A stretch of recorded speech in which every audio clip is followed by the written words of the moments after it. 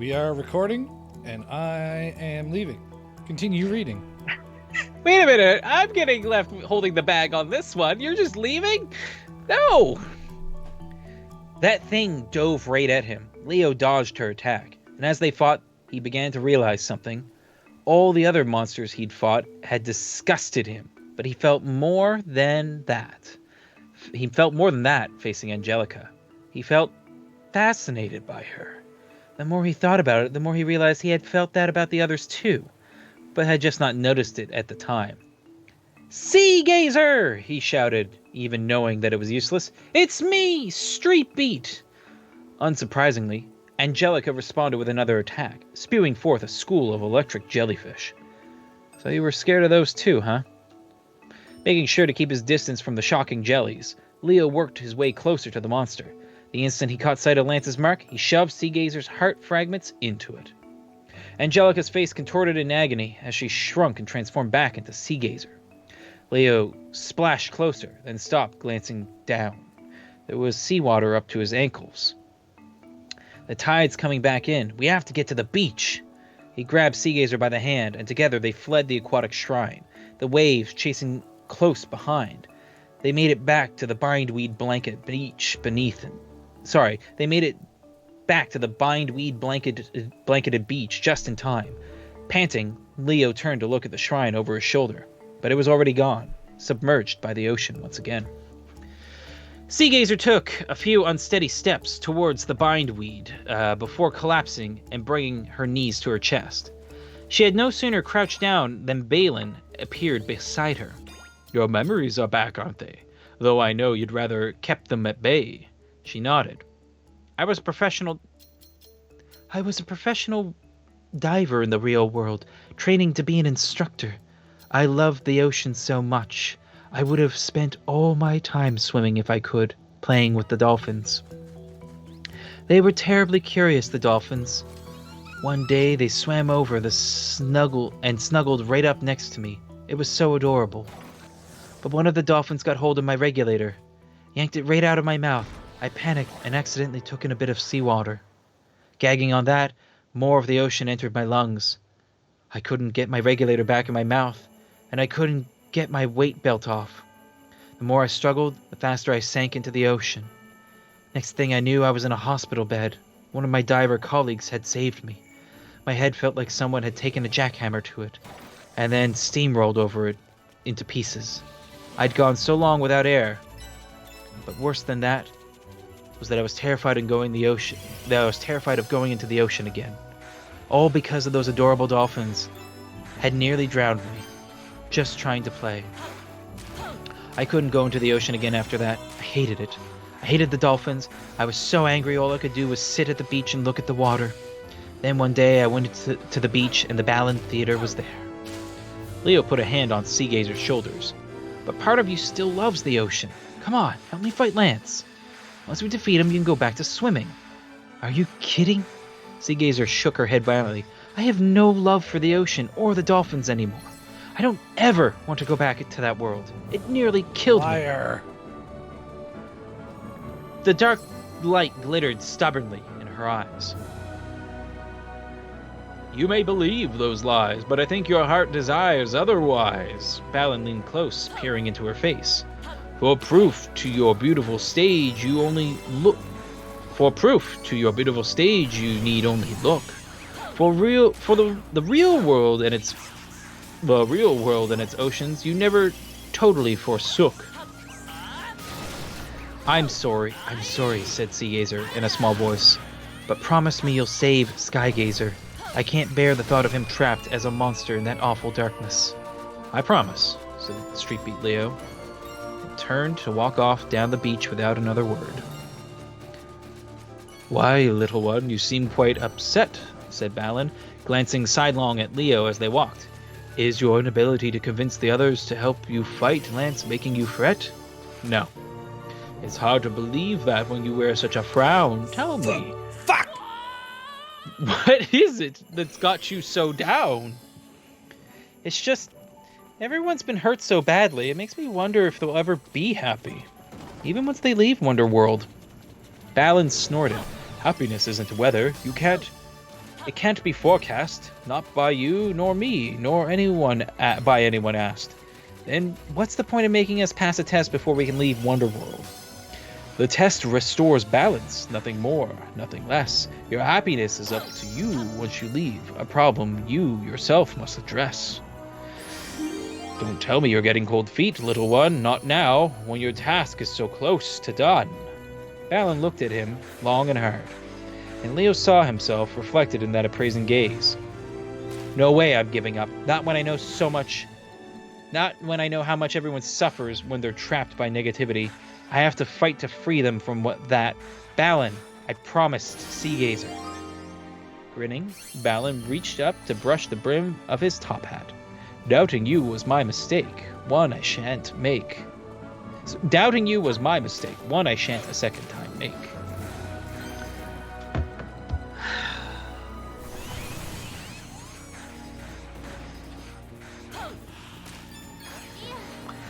End of chapter. Oh, the eyeball fatigue is setting in, Ben. Yeah. Now, You feeling that?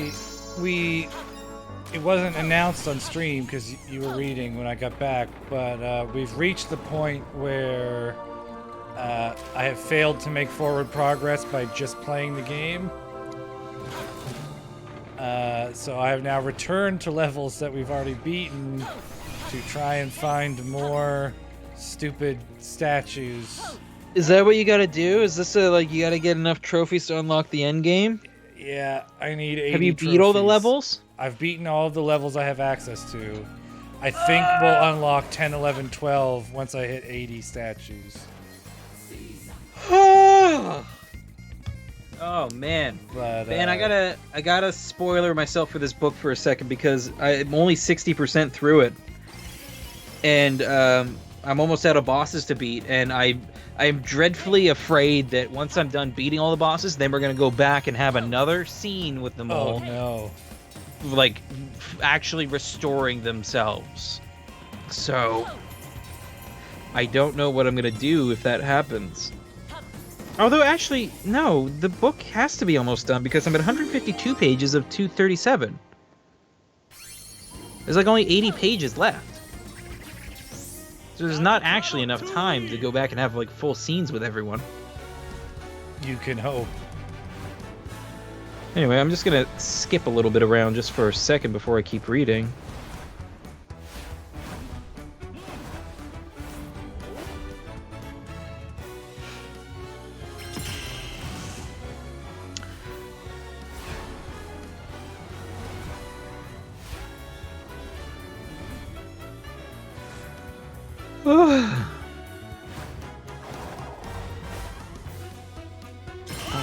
Stupid interface. He's butt slammed a boulder.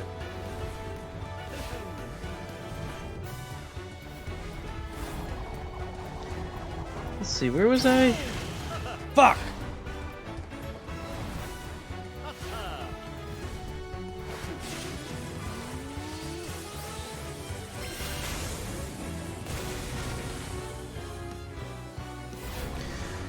Okay. Skip. The one that used to be Midnight Sun.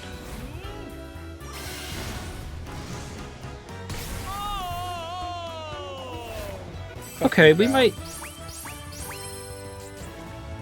We might not be going back to them for other scenes.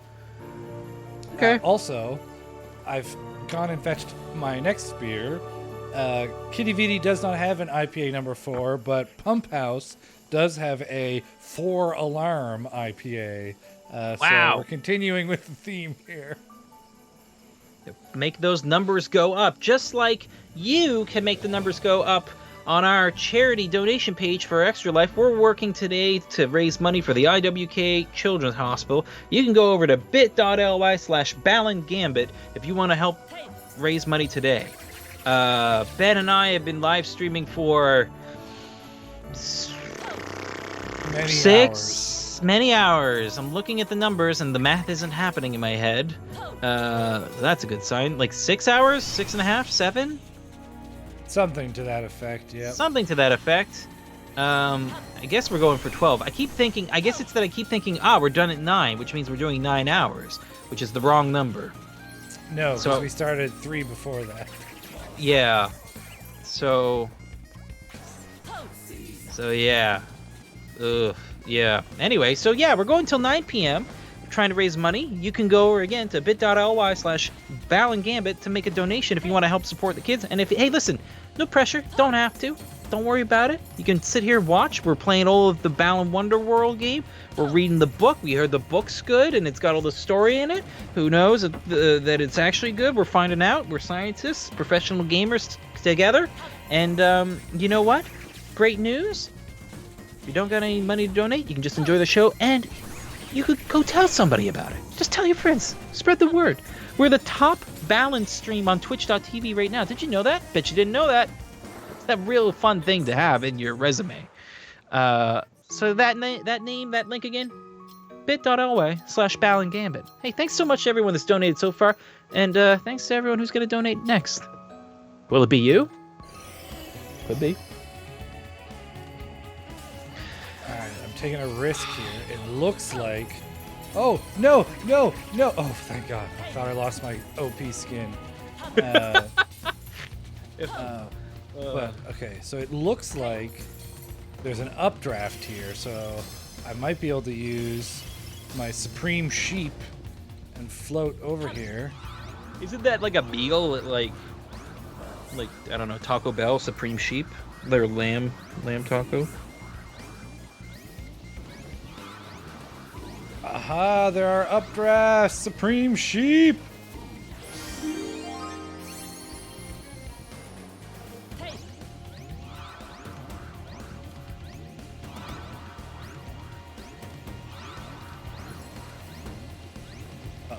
Uh-oh, okay, we made it. Oh, my poor brain needs just a tiny break. I think I need some fruit. I'm gonna go get an orange. Ben, can I get you an orange? That would be delightful, but I think it would probably spoil by the time we got here. I'd probably get caught up at customs. You're right, yeah. Alright, well, I'll just show you me eating the orange. That might not have the same effect, but you enjoy. Yeah, I'm gonna get a little pick-me-up. I'll be right back. Oh. Ah.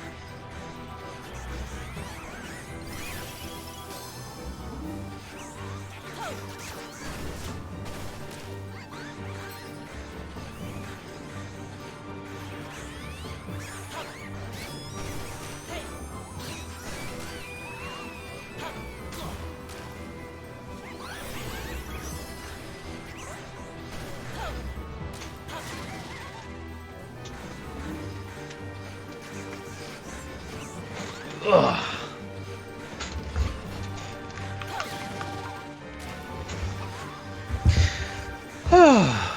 All right. Go away, purple fire. Go away, purple fire. Die, bitch. To anyone watching and listening right now, how's our picture and sound and sync? Does it look okay? Is it good? Does it look terrible?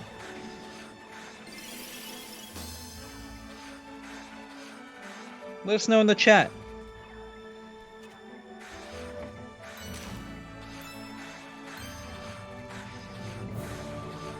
God, this is the headache level. Oh, God. Hmm.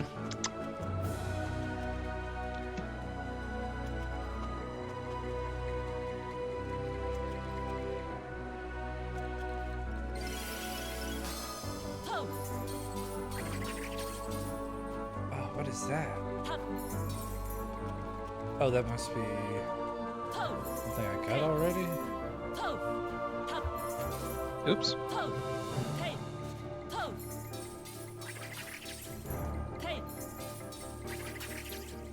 Oh, yeah.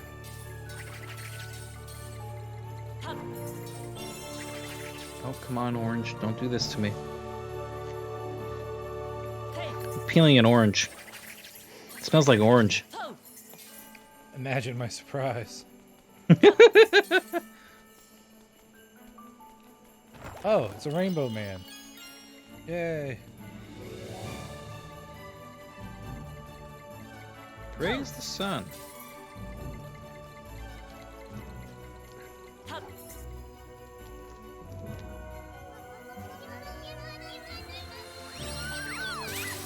I actually got a fair number of things from that one. Oh, and I got a rainbow for clearing it. Good. What does that do? I haven't paid attention or found that part in the book. We feed the rainbow drops to the Praise the Sun guy. And that does what? No fucking idea.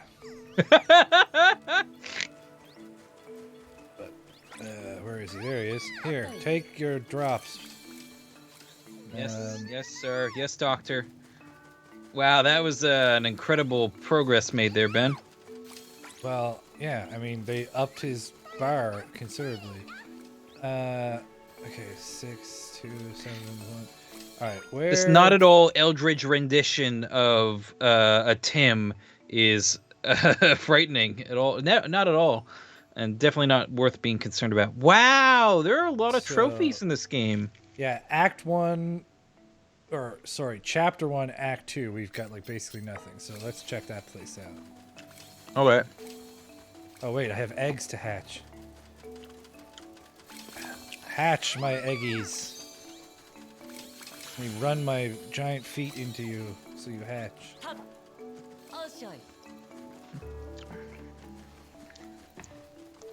Oh god, I'm gonna need a cloth because this orange is sticky. The juicy boy. Yep. Okay, I need to get a cloth. Pardon me.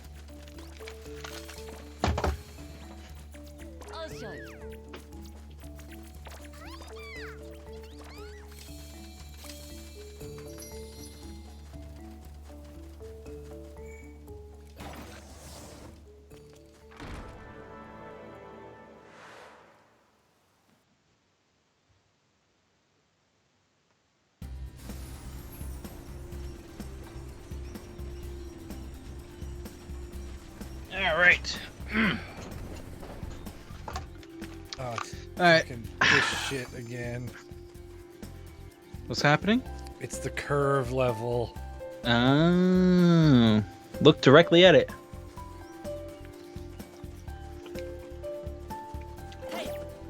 Ooh. I just have a lot of cuts on my lip. This is hurting.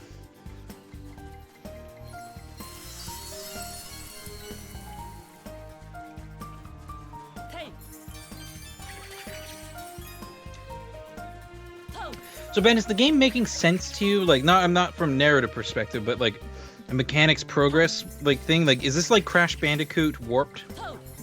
Sort of. It's like get the Balan statues and stuff happens, basically. Whoa. Wow. I shortcutted that level. Holy fuck. I might have broke it because now I'm at the end and the door's locked. I don't know if I can get back out. Just hop over there and get the. No! Fuck. Why didn't you go get the thing? Well, I wanted to see if I could get back out and explore the level, because if I touch that, it will take me home. And I need Don't to you get want the that? trophies. No, I need to get the trophies.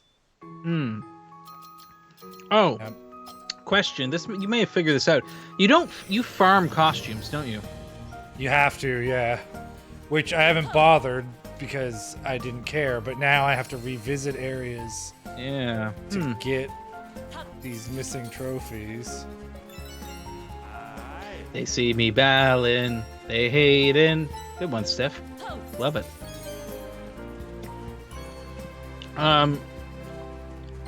Yeah, I don't like the farming aspect of this. I didn't think that this children's game would really guide you towards grinding. Why did the farmer chapter not mention anything about dragons? Because he doesn't care about dragons, I guess. I don't know. You maybe didn't get the dragon power from this level, huh? No, you do.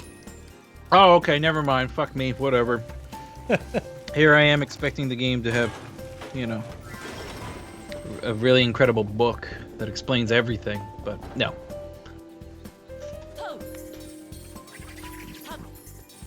Alright. Last piece of orange. I'm gonna put the rest aside for when my vitamin C levels get low. And then, Don't want that scurvy. last thing I want to do is get scurvy on stream. You know, there's, a lot of streamers that died in the 1800s when they tried crossing the Atlantic without fruit and live streamed the whole thing, and damn shame. So we're not gonna do that. Not here. Not today. All right. Can I get the all excellence? It's one.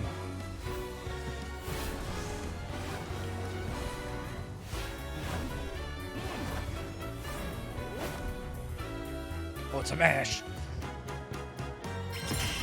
It's two.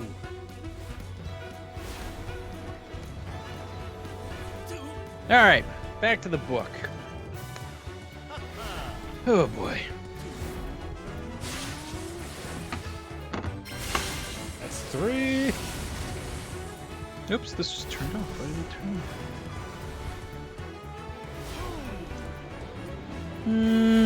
off? Audacity. Four.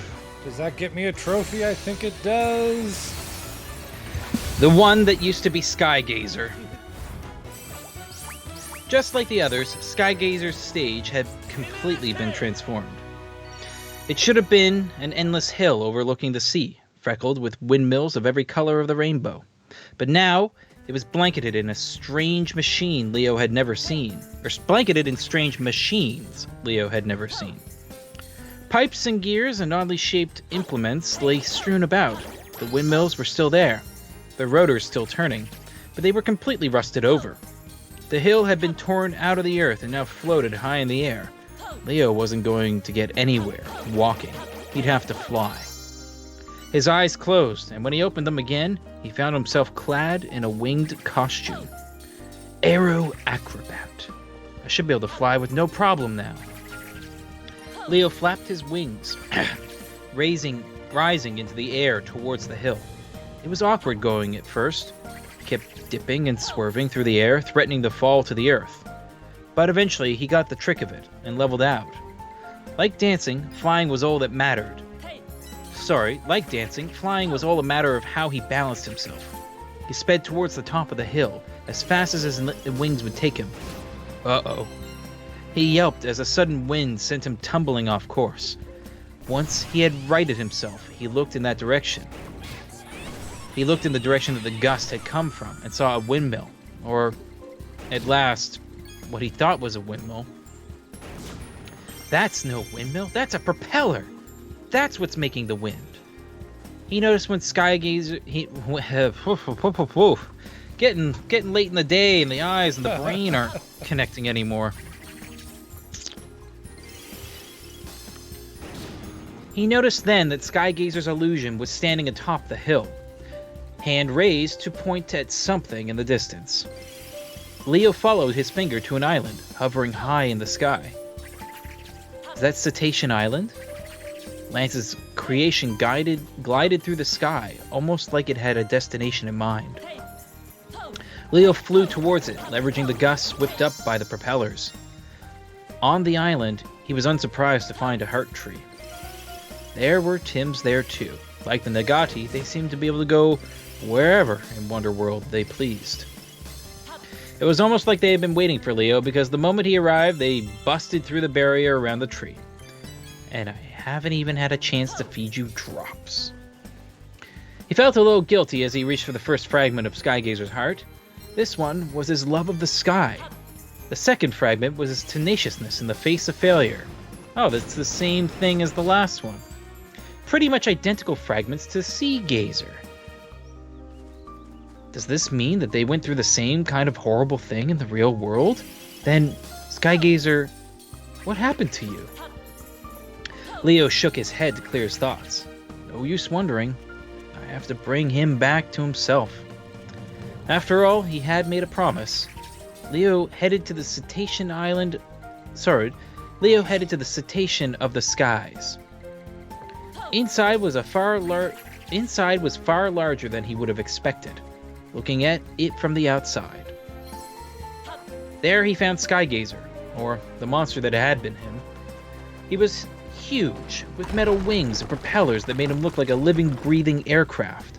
And his name wasn't Sky Gazer anymore, but Warville Wright. Warville Wright? Mm-hmm. Get out of here. Mm-hmm. I can certainly leave, Ben. I would love to be released. No. I'm talking to the author, not you. You're stuck. Okay. So whatever bad thing happened to him in the real world must have had to do with planes. Leo screamed behind gritted teeth as the author made him do the same thing again. Sky Gazer! Sea Gazer's back to normal! And she asked me to get you back to normal too! Warville Wright did not seem to register what Leo was saying at all. He flung propeller after propeller at him. Their blades were so razor sharp. The blades were razor sharp and sliced what they hit clean in two. Leo, light on his wings as he was on his feet, dodged everything Warville Wright threw at him. Enraged, the monster began hurling even bigger propellers through the air. Leo wove between them, getting closer to the monster each time he dodged. Then, as Warville drew back another propeller to throw, Leo seized his chance and thrust the heart fragments back into Lance's mark. Bet you didn't see that coming. Warville Wright then went into a tailspin, crashing into the earth with a terrible crunch. In the wreckage crouched Sky Gazer, unmoving. Are you okay? After a moment, Sky Gazer finally lifted his head. I should be asking you. Letting the negativity control me, attacking you like that? Don't beat yourself up about it, seriously. I'll try not to. Oh, yeah, okay. What was Sea Gazer's thing? He was nerdy sounding? Sure. He sounded like Morty, I think, in my head. Huh, I'll try not to, but Sea Gazer, is Sea Gazer all right? I tried to tell you before, but I guess there really is no reaching people through the negativity. She's fine. I helped her turn back to normal. I assume he's like way up top shouting down at the wreckage. Sky Gazer released a long sigh of relief. Do me a favor and spare me the details of all the kinds of monsters she turned into. Alright? And don't tell her what I turned into. I won't. Don't worry. But what happened to you in the real world? Sky Gazer sighed again. Get ready for a monologue. What? I dreamed of flying ever since I was a kid. In elementary school, I modded my bike into my first ever man-powered aircraft. Or tried to, anyway. I never got an inch off the ground, but I didn't give up. I turned the shed outside our house into my workshop, and I kept tinkering away, improving the design bit by bit. I explained all the gears and apparatuses on Sky Gazer's stage. They must have been inspired from his vision. But why had they been rusted? So then what happened? In middle school, I took it for a flight test down a hill, and it flew for the first time. Well, by flew, I mean it got about a foot off the ground, but I lost my balance and crashed. And I got hurt pretty bad. My parents grounded me for an entirety after that. But my dreams of flying were still intact. I wanted to do what everyone said was impossible. Fly across the Attila Strait on a man-powered craft. I tried crossing my hometown river first, but I didn't even come close to making it. They had to carry me from that crash on a stretcher. My bones were broken so bad. The doctors told me if it had been worse, I would have been paralyzed for the rest of my life. Hearing that terrified me. I haven't so much as touched my flying machine since. I locked up my workshop, all the gear I scraped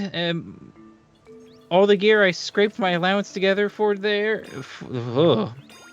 All of my gear I scraped my allowance together for is in there, rusting away.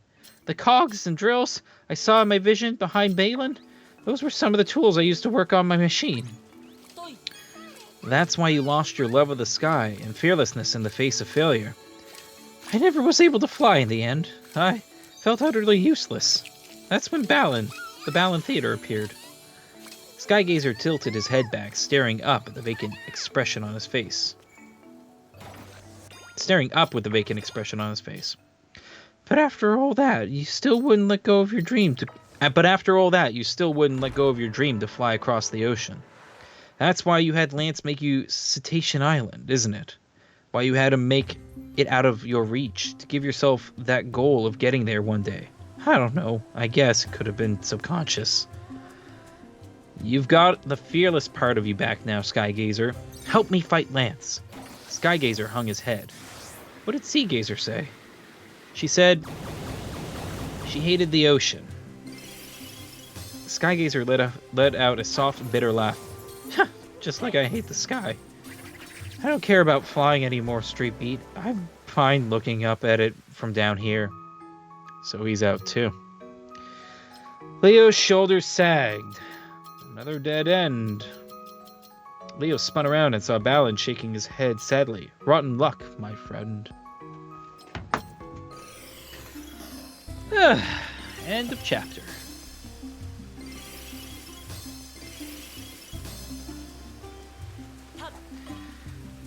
Balan, chapter 24.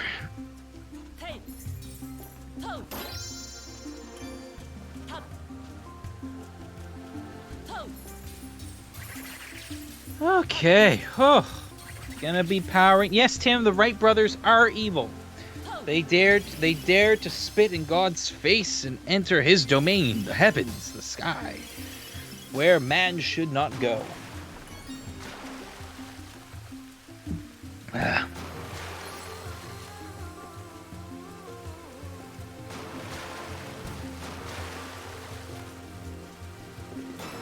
All right. Nice chapter. The one that used to be Sentinel of the city. Oh my god, how many more are there to do?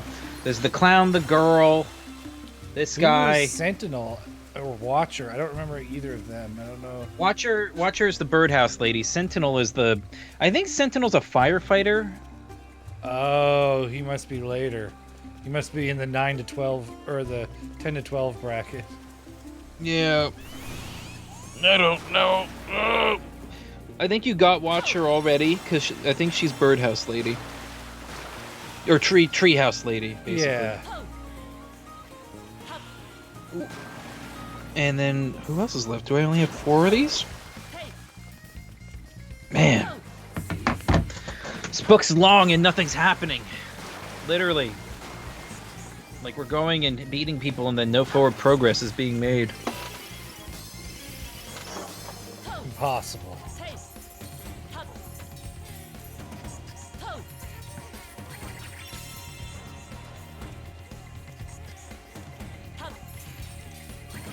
This Frostwalker costume is OP as hell.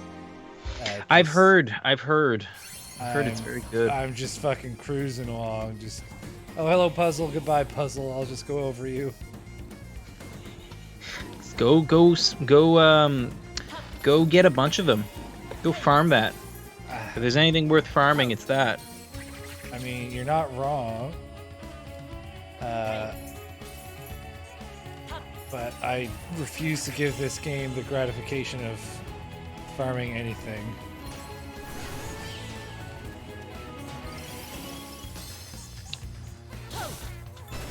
The one that used to be Sentinel of the city. Street Beat Leo felt his jaw drop when they arrived at Sentinel's stage. The once peaceful city was in flames, and crimson lava flooded the streets. Leo saw Sentinel's illusion standing atop a boulder surrounded by the stuff. He was dressed in a firefighter's uniform. Was that his job back in the real world? Oh my, oh dear, sighed Balan. He's lost himself to fear. Oh my, oh dear. The reader is getting tired of the book because it's stupid. Like, seriously, nothing is... Anyway. Yeah, well, so did the others. Sentinel's deepest fear is fire, so it makes sense that that's what he'd use to protect his stage and try and stop me. The stronger the fear, the stronger the negative power in turn. You still want to risk feeling his burn? Jesus. I'll just have to think like a firefighter and use their tools of the trade. Leo donned a costume modeled after a fire hydrant. Water blaster! Ah, very clever. Then I shall leave you to your endeavor. At that, Balan disappeared. I want to do like a Control F for like Balan disappeared.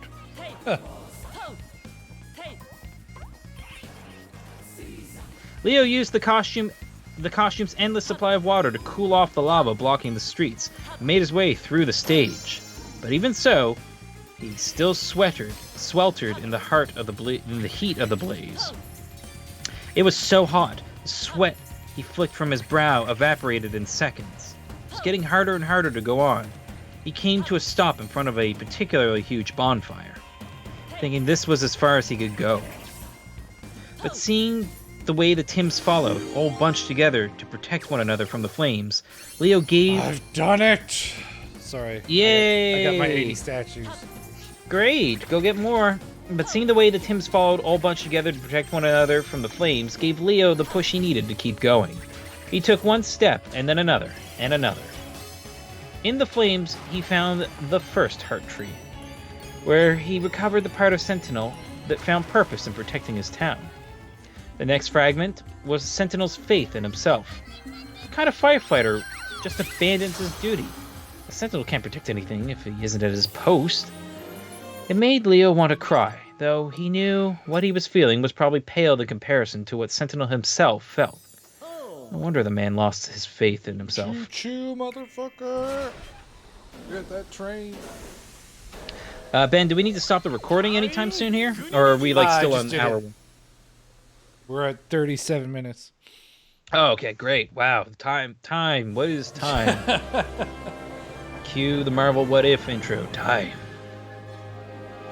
It's a bountiful canvas of stories that don't deviate much from the canon timeline. Oh, you blessed, beautiful train. Choo-choo! Show me those last 3 levels. This is the hype train, baby. What time are we? Fuck. 4 more hours. 4 hours, alright. So theoretically... Oh! That's Sentinel's level. That's Sentinel's level, baby. So all I have to do is beat level 12 in less than 4 hours, and Tim loses. You hear that, Tim? Well, wait, hold on. No, you're supposed to do it in 10.5 hours. Sorry. So I had to beat level 12 in less than... 2.5. 2.5 hours. Yep. That's fine. You got till 7:30, baby. We can do that. Where's level 10? Where's level 10?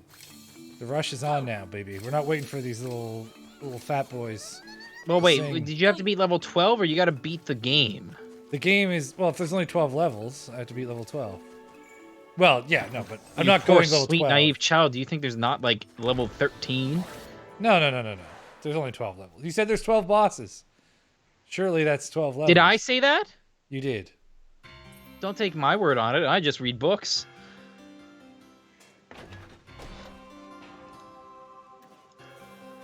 I don't know. Ben, have you made this bet on my own, on me with my? No. You said that today. I had no idea before today, but today you said that you heard there were 12 bosses, so that's what I'm going with. Okay. I want to keep the Mistwalker. I don't have a key. I need a key. Oh, there's no key.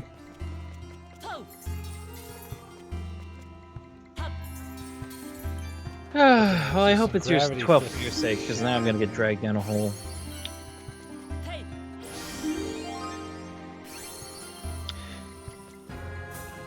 Leo forged ahead where Sentinel lurked, waiting. Sentinel, or rather, the Hydric, as he now was called, looked like his new name implied, but instead of water, red-hot magma spouted from his maw, burning what little there was left of the town to a charred crisp. You're supposed to guard this city, not burn it down. That's the exact opposite of a firefighter. You're inferring that a firefighter could not be somebody that fights with fire. Yes, that's... The dragon spewed lava and flames everywhere. Leo hosed them down as best he could as he closed in on the monster. But the closer he moved towards Hydrak, the more unbearably hot it got, until even his costume started to smoke and sizzle. Just when he thought he couldn't take it anymore, bang, guess what did he spot?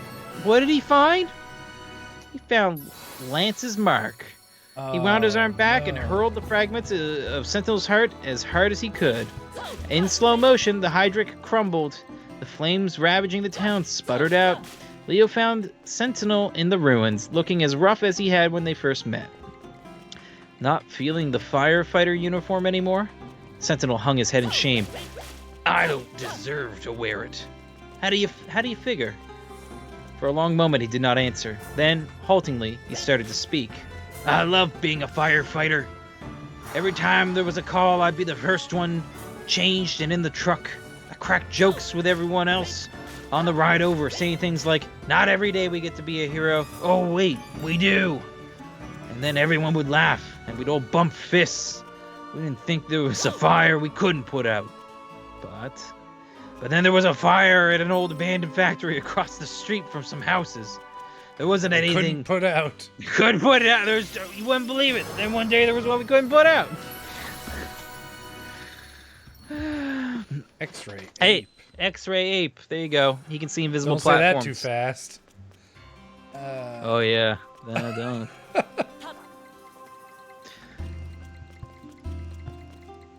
Allows me to see invisible items, apparently. There wasn't any time. There wasn't any saving the factory, but we weren't about to let those flames spread to those people's homes. Our captain had us spread out in front of the factory with our hoses, standard procedure. We weren't worried. We knew we were gonna be heroes again today, just like every other day. Sentinel dropped his gaze. We were wrong, though. Something inside the factory exploded. Some chemicals or gas or something left from when it was still in operation. Turned the place into an inferno. The heat was strong enough to burn us even through our uniforms. Then I realized that everyone else had gotten a lot closer to the blaze. No, that's not right. They weren't closer. I hadn't realized it, but the force of the fire and my own fear caused me to stumble away, ignoring my orders. Then what happened?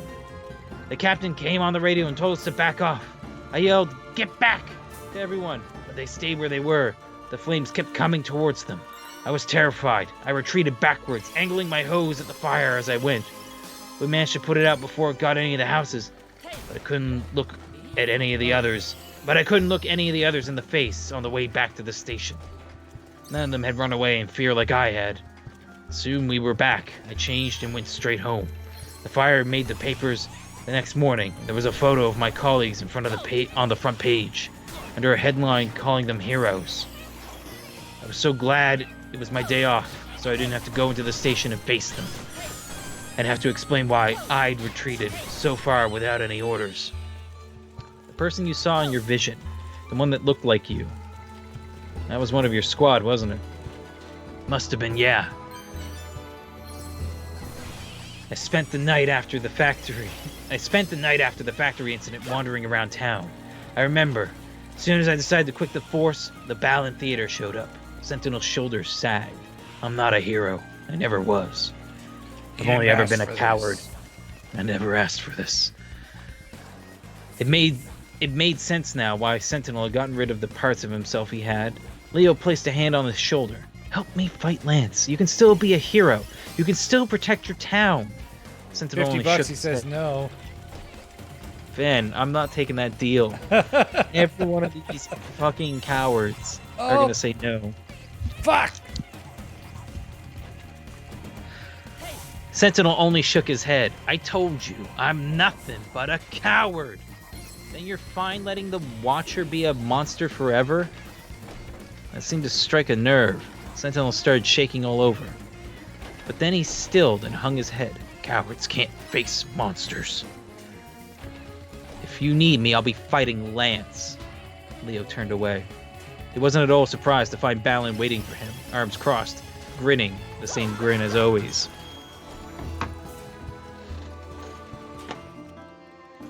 End of chapter.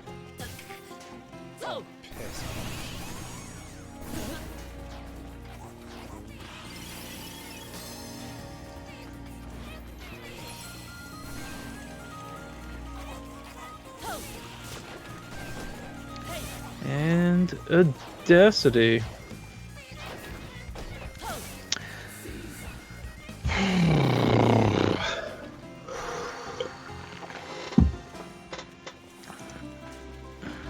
Dare I say this level is actually kind of neat?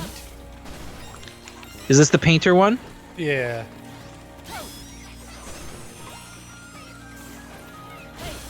Yeah. We're gonna see Madame of the Mansion very soon. Ooh.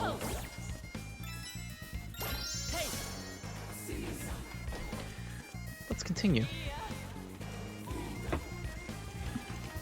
The one that used to be the Watcher of the Woods. The Watcher's stage had barely changed at all. Oh. The giant trees and the cozy little tree houses were all still there.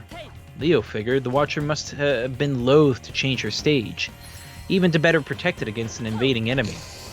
Little did he know, it was just machine guns in all the little birdhouses now, and he was taken down quite quickly. Leo figured the Watcher must have been loath to change her stage, even to better protect it against an invading enemy. The only difference was the light, nor lack thereof. It was pitch black beneath the foliage, no more sun dappling through her leaves. And when the place was crawling with Nagati, they seemed to be piqued by the street beat Leo's presence.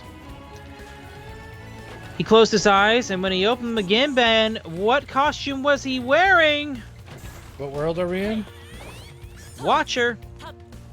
The bird, Bird the dive level. bomb bird. Tornado bird. Not Tornado Bird, but he was wearing a Gecko costume liquor. called Guardian Gecko liquor. Bird. I knew birds were a sore spot for the Watcher. Leo flapped his wings, whipping up a biting wind that blew all the Nagati away. Sweet. Watcher's illusion guided Leo through the stage. As he went, he rebuffed the flocks of Nagati that attacked him with powerful flaps of his wings. At last he found the heart trees. First he recovered the part of the Watcher that found purpose in protecting the woods, then the part of her that trusted others. Their names are not only the things the Watcher of the Woods and the Sentinel of the City had in common, their heart fragments were nearly identical too. Since the Sentinel had been a firefighter in the real world, Leo guessed that meant the Watcher had been some sort of forest ranger or something. But when the Sentinel lost his faith in himself, the Watcher had lost her faith in humanity, including, no doubt, Leo. So that meant that he wasn't going to solve this by talking sense into her. He didn't want to fight her, but he wouldn't run away from a battle when it came down to it. And it would come down to it once he had traveled deep enough into the woods. Leo looked around. Somehow he had wandered into a giant bird nest without realizing it. He had no sooner set foot on the nest when the monster that had been the Watcher swooped down to attack. But her name wasn't Watcher anymore, Ben. It was Kaku. She was a hideous giant covered in garnished feathers. Her attacks were unrestrained and erratic. While unsightly, she was also fascinating.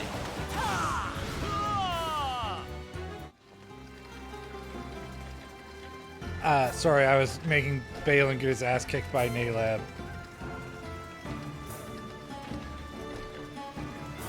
I assume something very dramatic and interesting happened. No, it's just the same thing. Again. It's just it's the same thing again and again. How could it possibly be the same thing again? I don't believe you. She had the same power as Leo. No, she was more powerful than him by a long shot. Each flap of her wings birthed a tornado that spun right at him. Will you quit it? I'm trying to help you. He knew she wouldn't believe him, if he had said that out loud, so he didn't. She was not going to let him. As agile and graceful as Leo was, dodging so many tornadoes one after another was taking its toll, and he was not getting any closer to her, since she was flying up so high. Gotta watch carefully. Dodging tornadoes left and right, Leo studied her every maneuver. She couldn't sustain flying forever. She was too big. She'd have to come down eventually. Now! What did he do, Ben? That's right. Leo dashed over the moment Cuckoo came down, thrusting the fragments of her heart into Lance's mark.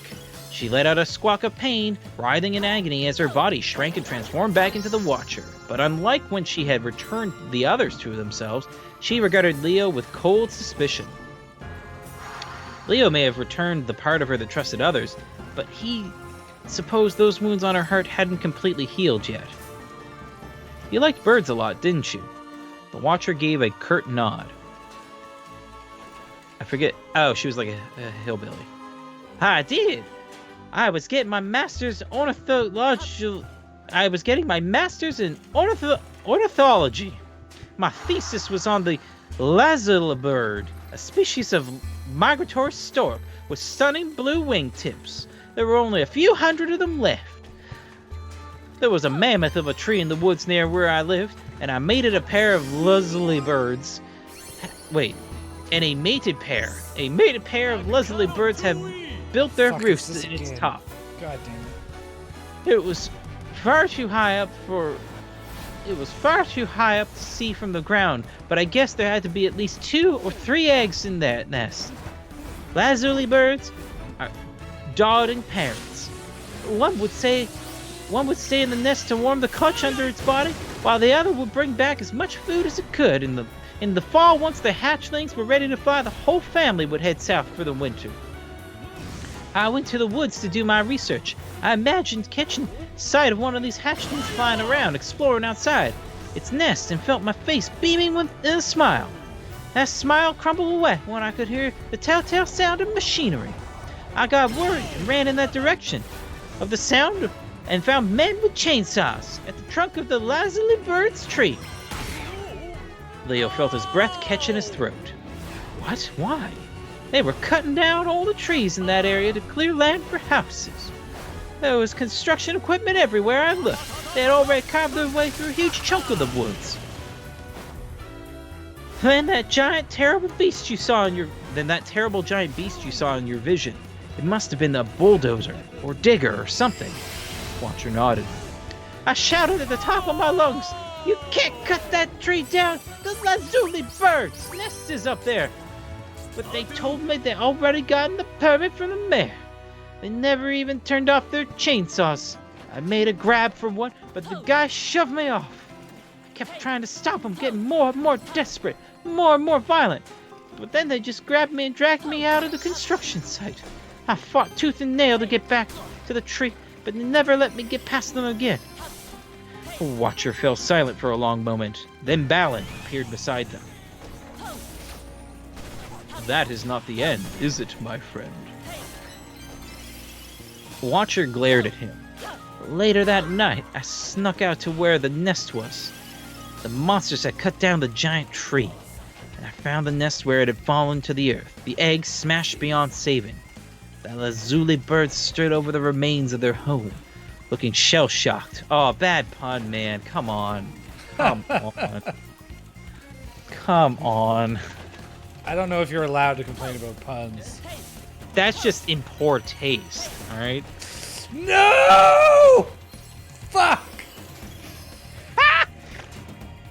Fuck. I can't. God damn it.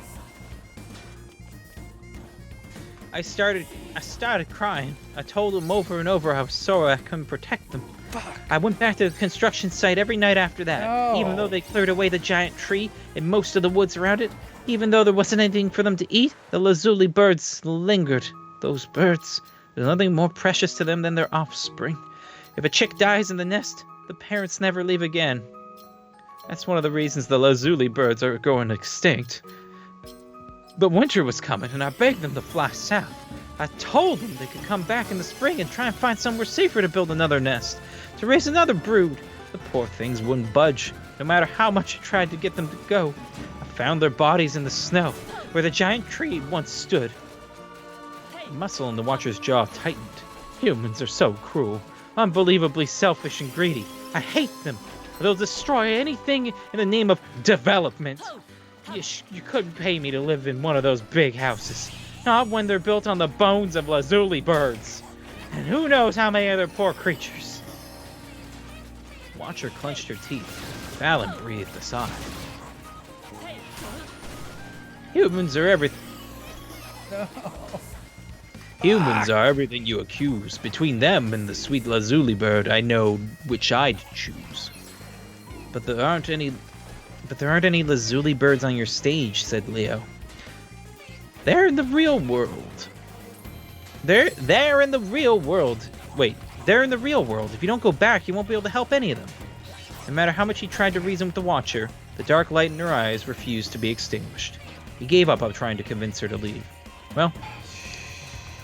Well, one thing's undeniable, drawled Balan.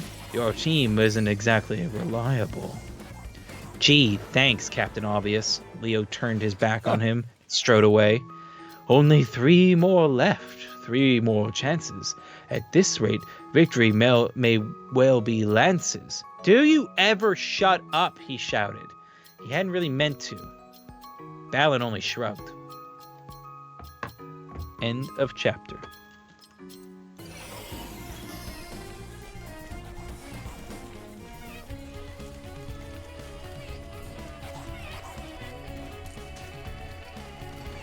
Balan, chapter 26 in the camp. God, that was close. Pick up this stupid fucking X-ray ape.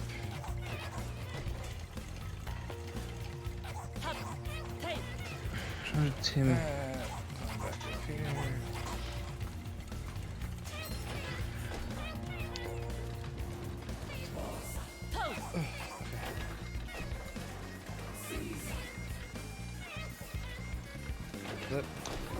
Well, Evan's found something great for his little Sonic stream coming up. He might be sending a digital version of it to me.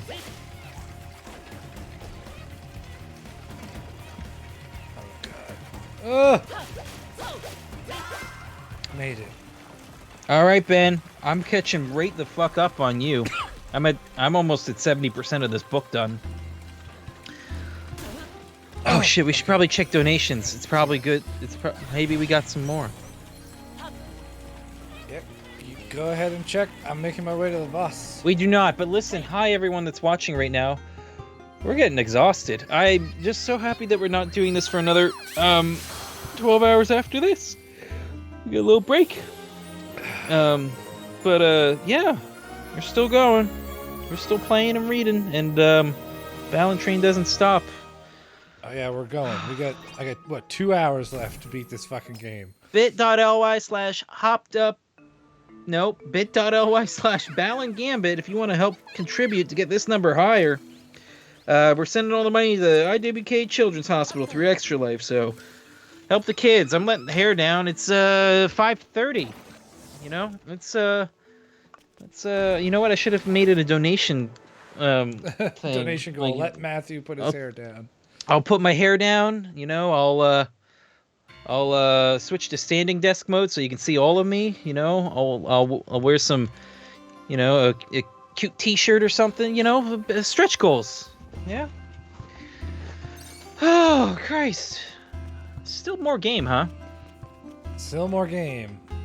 I've got 2.5 levels left.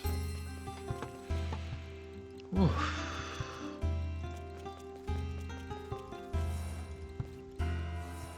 We're still top streamer of this game.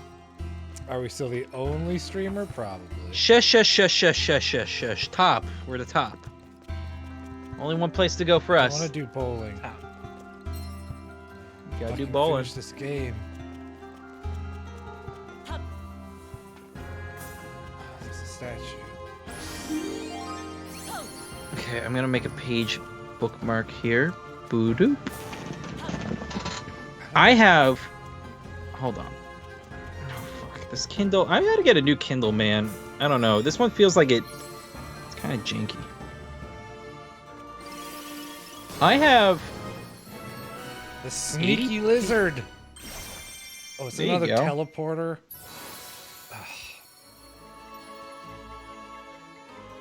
Set your sights on a large drop. Oh god. It's like the tongue licker, but it uses drops as targets instead of weird eggs. Can I use this mirror? I can't use the mirror. That's good.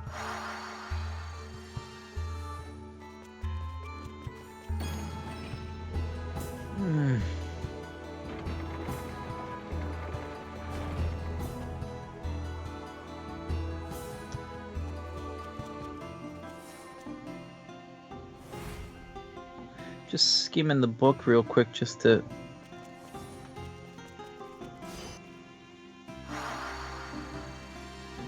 Really?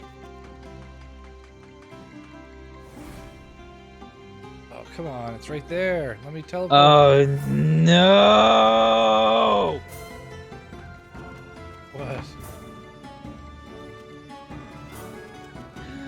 Do you remember? Where the fuck am I going? Do you remember, Ben, how I had predicted that that we might have we go through all the fights and they don't you know, they're not on our team for the final fight, so we have to have another scene where we go heal them.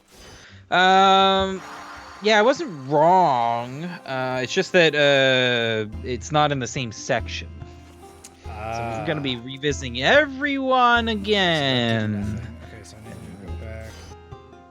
I don't want to fucking read this book anymore. Why are there so many fucking pictures in this book? It's an e-book. I fundamentally don't understand why there are pictures in this, because it's such a bad platform for it. It's terrible. It also made the ebook 25 megs. That's insane. Yeah, it's like, listen, dummies. Have you ever made an ebook in your life? Go look at what your peers are doing and just get a sense of the environment. It's the reason why most people don't submit final videos to YouTube upside down. Oh, shit. Fucked up. Is that gonna respawn? Like, I hate this ability. All right. The one that used to be Pensive Perot. Okay, that's done. At first glance, it did not seem like Pensive Perot's amusement park changed at all. But it was the black of night now, whereas it had been bright afternoon on Leo's last visit.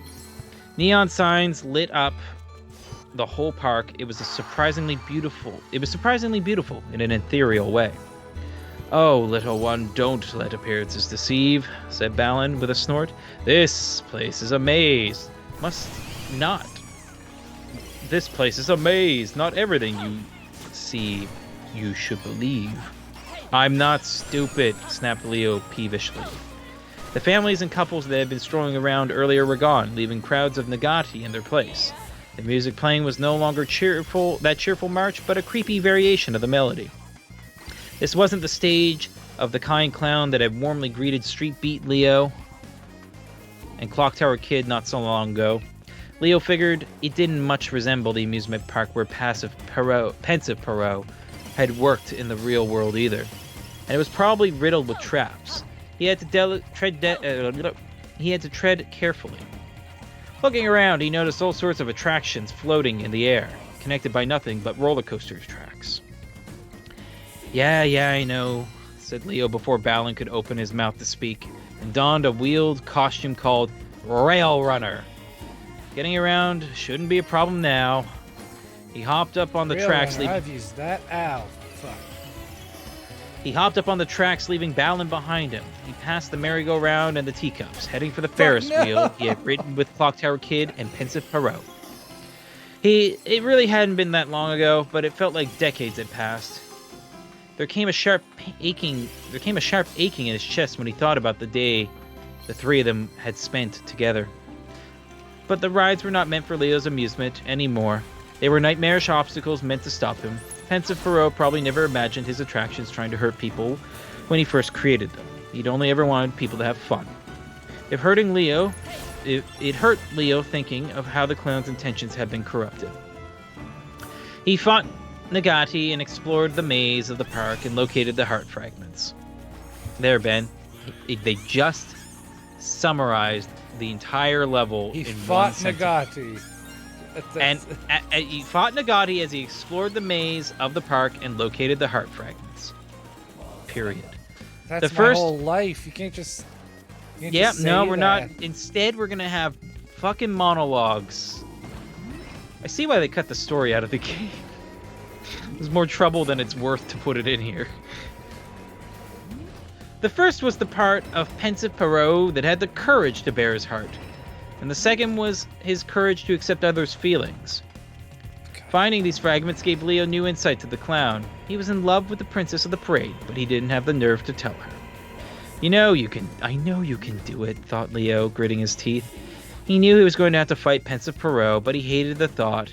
After all, the kind clown had been one of his very first friends in Wonderworld, him and Clock Tower Kid. The shock made Leo stop. He had just thought of them as friends. He had never thought of anyone as his friends before. He never thought he needed friends. He was fine being alone. Get over yourself, you fucking urchin. He felt his eyes go wide with the realization. That's exactly why I have to fight him. Because he's my friend, and I have to help him. Leo pressed on through the amusement park, heading for where the merry-go-round used to be. But all the I thought it said all the hoes. But all the horses and carriages were gone, leaving behind an empty platform slowly rotating. Leo felt a cold chill run up his spine, up and down his spine. I know you're there, Pensive! As if summoned by his shout, a monster appeared in the middle of the platform. A horrible heroine for the horrible parade in this horrible park. Princess Mary. Seriously, said Leo.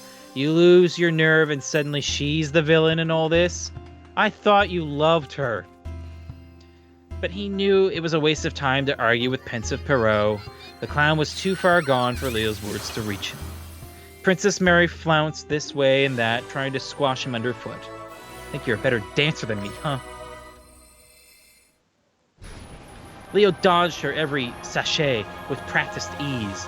You don't have the nerve to beat me, he called, his taunt tinted with sadness. At that, Princess Mary summoned a stampede of carousel horses. The horses rollicked. I thought it said rickrolled. The horses rollicked on an erratic path towards him, but Leo had the experience of all his previous battles to draw from. Every time he dodged an equine enemy, he made sure that he got much closer to the center of the platform where Princess Mary stood. She spun into a spiraled twirl as he approached, the edge of her skirt sharp as knives. Leo had to be careful not to get sliced to ribbons. Enough already! Leo shoved her heart fragments into Lance's mark. Princess Mary let out an ear-splitting shriek and crumpled to the ground.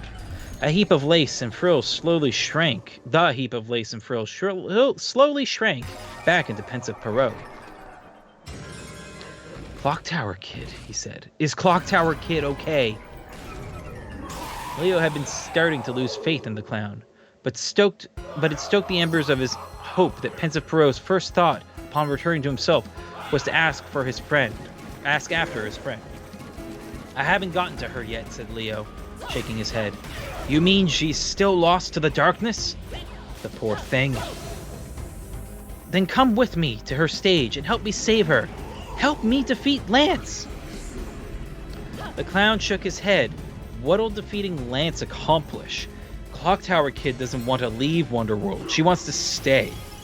Don't use her as an excuse to keep running away from the real world. The clown shot a sharp glare up at him. That's not what I'm doing. You sure? Because it looks like you're doing whatever you can to avoid the possibility of Princess Mary not returning your feelings. Leo hadn't started off shouting, but now he was. You'd rather stay here in limbo than risk a broken heart. He felt a hand fall on his shoulder. When he looked back, he saw Balan. Little one, you needn't so harshly speak. It isn't your fault humans are weak. You trap yourselves in purgatories of your own devising and tire yourselves with endless agonizing. Oh, so close. Fuck. Easy prey for negativity to devour when you are at your weakest hour. Leo shrugged out from under Balan's touch. I gave you back the courage you lost, Pensive. Use it to help me fight Lance. Use it to get back to the real world and finally tell the princess how you feel. But the clown only shook his head. There's no way she'd ever feel the same about me. No, I'd rather stay here at Wonderworld. So you're cool with Clock Tower Kid being a monster forever, snapped Leo, feeling his face flush with rage. Pensive Perot flinched. She'll be okay, he mumbled. She's got you to save her. Leo let out an aggravated sigh, then turned and left the clown where he was.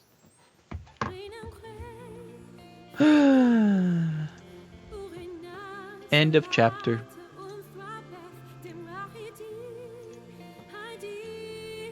I also finished a level. Yay! We're doing so good, Ben. I'm so proud of us. Oh, this one has a beat.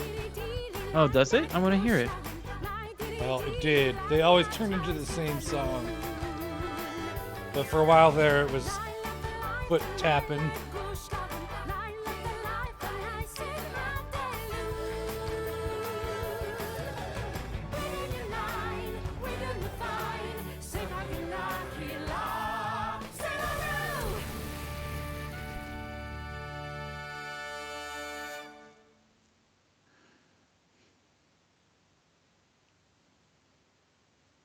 Wow. Wow, wow, wow, wow, wow, wow, wow, wow, wow, wow. You painted perfection.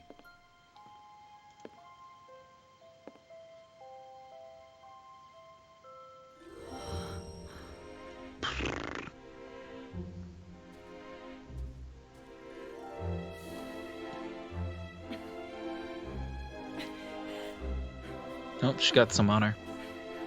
Just painting her darkness away.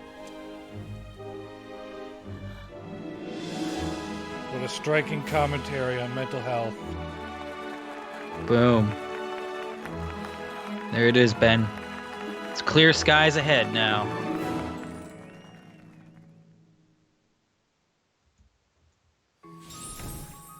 That Balan guy is fucking creepy. Yep. Don't like him.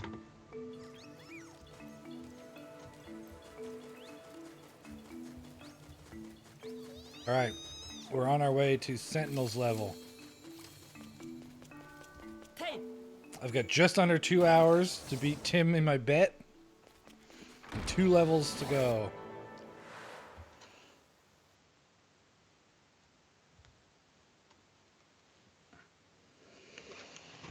Oh, God.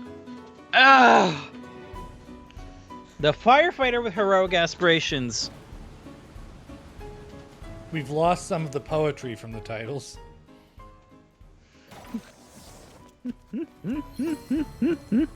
I'd say.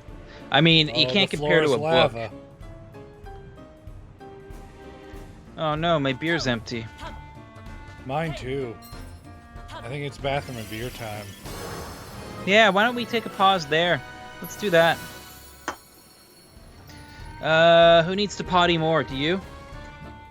I have a be right back screen. I can put it on. We can be gone. Both gone. Yeah, let's go. Let's both grab a beer. I'm gonna grab a snack to keep my levels up. All right. Go stretch. We will be right back.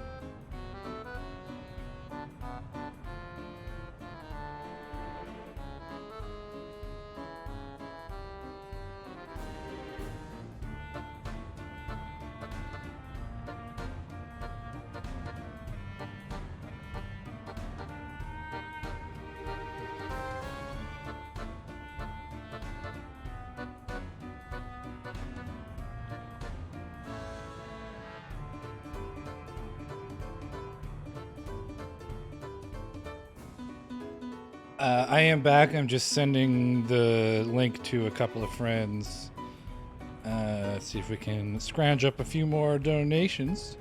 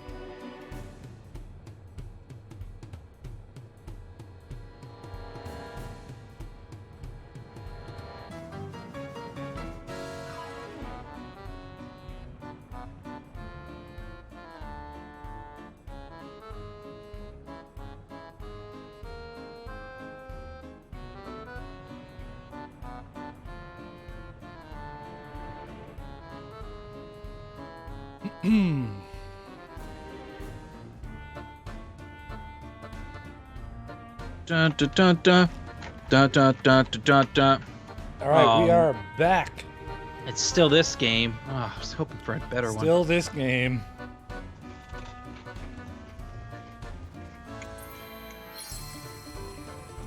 I was also hoping for a different game. Oh, well, I've killed the mouse meat already, so that went well. Yep, good, great. The lava just turned off.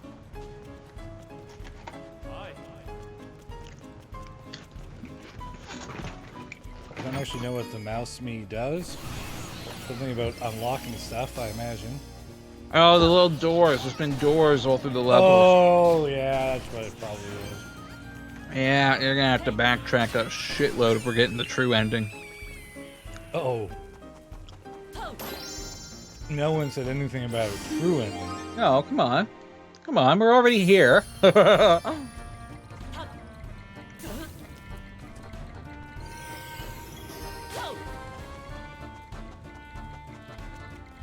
Ben, I haven't seen any reference in any of the books so far. And I'm 70% through it of collecting Balan statues. There's been lots of other things referenced, but no Balan statues, so. How is there no fucking key here? What? You're the mouse. Maybe you can hack it. Oh, you can. Damn, son, look at that. I got the big brain.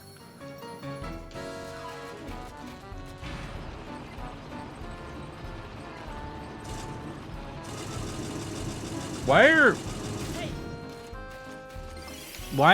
is it called bulldozer if you're a bunny?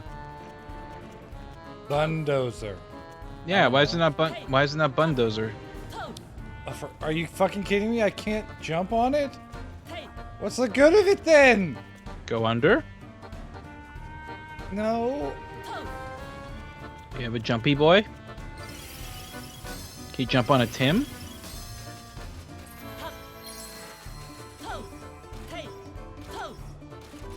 Can you push it into the hole? No, it's pushed all the way over. No, it just started moving. Yeah, but... Nope. But your arms went up. I can't get up there. Well, Not he's with- beckoning you. Oh boy. All right, last meat and cheese, and then I'm reading again. This is fucking bullshit.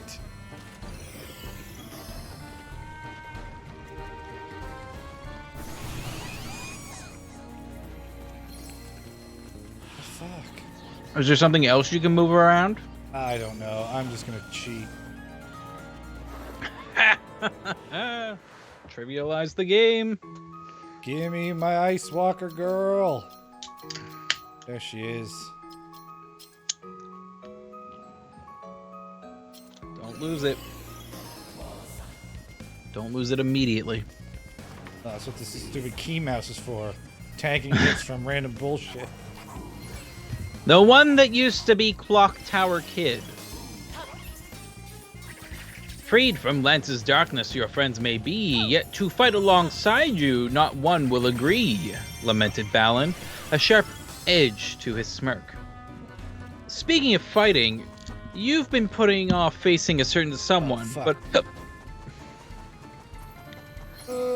I made it. Woo. But avoiding Clock Tower Kid won't help in the long run. Fuck!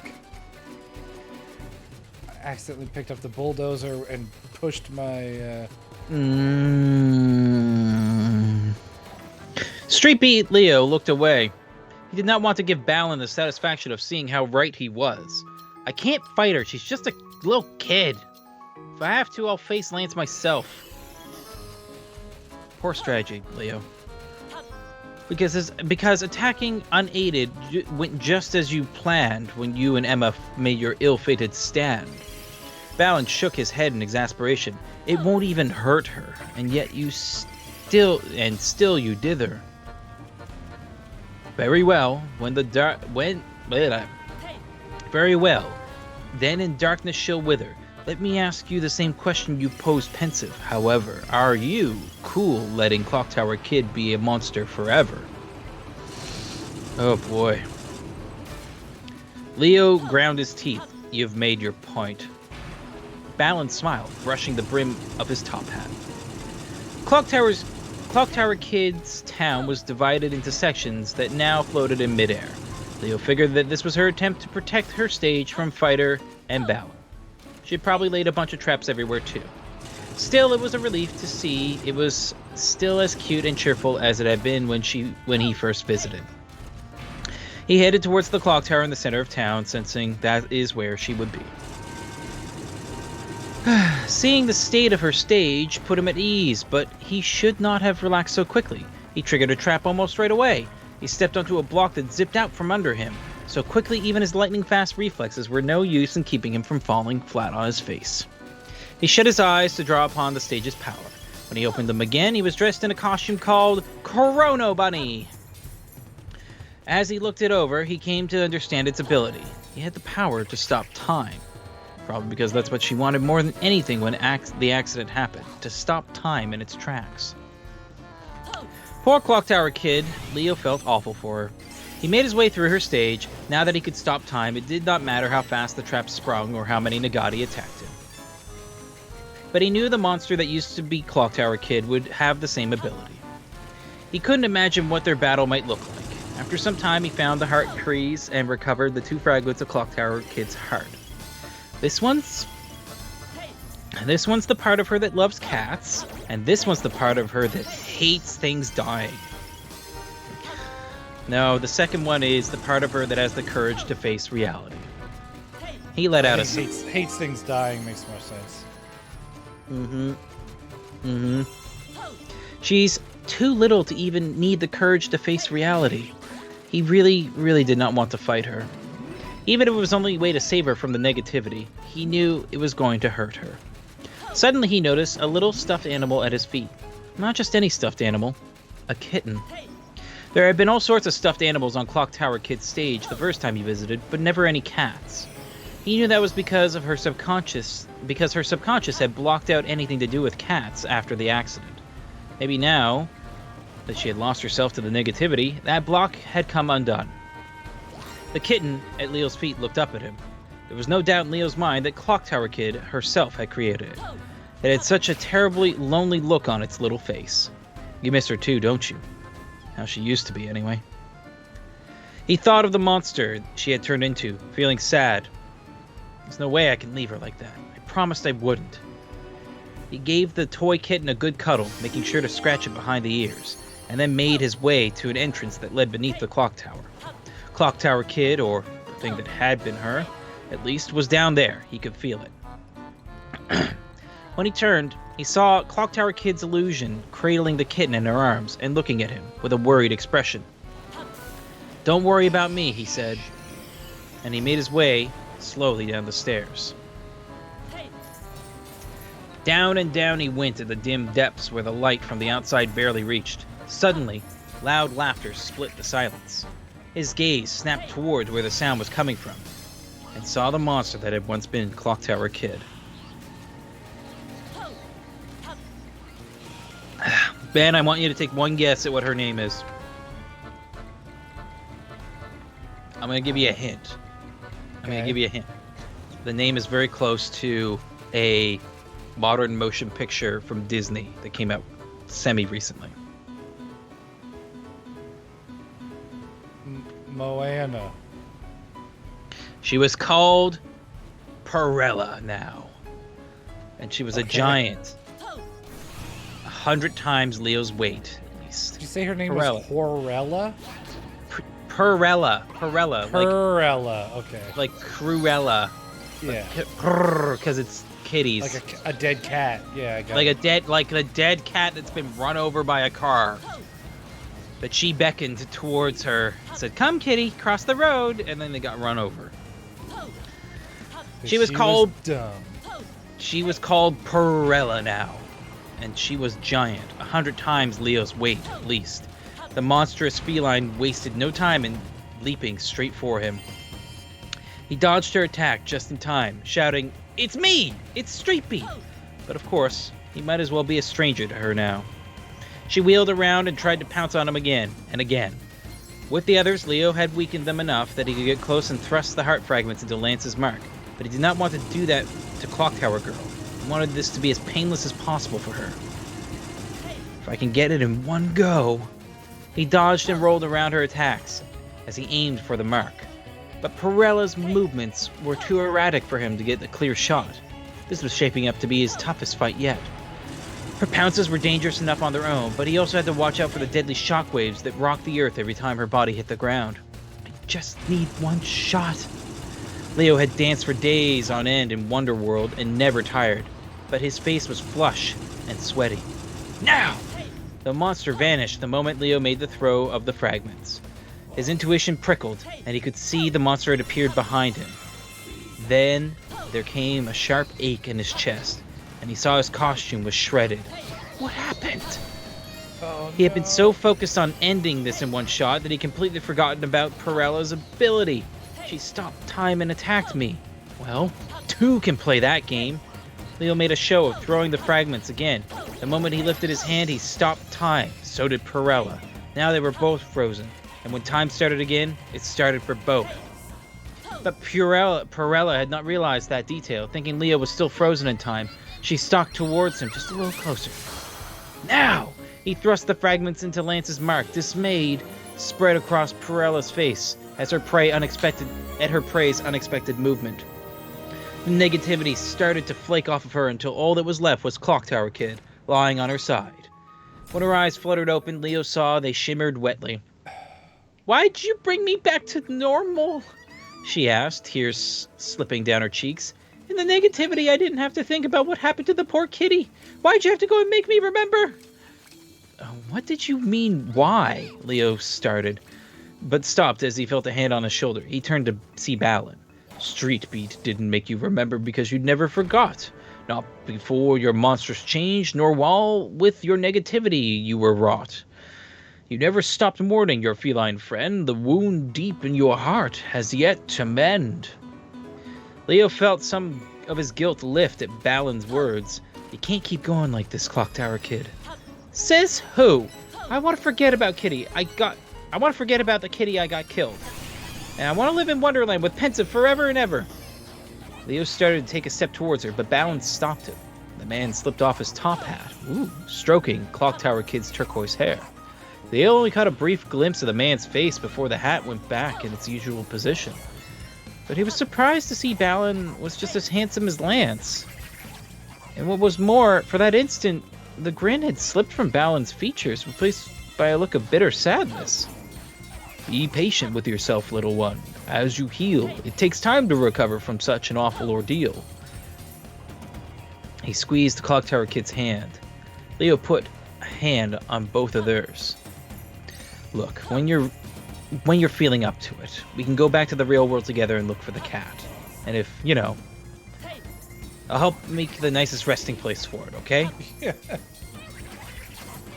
At that, Leo and Balan left Clock Tower Kid to her stage.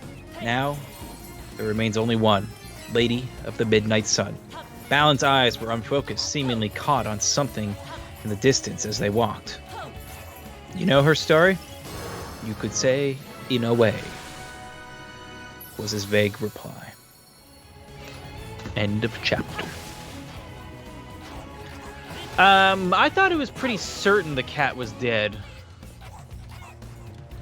What's this? I don't understand this business of like, we'll go look for him when we get back.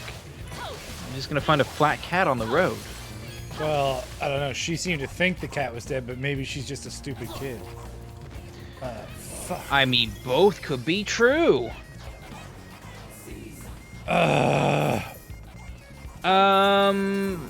Hyperplasma Shortcake, I assume you're Fist Cake. You tuned in again for the good part of the book. What? Oh, no. That is still the real book. That's still the real book.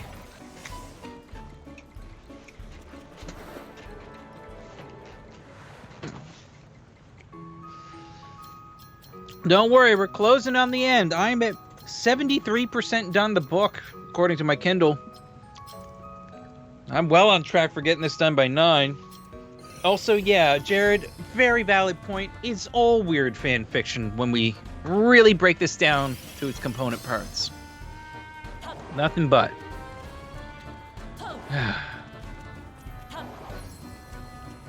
Alright, let's check the donation counter. Let's see where we're at. Still at 869. It's pretty nice, but it could be better, guys. Folks, if you're tuning in now, it's hour 9? 8.5 hour, 8.5 of the 12-hour stream to raise money for the IWK Children's Hospital. Fuck. Ben's playing Balan. I'm reading Balan. Together, we're getting the whole damn Balan experience. And it's something else, I'll tell you what. Ben's gonna have that game beaten soon. I'm gonna have this book done soon. And then we're gonna, gonna have to figure something out. But in the meantime, to keep us going and help the kids, you can go over to bit.ly/Balan Gambit and donate anything you got. And if you can't give anything, that's okay. Just enjoy the show. But tell somebody. Go tell a friend or share it with your friends. Maybe they'll laugh. Maybe they'll be annoyed that you sent them a link to something that seems uncoordinated and really bad. Or somewhere in between. We appreciate Jared, you watching. I read some of 50 Shades in a similar situation to this years ago, and it is way better than this garbage. It's at least funny. 50 Shades is like horny? Well, it's hilariously horny. This is just stupid. Like, at least there's jokes to be had, laughs to be had about how ridiculous 50 Shades is. This is just like obnoxious.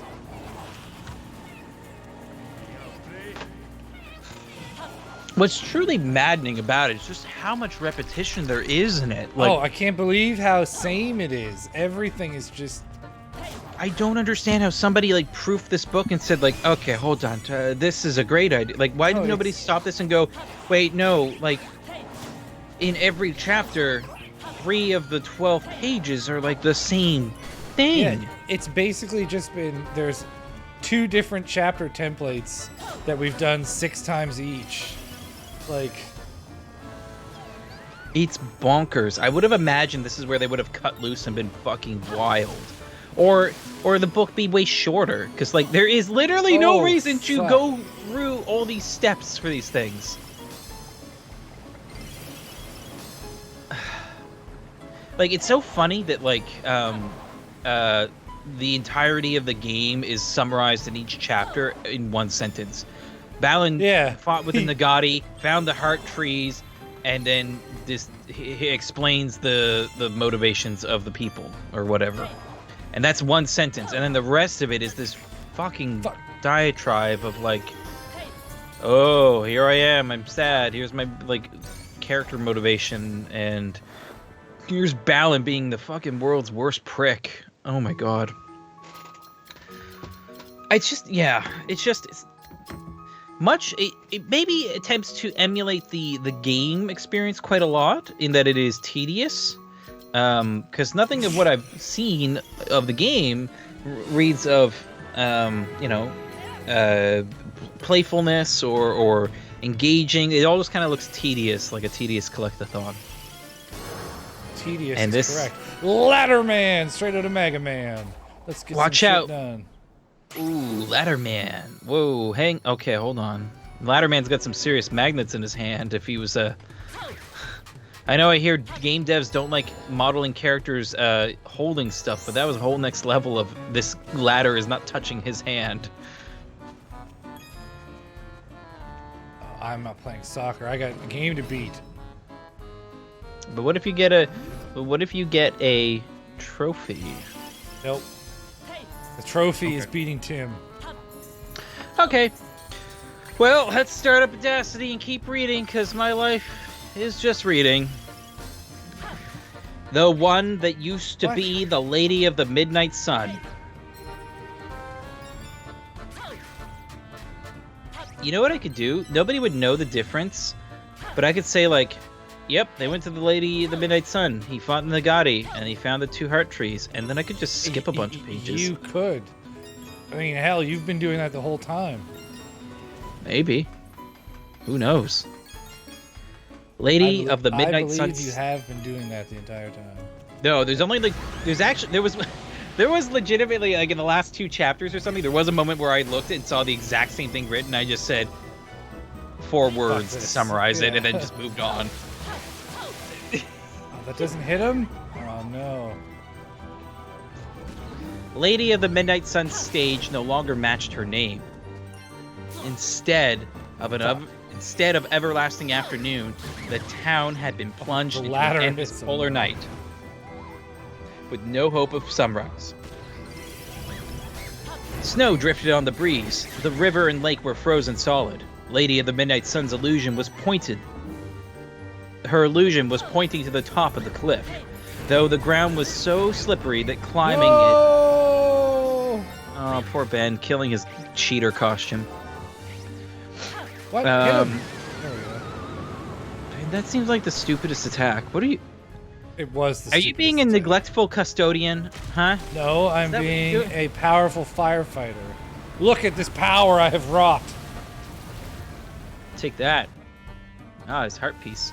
Let the Tims break it open. Lady of the Midnight Sun's illusion was pointing to the top of the cliff, though the ground was so slippery that climbing up there seemed all but impossible. Ben, I know exactly what costume he's going to use.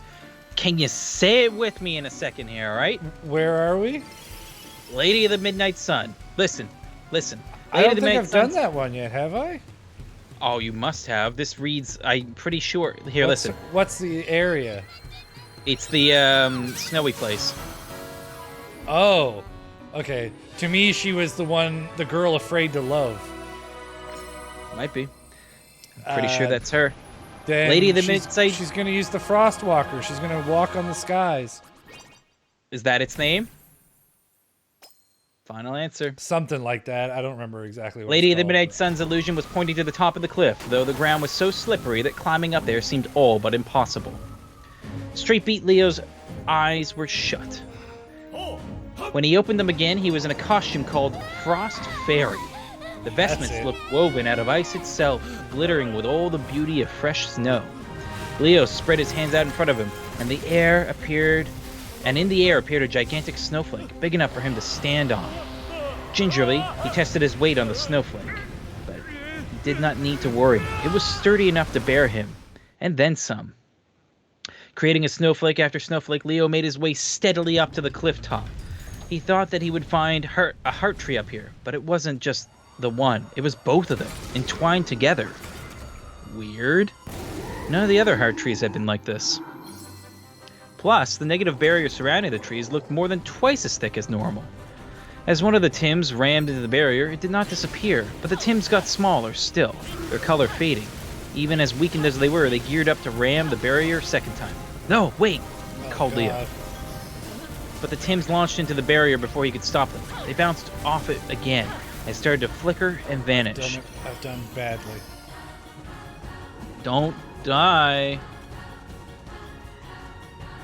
He wasn't sure what the expression on the face meant, but there was no mistaking the tears pooling in the eyes. It must really be painful for them to ram into negativity like that. I'm such an idiot, he muttered, angry with himself for not realizing that sooner. I'm so sorry. The Tims chirped as if in response to his apology. He set the Tim back down and studied the heart trees. There was a tiny crack in the spider webbing through the negative barrier where it had been struck. I'll finish what you started. Leo wound up for a punch, focusing all of his strength into it, and let it fly. His blow bounced right off the barrier, and agony like he'd never known before sprang up his arm. He screamed in pain and collapsed on the ground, gasping and panting. Once his breathing finally evened out, he turned to face the heart trees again. The crack had gotten bigger. Leo pulled his fist back again and threw everything he had into another strike. Suddenly, he was on his back, blinking blearily into the dark night. No. He wasn't sure how long he had been lying there. His whole body ached. The pain must have made him pass out. The Tims gathered around him, worry on their fuzzy faces. He rolled his head over and saw 2 heart fragments glittering on the ground beside him. He'd done it. He picked up the heart fragments, turning them over in his hands. The part of her that loves people, and the part of her that can't accept love from others. God, this fucking bullshit. That must be why both trees had grown in the same place and so tightly intertwined. The fragments were 2 sides of the same coin. But of all the fragments he had collected so far, something told him the ones Lady of the Midnight Sun had thrown away were the most important. And that was enough for him to get a sense of how powerful she really was. Plus, she hadn't set any traps or anything on her stage. That must have meant she had enough confidence to take out Leo all on her own. No. In whatever monstrous form she had turned into. She shuddered a little at the thought, but Lady of the Midnight Sun's illusion stood still, dead. silent, Fuck. and expressionless, pointing. I have died. Oh no. Ben? That's not how you beat Tim. No, it's not. It's not a good run. It's not a good look, Ben. We're supposed to be the best streamers of Balan here, and you're making me look stupid. I'm gonna fix it. Better. At least you can go right back to the boss, right? So that's good. Yes, but now I don't have any of my appropriate suits. Well, that's the mark of a good game. Just like Bloodborne, when you use the items and run out of them, you gotta go grind for them again. This game's just like Bloodborne, and should invite the comparison generously. And frequently.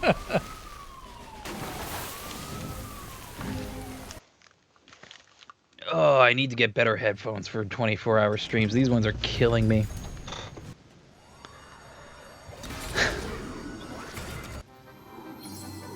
That's quite the depiction. Yeah, he got scared. He got big. All right. He shuddered a little at the thought, but Lady of the Midnight Sun's illusion stood silent and expressionless, pointing. So that's where I'll find her, huh? Leo delved through the stage. It got chillier and chillier the further he went. Just when he thought he couldn't bear it any longer, something other than the cold made him freeze. Out of the ice appeared the monster that had once been Lady of the Midnight Sun. She looked like... Leo's breath hitched in his throat. She looked like death herself. Her face was sharp and pale, her body nothing but bones. Leo knew better to think she was frail as she looked. Her slender fingers crooked in sinuous movements that seemed a beckon to the afterlife. He couldn't comprehend this creature having come from Lady of the Midnight Sun. The tiny spark of beauty that he had found in the other monsters was utterly absent from her. The monster, the grim creeper, hurled a ring of ice right at him. Leo barely dodged it in time. The ice only grazed him, but it left a huge gash where it had brushed through his costume. The edges were sharper than the sharpest sword. And it wasn't just the ice rings that he had to worry about. Lady of the Midnight Sun was dead set on protecting her stage. So, she was throwing everything she had at him. Deadly icicles hurled down out of the sky, threatening to skewer him if he made one wrong move. He took every care not to, Knock it off already, Leo yelled, even though he knew it was pointless. 5 out of 10 pun. She couldn't understand him. The way the Grim Creeper fought was on a totally different level from the other monsters. He had his work cut out for him, dodging around the bladed-edged rings and the icicles as he tried to find Lance's mark. He finally spotted it, encased in her ribs. But finding it didn't do him much good now that she was ramping up her attacks. There was ice everywhere. It did not matter how quick on his feet he was. If he couldn't keep his footing on the slippery ground, she was driving him into a corner. I'm gonna lose. But then he remembered the Tims, the way they had rammed at the heart tree for him time and time again. They never gave up, so I won't either. He pressed onward, closing the gap between him and Grim Creeper, no matter how many times they slashed him.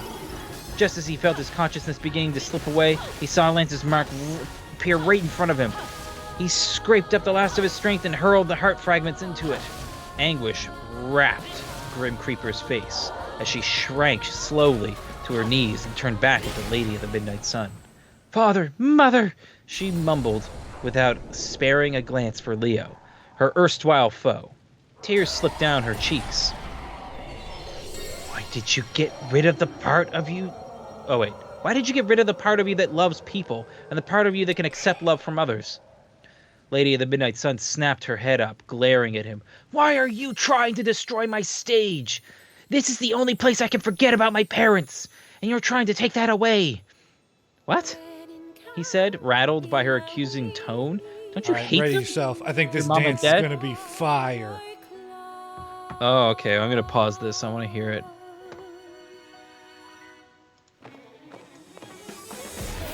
Is this going to be hot stuff, Ben? Hey, it's Knuckles. That's Shadow the Hedgehog there, too.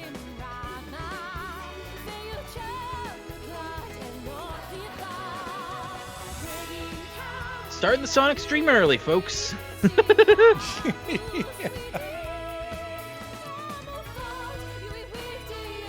kind of like Toriyama. What's the guy that does Dragon Ball? Toriyama.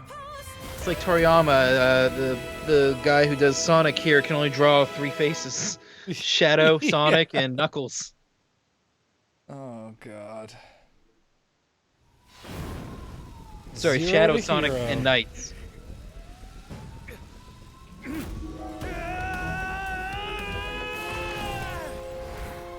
That's not how you do that.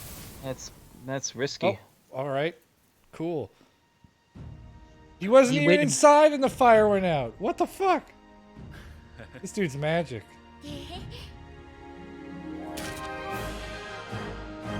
I guess I'm pretty good at firefighting. Oh, look, he's a hero. Look at that fucking creeper. I hate him. I've got an hour and what, 12 minutes? Something like that. All right, let's get to this Oh, touching 12. epilogue scene of the battle between Princess of the Midnight Sun. She gave a violent shake of her head. No, I loved them. Loved, I should say, and they loved me. They loved me so much that when they stayed up all night and day to take care of me when I got sick, they loved me so much that they were happier than when I was, than when I won my... What? Okay, hold on. They loved me so much that they were happier than when I... Okay. Starting this paragraph over. She gave a violent shake of her head. No, I loved them. Loved, I should say. And they loved me. They loved me so much that they stayed up all night and day to take care of me when I got sick. They loved me so much that they were happier than when I was... They were happier than I was when They were happier than I was when I won my piano competition. Okay. They loved me so much that they took one bite of the first meal I ever cooked and told me it was the most delicious thing they ever eaten their whole lives. I'm a vacuum cleaner. Vacuum blaster. Oh, it's the old man one, the ruins level. There you go. Who is the old man? The invisible custodian. Oh, right. Custodian.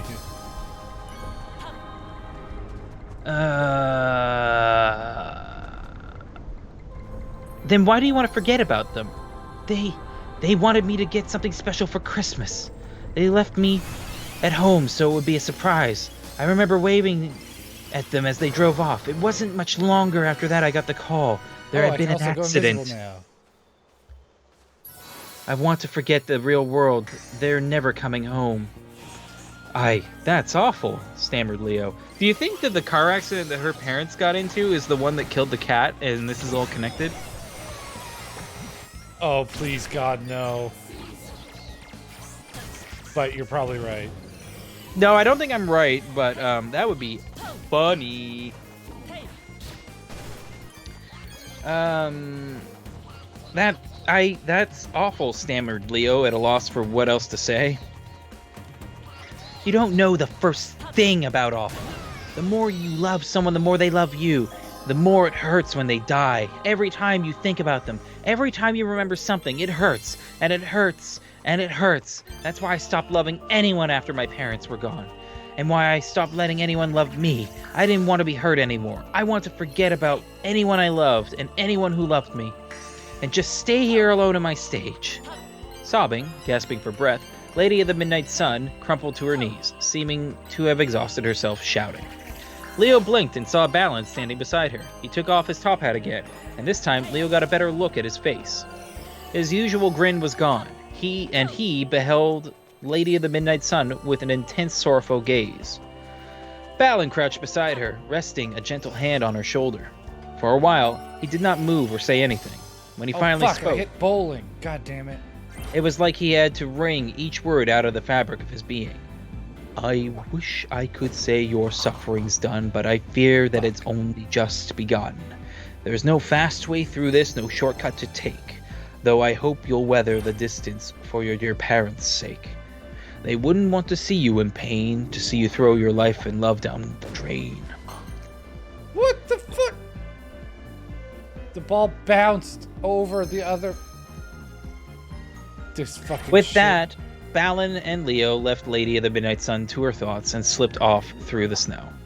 A long silence stretched between them as they walked. God. Then Balan said, Tell me, Leo, if you're so inclined, whatever is that's on your mind?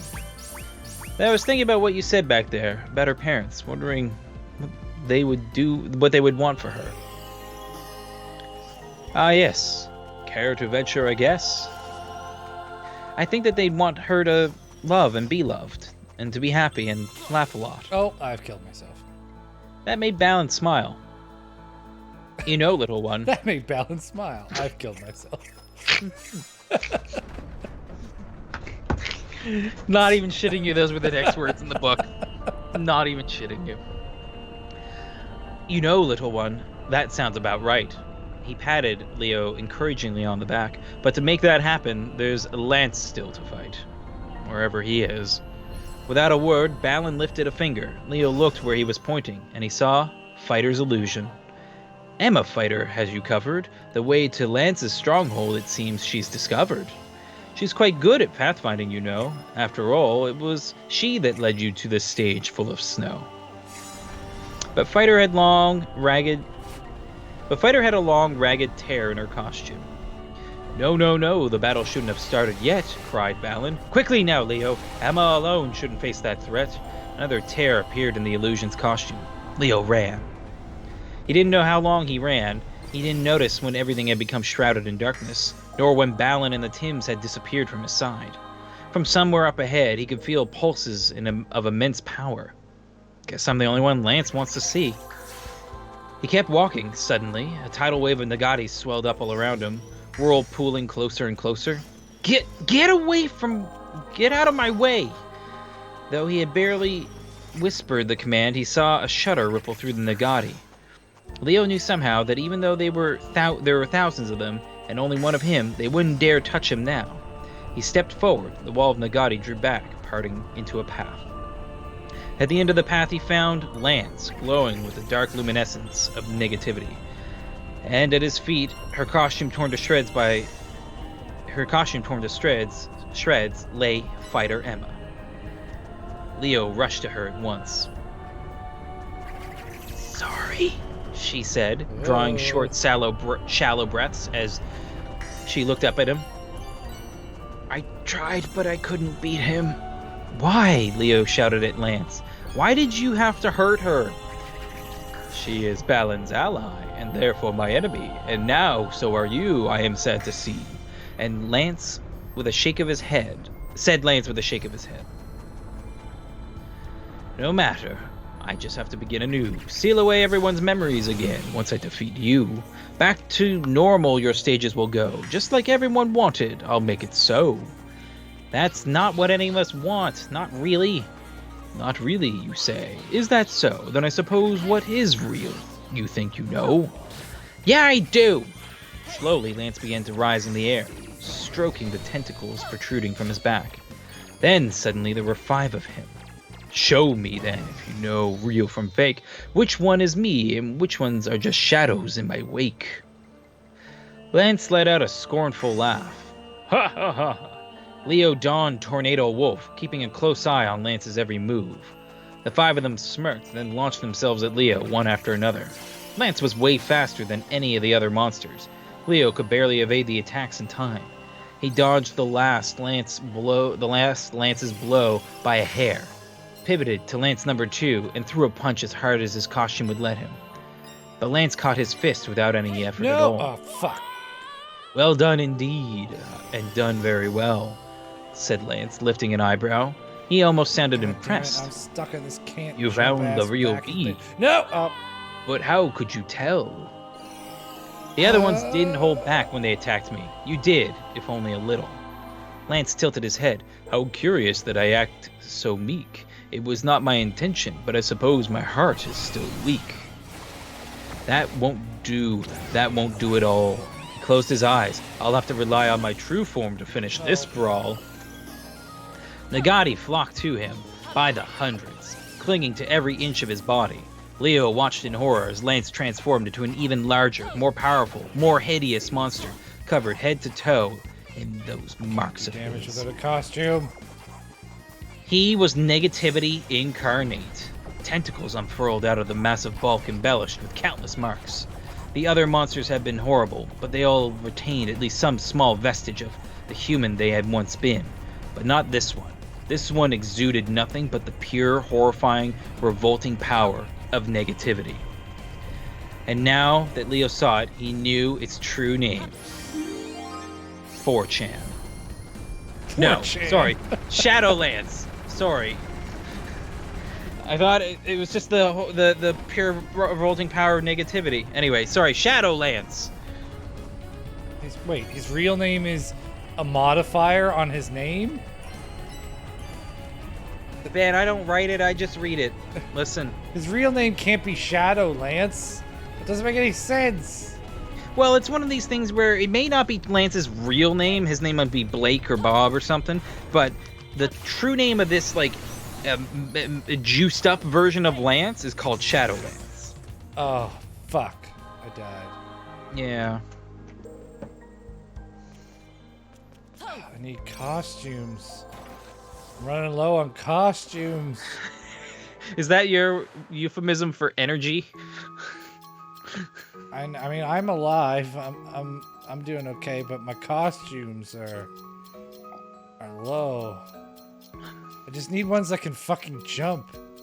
Go farm your crystal ones. No, I don't have time for farming. It swept one of its fat tentacles towards fuck. Leo, whipping up whirlwinds Oh, in its path. no! Ben, you should be paying attention to what I'm saying because this is gonna be the strategy guide to beat him. All right. It swept one of its fat tentacles towards Leo, whipping up whirlwinds in its path. The tornadoes locked on, turning to bear down on him. Even when he dodged out of the way, they were nothing like the twisters Scarecrow had used when he had been a monster.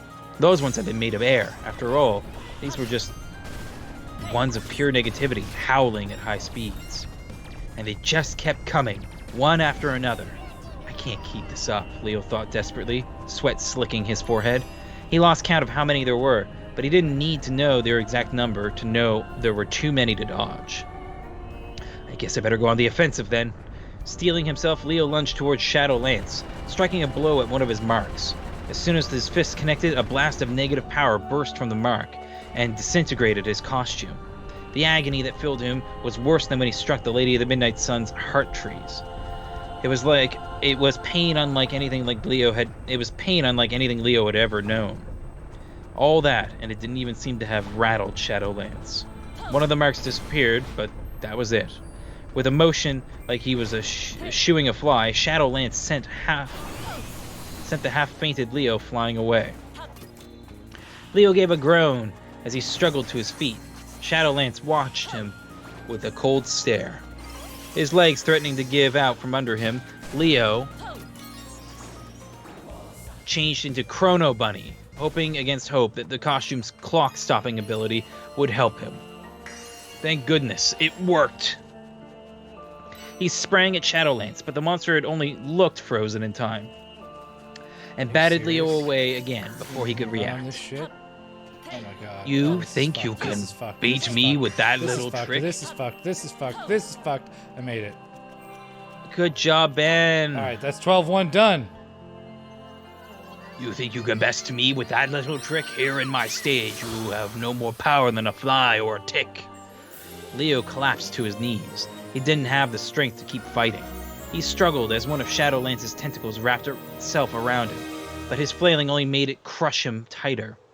As his vision blurred and faded, he saw two glowing somethings zip through the air. They crashed into Shadowlance, sending up a shower of sparks before plummeting to the ground and flickering out. It was Sentinel and Watcher. They lay unmoving where they had fallen. They were both clad in costumes, not of negative power, but positivity, that Street Beat Leo himself had been drawing upon. But their costumes were now shredded and scorched from where they had collided with Lance's marks. Sorry, we're late. Leo knew the pain Sentinel must be in, but the firefighter still managed a bashful smile. Not really living up to my name if I don't protect you. That goes for me too, said Watcher, struggling to her feet despite the wounds covering her body. Though they were worse for wear, their positive power seemed to have dealt some damage to Shadowlance. In return, two of his marks had disappeared. Two more glowing somethings crashed into the monster. You'll pay for what you turned Clock Tower Kid into, growled the first, Pensive Pierrot. The second, Clock Tower Kid, nodded emphatically. He's not the only one ready to kick your butt. Any enemy of Pensive is an enemy of mine. Light after light hurled into Shadowlands, staggering the monster back. Sorry I aimed and hard for so long, said Scarecrow. I couldn't give up on my dream after all. I couldn't give up on my dream. I couldn't give up on my dream after all, said Skygazer. Me either, said Seagazer. A life without the ocean is no life at all. They flew at Shadowlands, their costumes shimmering with positive power.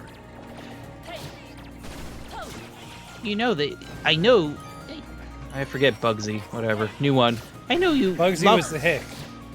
No, Watcher's the hick. Bugsy's like the meek little nerd girl. I know you loved us in your own way, said Bugsy, aiming for one of Lance's marks. I'm so sorry about this, but my butterflies need me. Shit is fucked up. You turn on me, each of you, every last one. Bitterness laced Shadowlance's voice. After all I have loved you, all that I have given and done.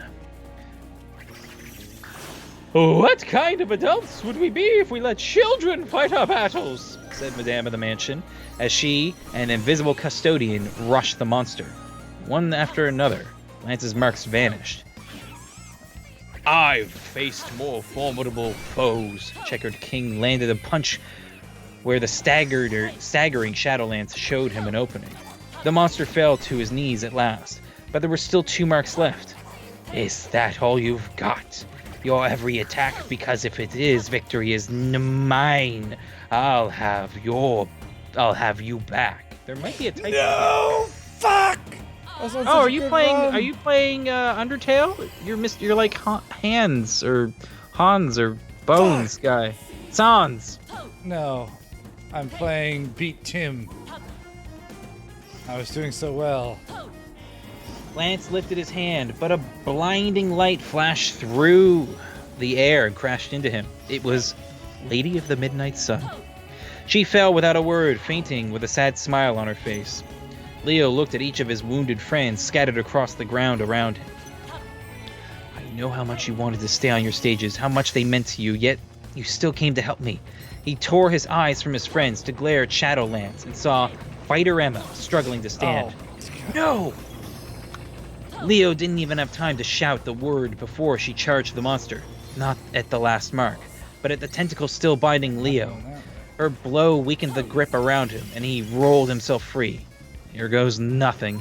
Leo gathered the very last dredges of his power, then rammed himself into Lance's mark. Light, negative, and positive both exploded around them. When the brilliance finally faded away, Leo saw Lance laying at the explosion's epicenter, back to the form he had when they first met. You may not believe it's true, he murmured sadly as he faded away before Leo's very eyes, but I only ever loved all of you. And then he was gone. It's over, said Leo. Leo looked at Emma and at each of his friends in turn as they all stirred awake again. Okay, it's alright. It's alright. We're still I- good. We're still alive. He scrubbed his face with his sleeve. Thank you, all of you. A sudden brightness flooded the dark, and Leo squinted into it, confused. When they had gotten to the Balan Theater? Balan himself stood before them, applauding. Well done, little one, well done. Leo's friends rose slowly to their feet. I passed your test, said Leo loudly. Balan grinned. You defeated Lance, certainly, but that wasn't your real test, you see. What? Never fear, little one, you still passed, but I knew you wouldn't do exactly as I asked. If I had said outright your test was to find people to trust and befriend, why you'd stubbornly refuse until the bitter end. So to you, a slightly different task I set, which, for defeating Lance, my many thanks you get. Now that his power has waned, Wonderworld has once again balance regained. As he spoke, Balan started growing see-through. As he did, the entire theater. As he spoke, Balan started growing see-through, as did the entire theater and the Tims. What's happening? Said Leo, echoing his friend's shocked exclamations. He is still reading. Yep, still reading. We're still going. The time for you to leave Wonderworld is here. Since you no longer need the Balan Theater, it will disappear. Perhaps you'll find it once more if your heart ever goes astray, or perhaps not. Who is to say? But with full certainty, this I can declare, it was a delight to have you, my friends, a joy beyond compare. Balan doffed his top hat and swept into a low bow. Clock Tower Kid's eyes widened in surprise. You're better looking than I thought. Thank you. I'm flattered. Still, it's true. Emma snickered. You're... Alright, Tim, final boss. You're Will it take me an certainly hour nicer to than beat any the of us final boss, thought. Tim? Why, I am. Balan spun his top hat back on his head, grinning that grin of his. With the lavish theater fading fast around them, Leo and his friends crowded close around Balan. Go back where you came from, you lot. Dawdle here much longer, you really ought not, he said with a shooing motion. Without warning, Emma flung her arms around Balan. Bewilderment flickered across his face. Leo didn't want to say goodbye to the Tims, and annoyingly, as Balan had been at the beginning, the man had grown on him. Leo joined Emma in hugging him, but Balan put a gentle hand on his back and gave him a soft push towards the exit. Everyone chatted as they walked towards the front doors, stealing glances back over their shoulders. We're going to stay friends even once we're back in the real world, right? Asked Emma. Everyone nodded emphatically, including, of course, Leo. I'm gonna perfect my flying machine, vowed Skygazer. I'll head back to the ocean, said Seagazer. Though I think it's a bit too soon to start swimming again just yet. I think I made fun of everyone for being so into Eltrandos, but they might be cool to see. Think we can catch them tonight? Leo asked Emma. The meteor shower? The news said it was only for the one night. The Eltrandos, Pensive Perot frowned in thought. I haven't heard of them, but I know what I need to do. I'm going back to Christmas Rose Park and telling the princess how I feel. She might not feel the same, but I'll never know unless I say something. If I don't, all that time I spent in Wonderworld will have been for nothing. Christmas Rose Park? Where's that? I've never heard of it before. Clock Tower Kid had a sad look in her eyes as she took the clown's hand. Though I guess I ought to go back to that clock tower. Beside Checkered King stood his queen, fading with the Tims and everything else. You aren't my wife, said Checkered King to the queen, who regarded him sorrowfully. You're just my memories of her. No amount of wishing will bring her back. He embraced her. You were born of my heart, so to my heart you should return. At that, a wide smile lit the queen's face. She touched her lips to the Checkered King's cheek, and faded away into his chest. Checkered King held his arms around the empty air where the queen had been for a little while longer, tears streaming down his cheeks.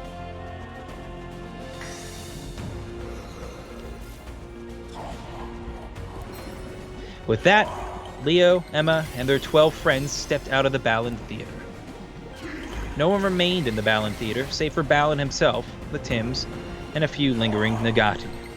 After sending everyone on their way home, Balan turned and made his way to the heart of the theater. There he found Lance, as transparent as a ghost. Balan let out a snort. Masquerading as Wonderworld's maestro was quite ill-advised. I hope that I can take this to mean you've been properly chastised. No! Lance's eyes fluttered open. It was no masquerade, not in the sense you imply, but I suppose, yes, by omission I did lie. To call myself maestro I indeed have caused, not of Indeed I have caused, not of Wonderworld now, but of Wonderworld that was. Oh? I was the one who kept the positive and negative powers in harmony. Before I was called Lance, my name was Balan, you see. No. Denying it won't make it any less true, but now I have a question for you. Have you any memory of the real world you can recall? 3,000 years it's been, after all. Balan's breath hitched in his throat. No, Why?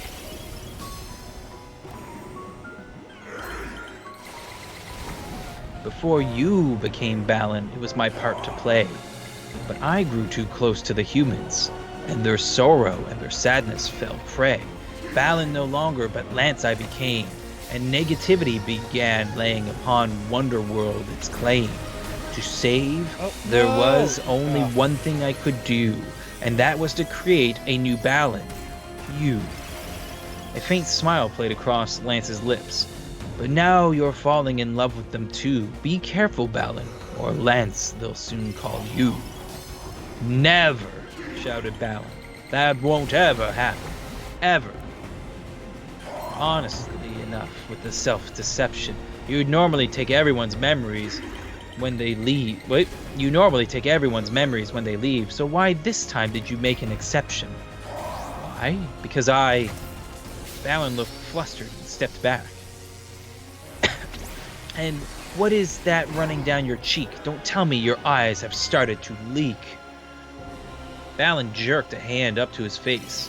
When he pulled his fingers back, they were wet with tears. Face it, you don't stand a chance. It's only a matter of time until you become Lance. I won't. Slowly, Lance got to his feet, a small, sad smile playing across his features. That's what I said too, he muttered. But it was too late for me, and it's too late for you. Balan gave a furious shake of his head. I swear on my top hat, I will not end up like that. Lance wandered slowly away into Wonderworld, his weakened Nagati stumbling after him. Do you hear me? Balan shouted after his retreating form. I refuse to share your destiny. End of chapter.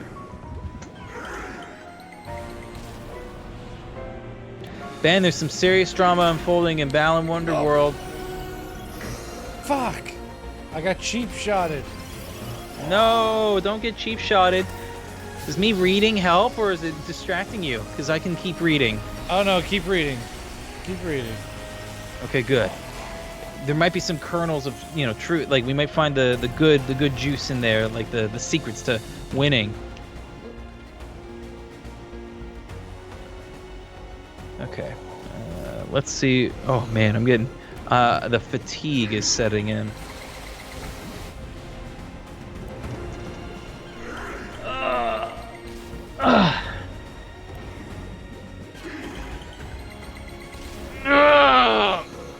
God. Alright, summon your lightning rod.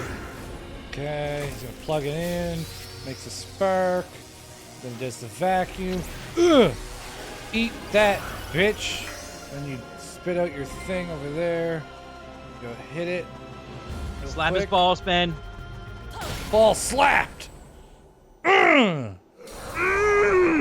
Slap chop. Please be done. I've got 44 minutes left. Oh Christ, I got 47 minutes left in the book now, apparently. So we're gonna finish both of these Come things on, before baby. the 9 o'clock. Uh-oh.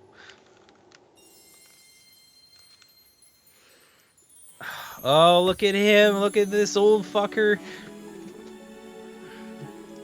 Nothing wrong with being old. Oh, fuck you, Tim. I didn't suck bad at all. He sucked bad. He sucked those bombs right up his mouth. This chapter is called After. Attilio Cacchini, the pensive Perot. Attilio, the pensive Perot, held Clock Tower Kid's hand as he stepped out of the theater doors. He squeezed his eyes shut against the light outside. Eventually, he grew accustomed to the brightness enough to squint at his surroundings. He stood in the central plaza of Christmas Rose Park. The Balan Theater was nowhere to be seen. Where is everyone? He could have sworn he had exited the theater with all his friends right beside him. But they were gone. Even Clock Tower Kid, whose hand he had been holding tight. What's going on? Balan's parting words echoed in his ears. Go back where you came from, you lot. Dawdle here much longer, you really ought not. Gonna guarantee that line is gonna come up in every one of these fucking chapters. He said here, ought man. not already, didn't he? Yeah, but it's a listen back, sound flashback. Oh, I'll listen back. I love it. We all came from different places, so we must have returned to different places too. None of them had suspected they would be separated the moment they stepped. People noticed the old man again. How cute. No, he's not invisible. None of them had suspected that they would be separated the moment they stepped foot out of the theater, so they hadn't told one another their real names or where they lived or anything. Images of checkered king's queen disappearing back into him flashed through Attilio's mind. Could Clock Tower Kid, all of them, have been created from my heart like that too? The thought filled him with a desperate dread, but he knew it couldn't be true. Is it not After all- over? You didn't beat Lance, Ben. I'm just read the fucking ending to you. Go find Lance and beat him.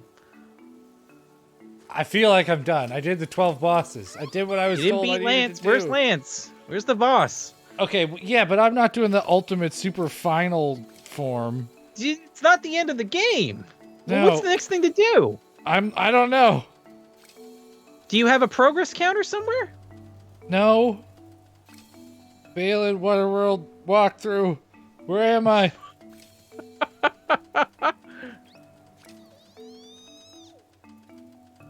When do I beat it?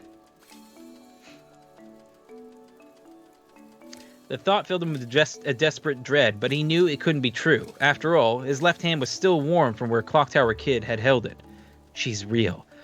She's just somewhere else. Wherever it was, she found the Balan Theater. Fuck! I need to get enough things to... I beat the 12 levels, but I need enough statues. How many? I don't know. I assume it's this current level of statues. Fuck! I need 28 more or 18 more statues. You can do it! It'll never happen. God. Okay. I got a great idea. Either you do it, or you split the difference with Tim, and you both concede to deal with half of the fallout, because you got to this. Act 2. Fuck. So there's 4 there. I'll keep reading. Act 6 has got 5. That's 9. That's only half. Wherever it was, she had found the Balan Theater. We'll find each other again, I'm sure of it, all of us. But I've got a lot of self-improvement to do before then. He glanced at his wristwatch. Barely any time had passed here since he went into the Balan Theater. They'd be getting ready for the first parade of the day right about now. Attilio and pensive Perot steeled himself 6-2. and set off at a brisk pace through the park. It was still a bit too early for this parade crew to have arrived just yet, but when he got there, he found Princess Mary getting ready by herself. She tilted her head ever so slightly when she noticed the clown.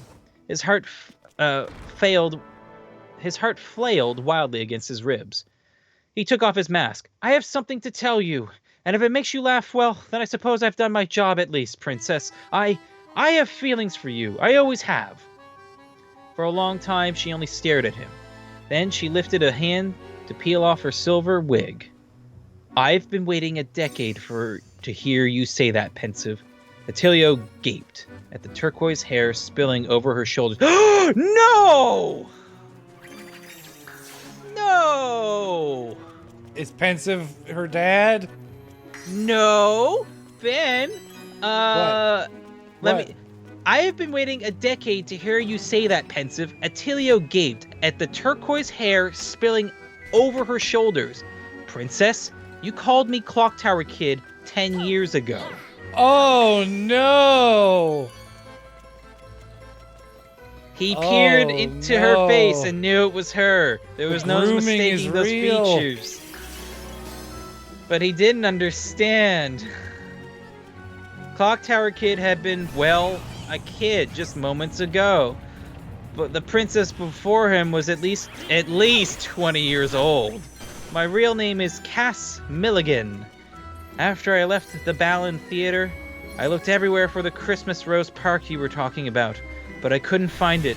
It made me afraid that I'd simply made up Wonderworld. I imagined all the friends I made there, but I could still feel your hand in mine, so I knew it had to be real. As soon as I realized that, I got the word they were building this park. Then we must have gone to the Balan Theater years apart. Years and miles apart, yes. It would seem 10 years have passed it's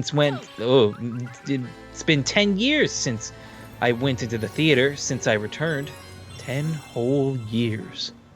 I knew what I had to do. I got voice lessons, studied acting, auditioned for the role of princess here in the park, and when I got it, I waited for you. You should have told me. No! Told you what happened in the future, you mean? Cass the Clock Tower Kid gave him a gentle grin. What if I told you and changed the past or something? Suddenly, Attilio remembered. What happened to your kitten? I steeled myself and I went back to the clock tower. She was fine. Didn't even have a scratch on her. I called her over and she came right over and rubbed herself all over my legs. She isn't a kitten anymore, but she still struts around the clock tower like she owns the place. She's got lots of babies and grandbabies to keep her company too. What a relief. You're telling me. And the others? I found one of them. We're still friends. Who? Come on, I'll show you. A gentle breeze twirled around them, sashaying through the silver wig and cast the Clock Tower Kid's hand and filling Attilio with a strange nostalgia. She offered him her hand and he took it. It was as warm as it had been when they left the Balan Theater together. 10 years I've been waiting to hold your hand again. And 10 years I've been waiting to hold your hand again, said Cass, grinning, even as tears slipped down her cheek. End of chapter. Well, Ben. I'm so upset about everything. It's not quite 12 minutes all over again, but it's probably as close as this fucking book's gonna get.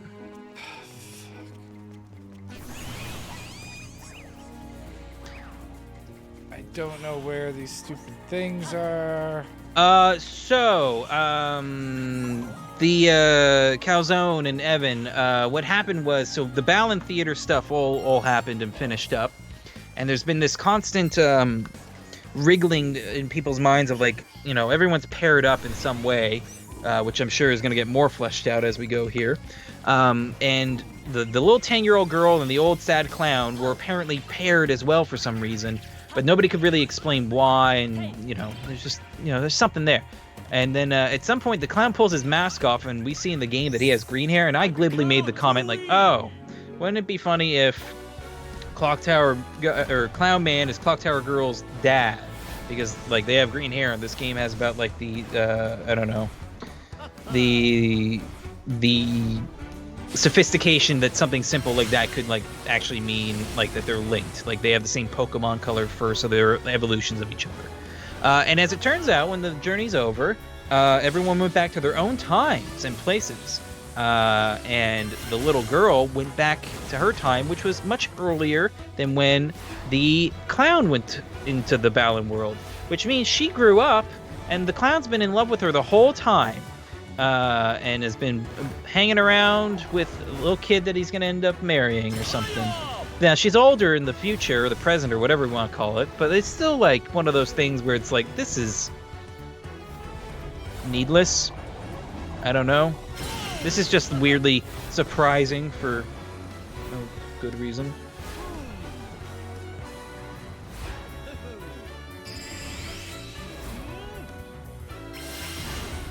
Ben, each chapter has 4 acts, with one of them being secret. That could be an easy way to get statues, says Tim. No clue if Balan fucks. TBD on that one. There's still some book left. Let's continue. I don't know where any statues are. Karl Suresh, the Checkered King.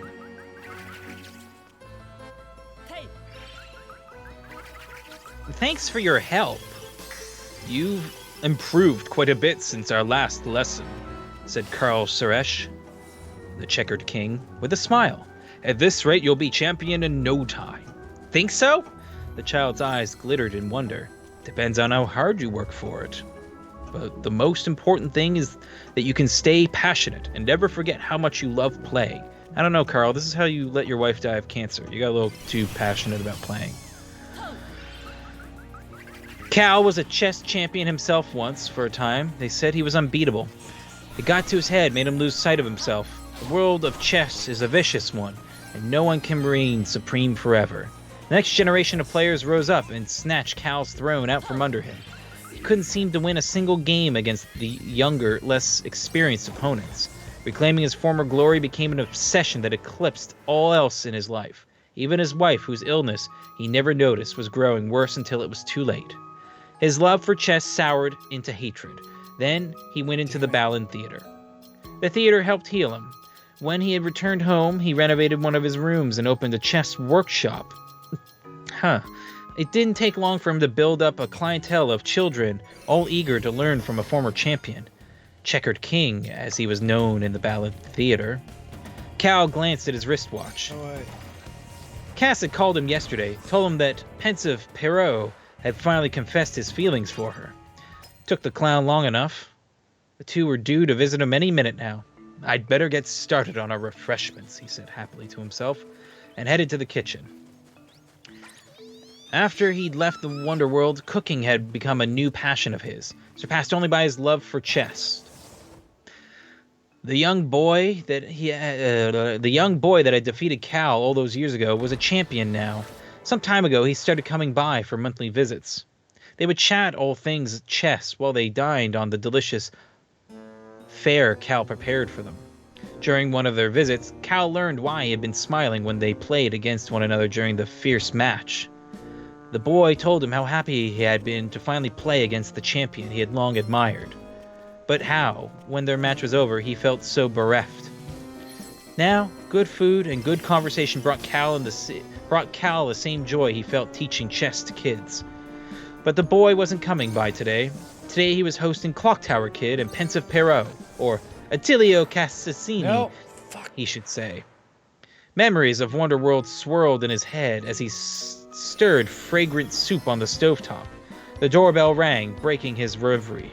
Cal tore the apron off over his head and hurried to the foyer. He opened the door to see Cass, the clock tower kid, and Attilio, the pensive Pierrot, standing on his front step. Welcome, welcome. My, but it is good to see you again. Pensive, it's been far too long.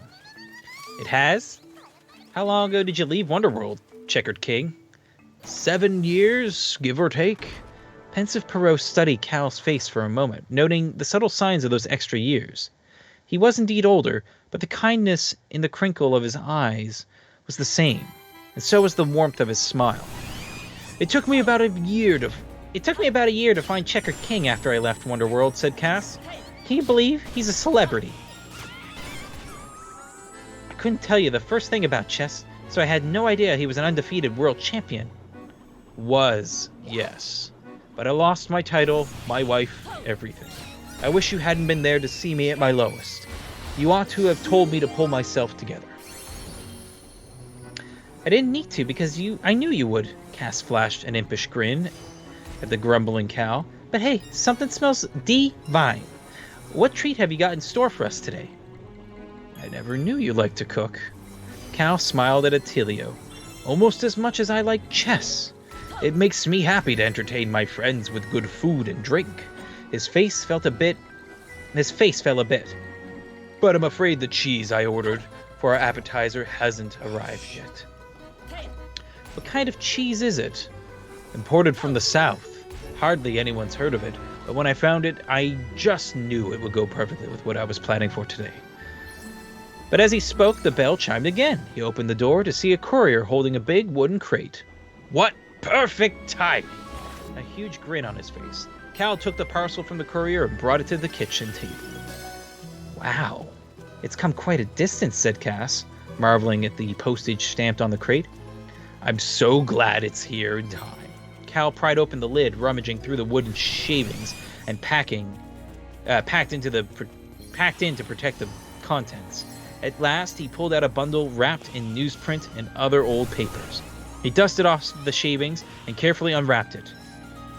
Now that is some fine cheese, said Cal, turning it over in his hands so they could admire it from every angle. Let's see if it tastes as good as it looks. As he went to fetch a cutting board, Cal felt as though a breeze wafted about him. Odd, considering they were inside. Do you smell that? It sure brings me back, he murmured. But as soon as he tried to sniff the scent again, it vanished. The paper that had been bound about the cheese fluttered in the wind. Cal? Cass pointed to the paper. It looked like some kind of poster. What is that? Cal flattened the crumpled print. He couldn't read the foreign words, but judging from the images, it was a poster advertising some sort of art show. Cass was pointing to one of the paintings that seemed to be featuring in the gallery. That looks just like my stage in Wonderworld, she said. Looking closer, they could see Cass herself was in the painting, as she would have looked when she was a child. Then they saw the artist's photograph. It's Madame of the Mansion! Cal stared wide-eyed.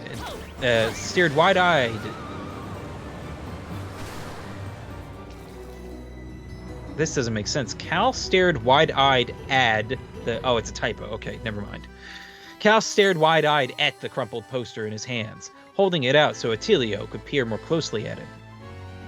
I studied the language a bit when I was in university. The artist's name is Lucy Wong. Seemed like this whole exhibition of hers is... The artist's name is Lucy Wong. It seems this whole exhibition of hers is works and started from why... Oh my god, I'm falling asleep at the wheel. Lucy Wong would be the tentacle guy. It'd be it's the painter lady, Madame of the Mansion. The artist's name is Lucy Wong. Seems like this whole exhibition is of her works. And it starts from why it's open now.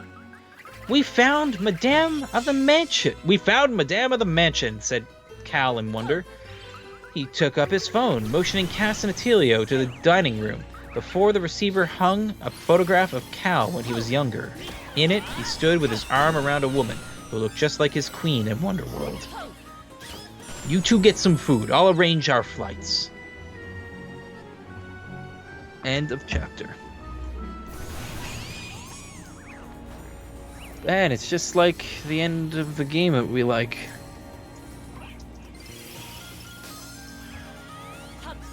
That one with that city. Oh, yeah. I forgot And that's what all you're I'll talking say. about. Yeah.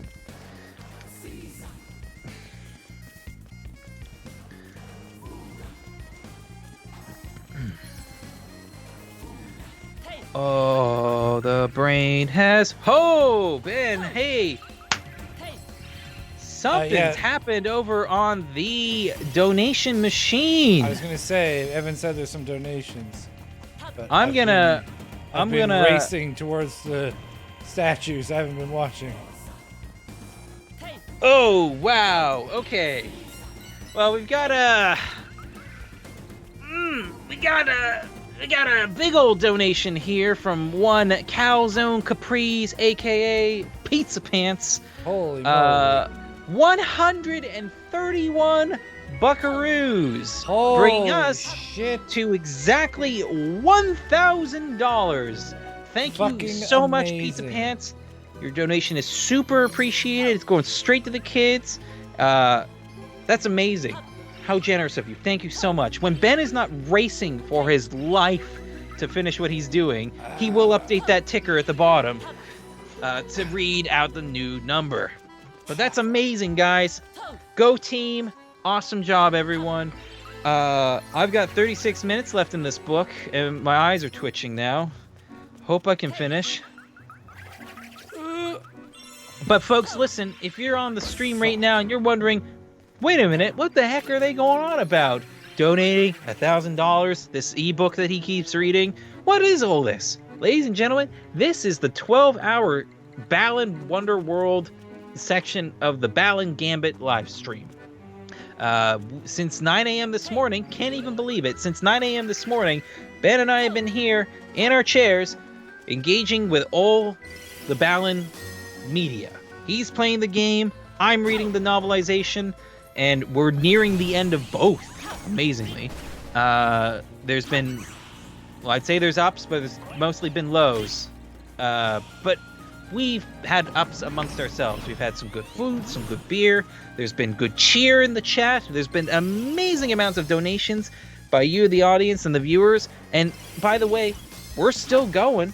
We're going to be going till 9 p.m. and then the Red Eye stream is starting. That's right, Evan has taken it upon himself to play all of Sonic Adventure after we're done here. And he's going to play all of it till 9 a.m. apparently. God bless you, Evan. Fuck, I can't reach I'm very it. tired.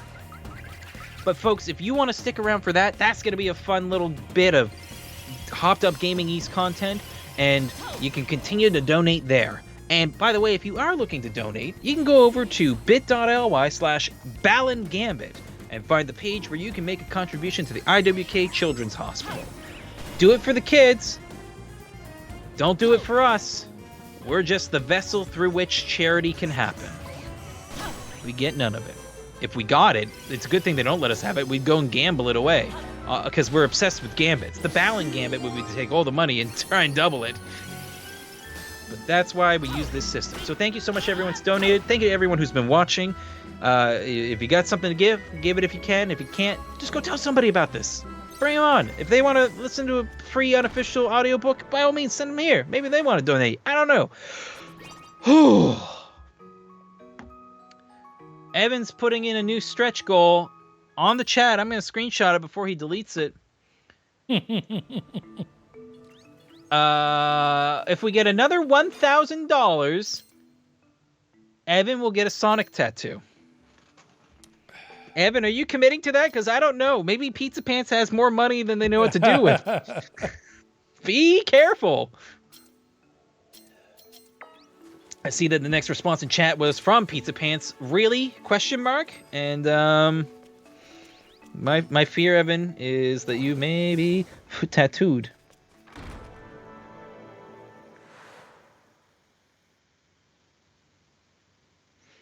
Oh my god, my baby might have pooped in the potty at Grandma's.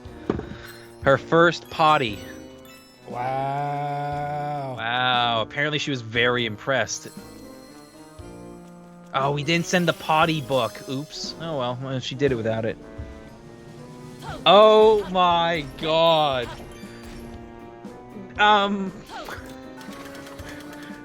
Evan and Pizza Pants, we need to have you guys have a conversation real quick, because I think if you get if we raise another $1,000, I think it's a great idea that Evan's got to get a Sonic tattoo. If we raised maybe, look, I'm floating the idea, so don't shoot it down right at what if we raise $2,000 more, the top donator picks the tattoo.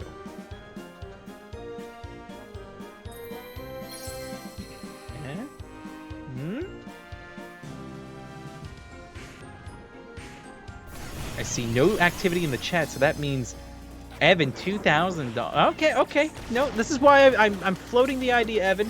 It's just you're the canvas. Depends on the size. Okay, I guess like if this was more of a floating of the content idea, like I will just say it out loud. The one pitched in the chat was, can it be Knuckles pregnant? And I'm sure you could get it small. But would you be okay with it being whatever? I leave this to be discussed amongst yourselves. Because I've got my own fanfic to be reading. Lucy Wong, the Madame of the Mansion. In her exhibition hall, Lucy Wong, the Madame of the Mansion, spun a paintbrush absent-mindedly through her fingers. 12 paintings hung in the gallery, each depicting her friends from Wonderworld and the scenery of their stages. She was working now on a 13th, which had once been covered in nothing but black. With each masterful stroke of her brush, Lucy Wong crafts a lush, fantastic world, the critics had proclaimed. It was high praise, but to Lucy, she wasn't crafting anything. She was just putting to canvas the things she had seen. Hey, ain't that art? Ain't that just the explicit text definition of art? She had only just finished the 12th painting when the exhibition opened and decided to start working on this most recent piece right there in the gallery. Sometimes the people who came to the exhibition would ask Lucy to sign their art books. She would switch from paintbrush to pen, quickly jot down her name and the date. The black swath canvas stared her in the face. She knew what she was going to paint. For so long she had lost sight of what she truly wanted to paint, focused as she had been on what everyone else would deem valuable, but not anymore. A painting full of warmth, gentleness, beauty, and more than anything, one would fill any who beheld it with courage. A painting of the people she had met in Wonderworld. The first 12 had been practice. With each one, she got closer and closer to perfecting her vision. Lucy still wasn't quite sure if what had happened in Wonderworld had been real or not, but as soon as she had finished this piece, she was going to look for them, her friends. She had pulled out her cherry wood palette. It had every color she needed, all ready to go. Closing her eyes, Lucy drew in a deep breath. She loaded her brush with white pigment and made her first small stroke. Red lines followed, then swaths of blue, color after color crowding onto the black canvas. Not gonna lie, pain in the ass to start from black if you're doing painting. So, definitely doing this on hard mode. The gallery and everyone in it faded from her awareness as she worked in silent concentration. Her family brought her meals and changes of clothing. The gallery staff brought her tea and snacks and kindly allowed her to shower in the employee facilities. But she spent most of her time in front of her painting, consumed by her work. At night, she would turn the gallery lights off, wrap herself in a blanket, and curl up in a corner to sleep. No. I'm just bitching at this piece of shit game. Yeah. Every day, a reporter from her hometown would take a photo of her painting and print it in the newspaper. Thanks to that, her family told her she was becoming quite the celebrity. People the world over would keep up with her progress. She didn't care about any of that. Lucy had spent today, like every other day since she began, with a paintbrush in her hand from the moment she woke up in the morning. The more people that More people than ever flocked to the gallery to watch her at work, but Lucy, the madame of the mansion, paid no attention. She reached for a tube of pigment and felt if a wind had wafted over her. Her eyes closed, she breathed in deep. The aroma it carried made her heart ache with nostalgia. She tilted her head into the breeze, and when she opened her eyes, she saw 3 familiar faces staring at her from the front of the crowd. It's you! Pensive Pierrot, Checkered King, and my word, how you've grown, Clock Tower Kid!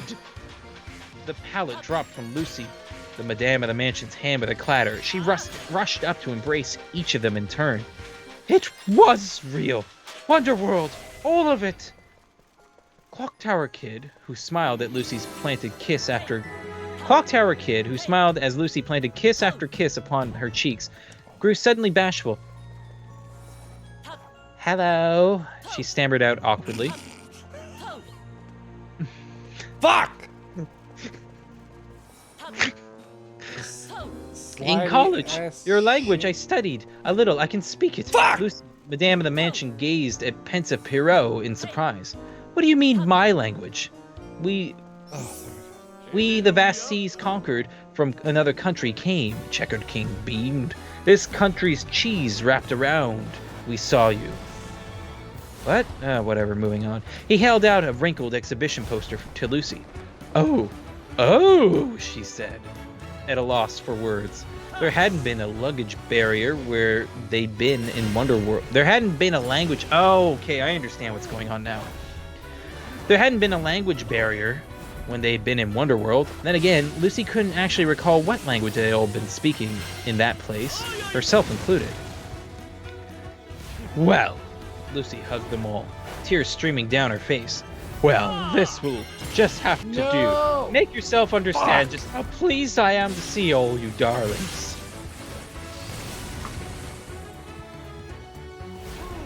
End of chapter.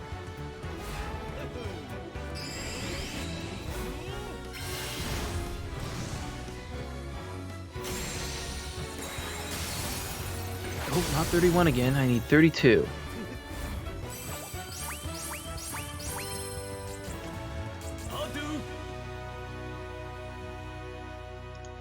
Didn't get the trophy. It's all wasted time. How are we doing, Ben? How are we doing? We got 12 minutes on the clock. Oh, we're not gonna make it in 12 minutes. How many trophies do we need? We still need like 14. New goal: beat the game before 9. I mean, yeah. Yes. Yeah, that's Ben. You know how amazing it will be that I finish this book and you finish this game. That would be amazing. Go for easy trophies too. Look up a walkthrough. I'm not allowed to walk through. Why are you not allowed to walk through? Who said that? It was part of the bet. It's a stupid bet. Well, the bet's off. You're not gonna win it, so you better like No, fucking. but the bet goes like until the 12 hours because if I beat it, the half hours matter. Also, I have no ranged weapon. Like, I can't hit this. It's not possible. It didn't sync this time for some reason because this game is shit. Yes, it is. Hao Yu Chang, the Sky Gazer. Attilio. How many pages are left in this fucking book? 25. I have 25 clicks of the right left. How the fuck? Attilio, the pensive Pierrot, and Yu, the Sky Gazer, stood atop the cliffs at the end of the peninsula, looking out over the sea below. You're really going to do it, said Attilio. Yu nodded. No one's ever made me cross over the Attila Strait on manpower. No one has ever made the crossing over the Attila Strait on a man-powered flying craft. Yu himself had tried and failed twice. The last time he had crashed and landed himself in the hospital for a month while his broken ribs and fractured hip bones mended. It had all been over the news, which is how Attilio found him. Now Yu licked a finger and held it up to test the direction of the wind. Attilio, the pensive Pierrot, cast the Clock Tower Kid, Cal, the checkered king, and Lucy, the madame of the mansion, stood watching him. Worry plain on all their faces. Don't look at me like that, said Hao-Yu. I'll be fine. Maybe I wasn't as concerned with safety. Maybe I'll be fine. Maybe I wasn't as concerned with safety as I should have been before. But now that I've been to the Balan Theater, I've made sure that all sorts of precautions are in place. Helmets, pads. I took as much time to design all this protective gear as I did to engineer my flying machine. So even if I do crash again, I won't get hurt nearly as badly as I did last time. Attilio nodded. I suppose people do need equal amounts of positive and negative power, after all, don't they? I don't know about that, but hey, big congrats to you and Cass on getting engaged. Oh boy, well, they got married. They're getting married. Oh, we were trying to keep that secret so we wouldn't overshadow your big day. What tipped you off? Hao-Yu pointed to Cass, the clock tower kid's hand, and the engagement ring on her finger, glittering in the sunlight. I'm glad I found out before takeoff, he said, grinning as he flung a leg over his flying machine. Makes me feel like if you two can take the plunge, then so can I. With that, he launched himself off the cliff. He pedaled hard and fast as he could, but his stamina still wasn't quite what it had been. His muscles grew fatigued, and the flying machine started to lose altitude. He wasn't even halfway across the channel when the machine dipped only a couple yards over the surface of the sea. As he struggled to bring it aloft, he zoomed over a ship. As he passed the craft, he looked down and saw Sea Gazer standing on the deck. She had her face turned towards him, arms waving, as she cried, Sky Gazer! She's out on the water again. You got this, Sea Gazer, he whooped. You got this, Sea Gazer! He whooped and channeled every last ounce of his strength he had into desperately pedaling legs. I'm gonna just combine. Oh, no, I'm not gonna combine this. I gotta do it the right way. Do it the right way, Matthew. End of chapter. Save project as Balan. Chapter 33. No, fuck! I'm annoyed now. I'm sorry, Ben. That sucks.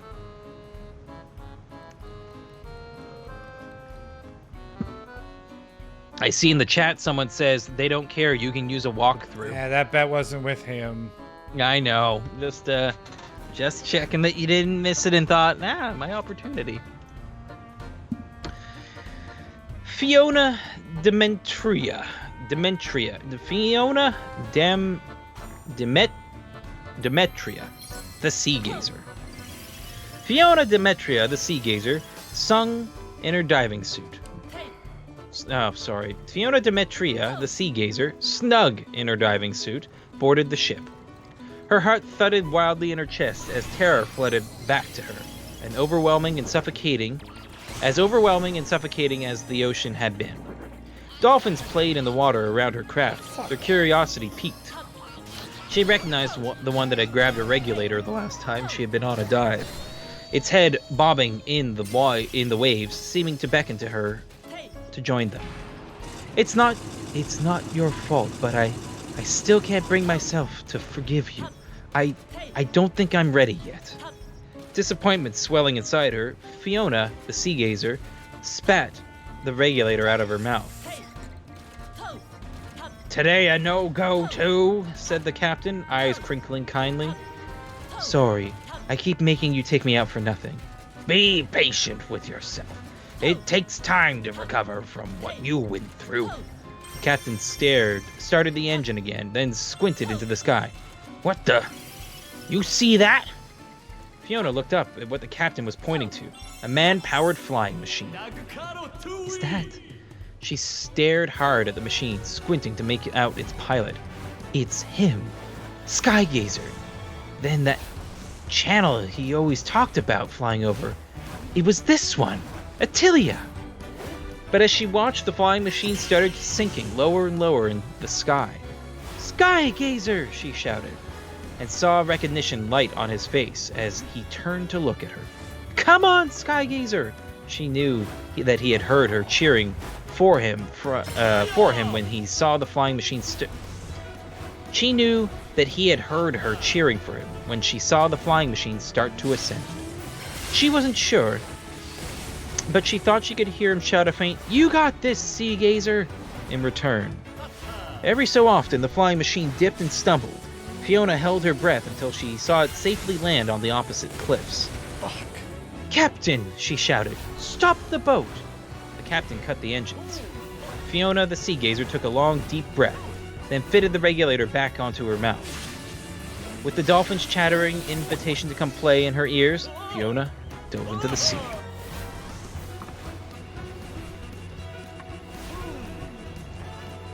End of chapter. You got this, Ben. Hey, Ben, I'm learning something from the book. You've got this. All right? You're going to beat this Balan game. You're going to get the trophies. It's going to be nothing.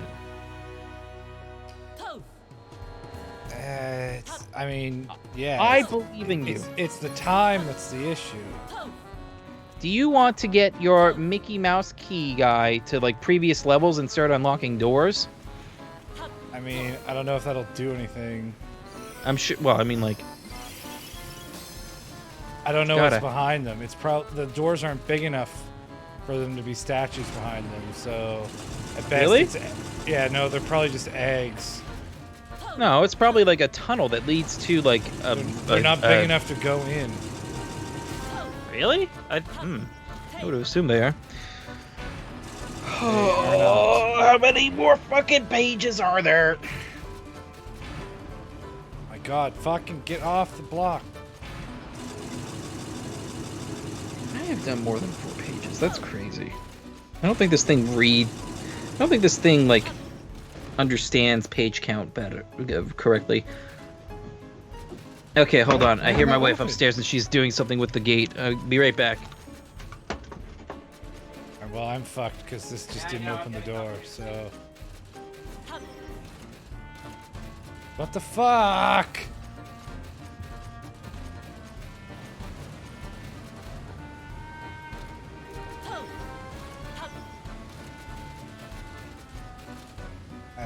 There's nothing else I can do.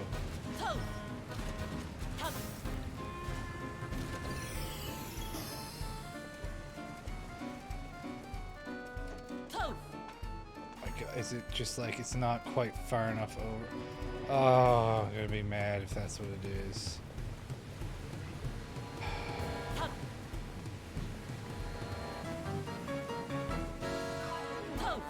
Here. Lava. Oh, well, I fucked that up.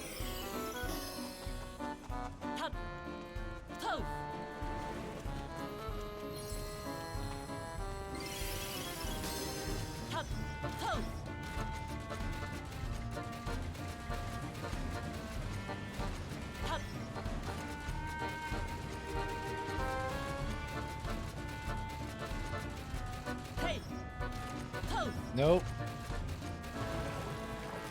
Oh, what the fuck?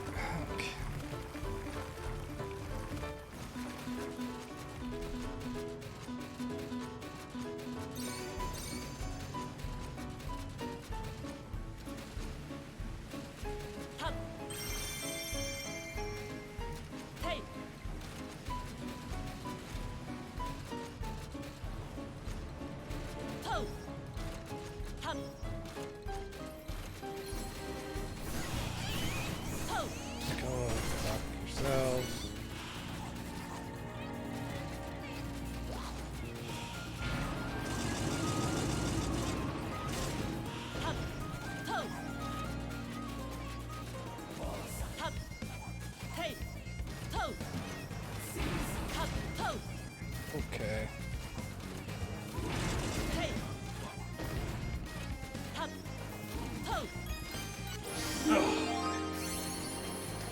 Okay, alright. Speed run time, Ben. That's what we're doing. We're getting to the end of all this.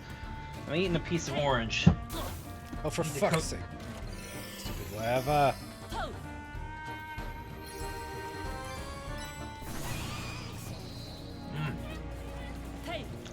Oh, I wish I could send you orange, Ben. Key. Where's the key? Oh, it's over there. Okay. Oh. Got the key. All right. No, I'm not done yet, Calzone. I'm at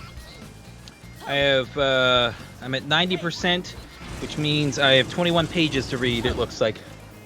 Let us begin the next chapter of the epilogue. Oh, pardon me. Point of that. Santa Hudson, the Watcher of the Woods. The lazuli bird chicks were growing up. Santa Hudson, the Watcher of the Woods, had fought tooth and nail to create a forest reserve in the northern neighborhood of a newly founded town.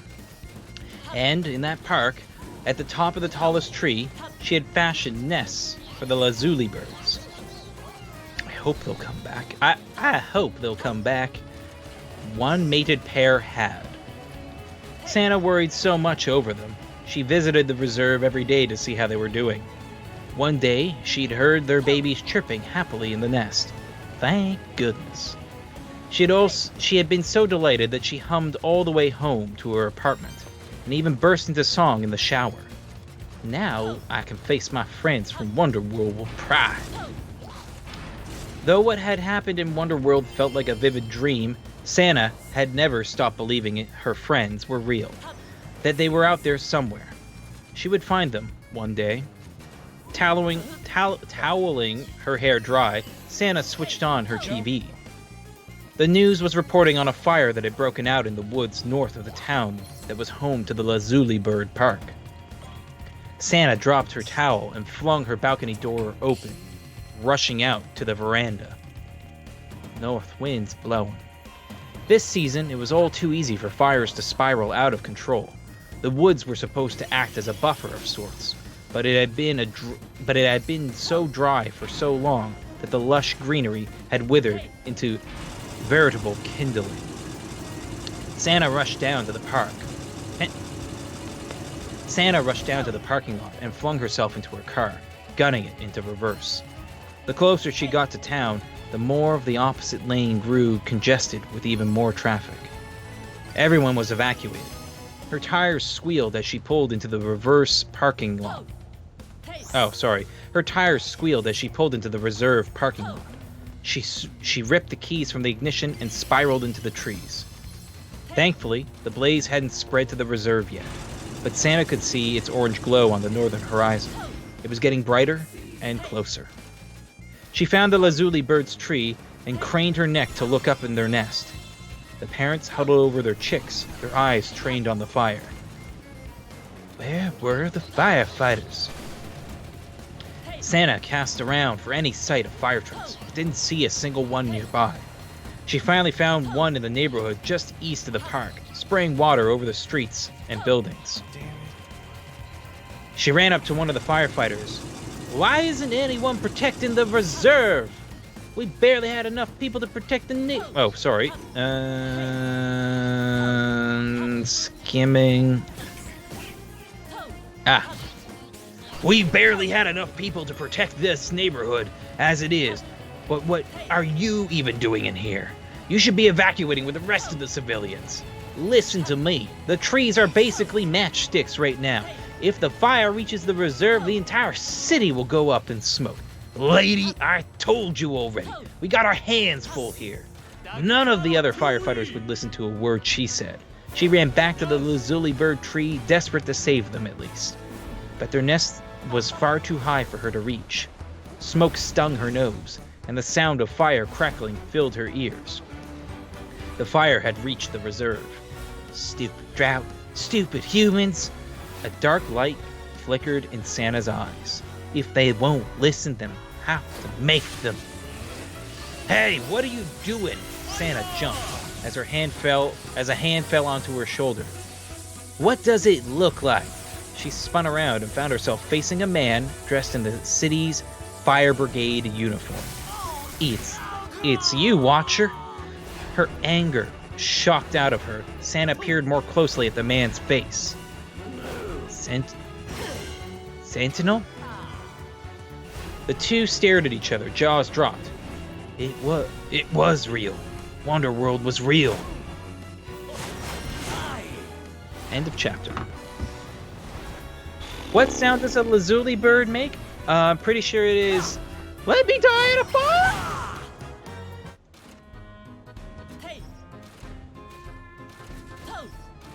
pronounce it. That or you can donate at bit.ly/Balan Gambit. Chapter. I want to die.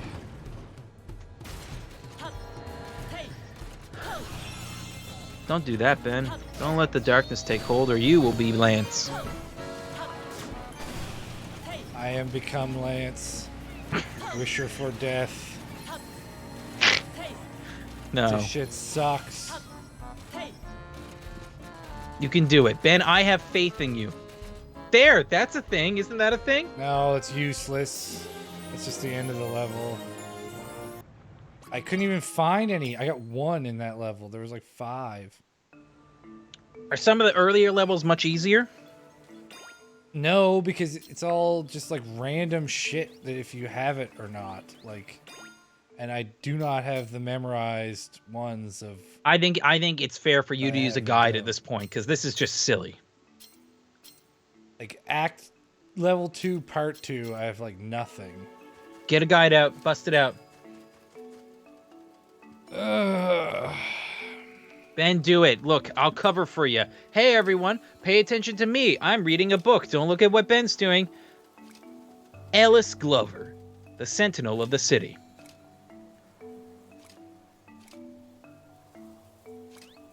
Things must be bad if the country's appealed to us for help fighting this blaze, huh?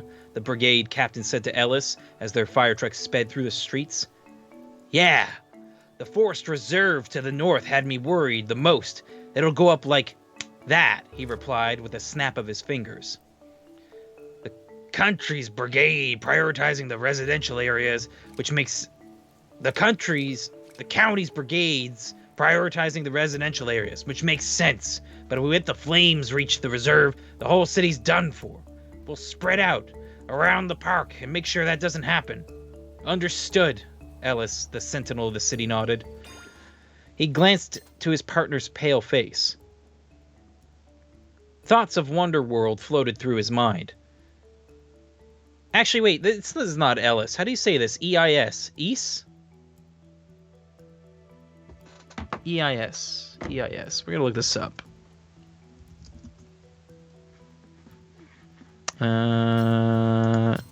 Name. Germanic personal name ISO from Isa.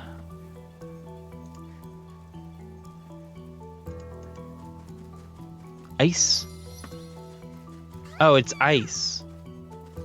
Ice. That's funny. He's Ice, but he's a firefighter. That's just some of that clever Balan wit right there.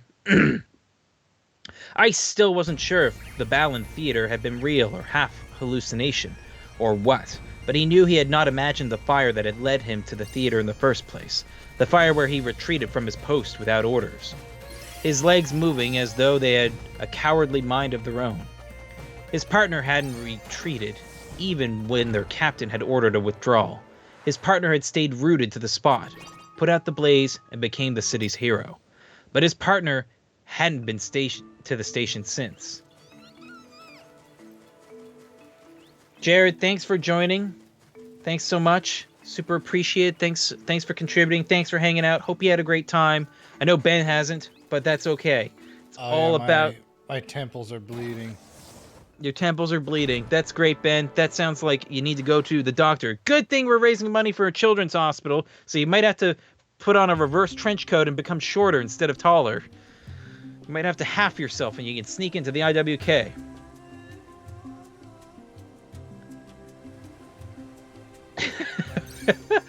I hope Evan gets a tattoo.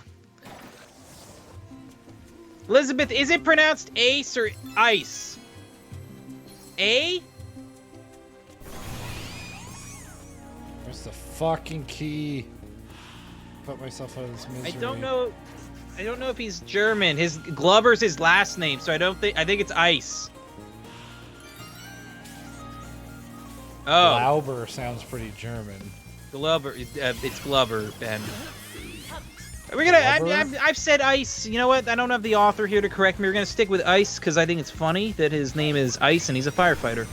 That's just good writing. Where Where was I?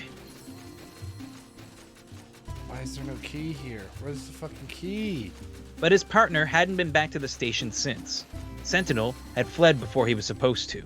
His partner hadn't fled at all. Yet between the two of them, it was his partner who faced their captain's wrath.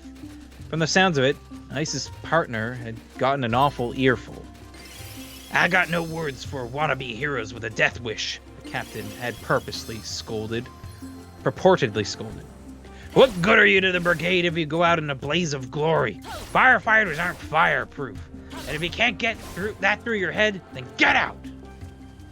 But the captain hadn't spared 2 words for Ice and his too early retreat.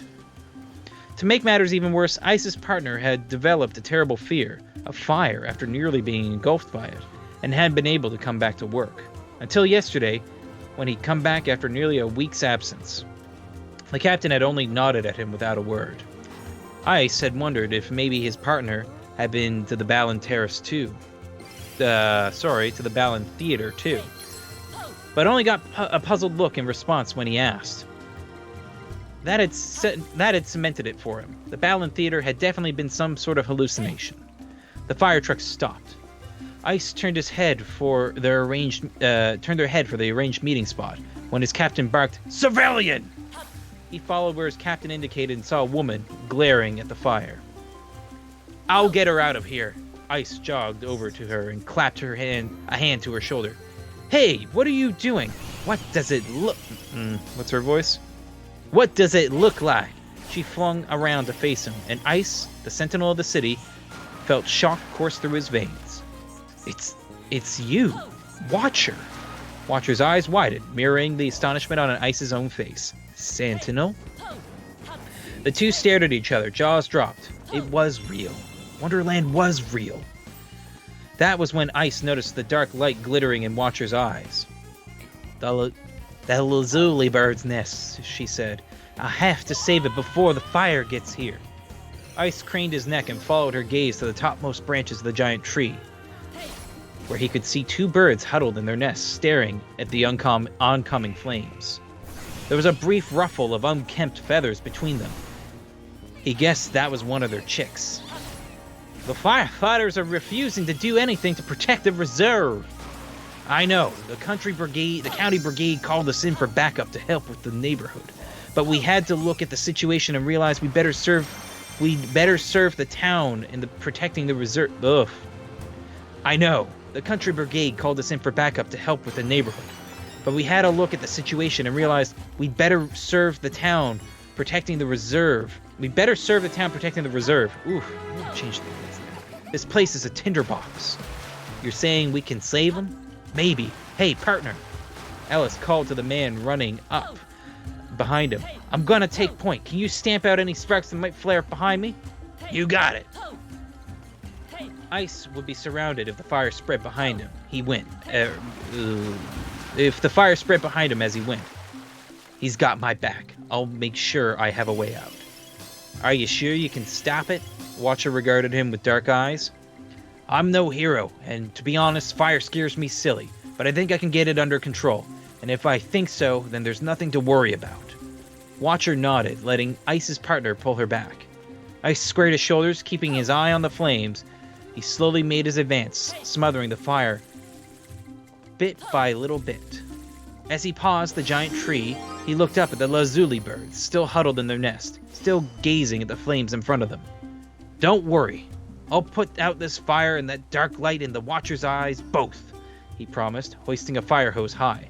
"She's here to protect you, so I gotta protect her." End of chapter.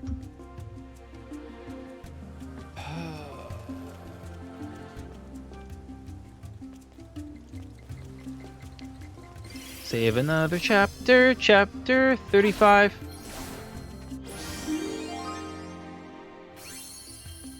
Didn't I do a 35 already? Oh yeah, 36. I typoed it. Top of the ship towards the end of the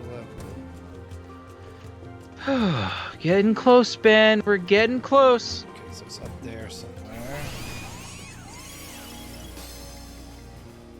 Ah! What the fuck is going on here? Ben, hey, I'm gonna give you some good news. Good news, Ben. We got some more money in the bank for the kids. That we is had, what I like to hear. we got 2 new donations. You're not gonna believe the numbers here. We got from Tim $150. Callously, he says it was a real good try. Better luck next time. Oh, what a dick. But better yet, from Calzone Capri, aka Pizza Pants, following up his earlier donation of $131, he's given another $250. What? Please the fuck, use a guide. dude? I'd rather see you finish it. Hey. Oh, don't worry. I am using a guide, pizza. To both of you, thank you so much for donating. For those that are listening that want to also contribute, you can go over to bit.ly/Balan Gambit to help support money for the IWK. Ben, our new number, would you believe it, is $1,400 raised. 1,400. Crazy. Jesus Christ. The people watching and listening today are so generous. Too generous, maybe. I shouldn't say too generous. They are so generous. Because we can't give it back if you're too generous. We can't make change either. Sorry. But thank you so much. Your support for the Children's Hospital is super appreciated. You and certainly made this shit show worth it. And bringing us dangerously close to some sort of nebulous, like, I think it's a tattoo thing. I don't know. I have not seen in the chat. I have not seen in the chat if Evan has confirmed about the tattoo, but I'm sure the mounting pressure will cause him to flinch and say yes. How many more pages of this book are there? 15. I have to click the left of my Kindle 15 more times and I'm free. 237 pages and nothing happened on most of them. Great. Pardon me. Oh, you guys are amazing. What amazing people donating today. Yuri Brand. Bugsy. She stared and stared at the chrysalids. The boys had long ago lost interest in checking on the caterpillar cases once they metamorphized into their pupal stage.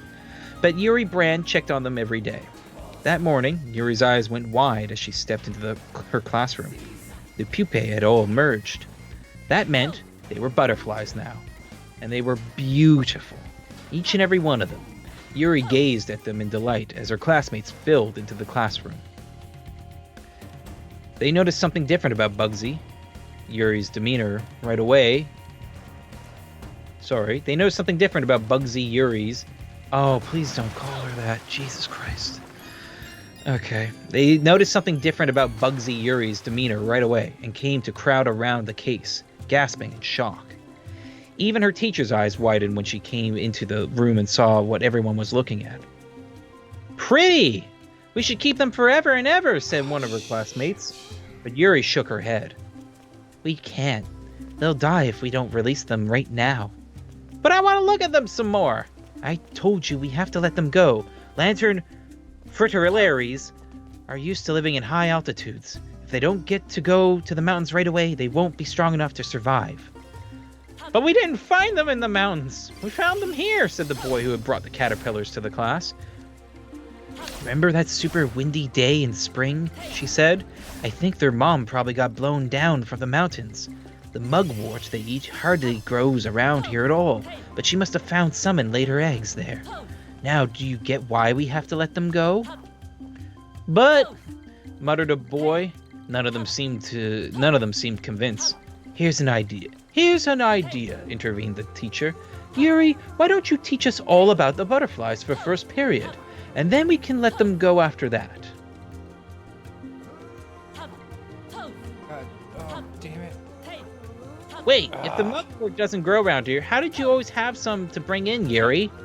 I spent hours looking for it, just like their mom must have spent hours finding a safe place for them to hatch. They spent the next hour listening to Yuri talk about the butterflies. Then, during break, they all filed out into the schoolyard, where Yuri and her classmates opened the lid to the case. The butterflies seemed confused at first, but then they spread their wings and fluttered out of the case, one by one. Wow! Yuri gasped, chasing after the fritillaries as they flew away. But they were heading in the complete opposite direction of the mountains. "You're going the wrong way!" she shouted after them. "The mountains are over there!" At that moment, Yuri felt a soft breeze play over her face. For some reason, it made her feel instantly nostalgic. Why does that remind me of Balan? And why does it smell like Lance? Ugh, never found out what Lance smelled like. Ugh. Yuri shook her head. They aren't real. It was all a dream. But as she watched, the butterflies all turned into the wind and let it carry them towards the mountains. Yuri breathed a deep sigh of relief. That's it. Fly home. Home to the mountains. She ran after the butterflies to make sure they made it all right. There really was something oddly familiar about that wind. End of chapter. I need the floaty flower again.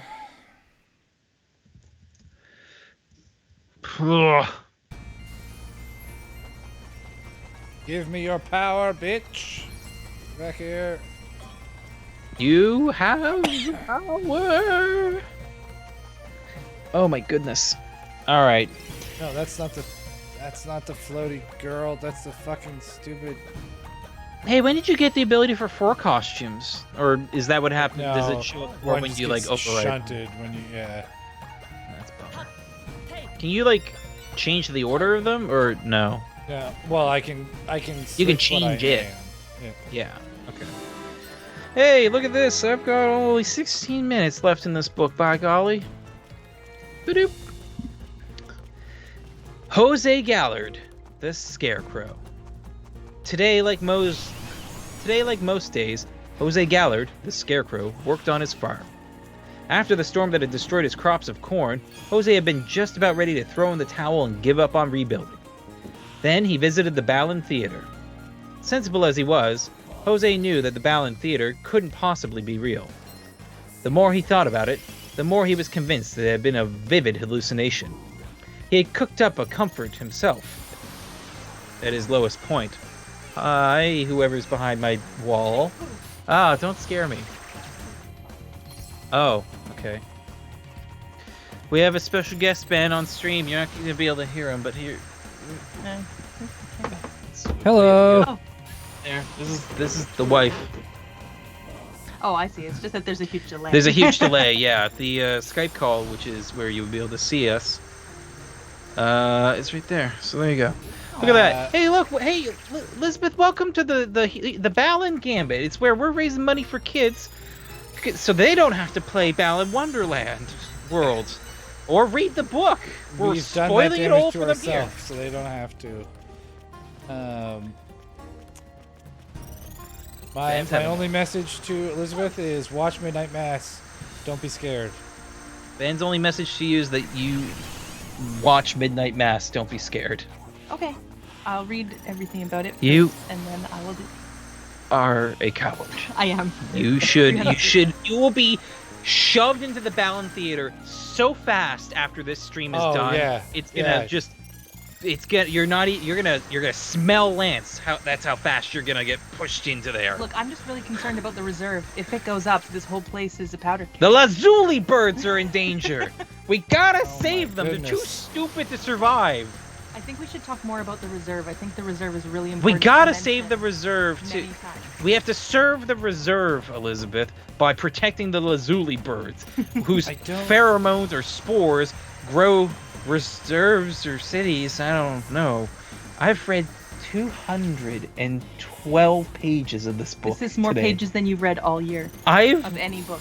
don't know why it took you so long to record your audiobook. I did mine in a day. One shot. No stopping. Have you I don't understand how the last time I came here, I immediately got a float flower costume, and now I can't fucking find one. I don't... Like, they're fixed spawns. Like, what the fuck? I don't understand. Ben, Elizabeth says have fun in a mocking tone, I think. So. Well, great. That's great. I can hear the gears clicking on whether you should make a swear or not, but that's fine. Just fucking.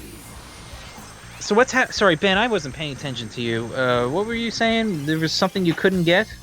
This game sucks, is what's happening. Yes. And because a walkthrough doesn't help, because unless you read the entire walkthrough and plan an optimal path, it doesn't fucking help, because it's like, oh, okay, well, for World 2, you're gonna need these costumes from fucking World 7, and so then you have to go to World 7 and get those costumes, but they don't, you can't just, like, it's not a shopping mall, you don't just fucking get them, you've got to play it until you find one, and, the last time I was here, oh, for fuck's sake.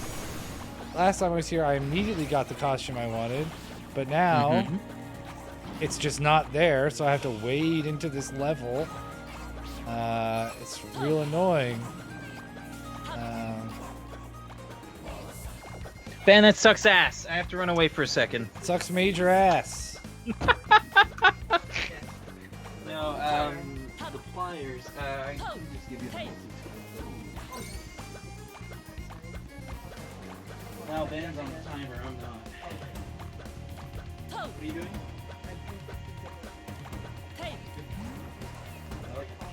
It's alright.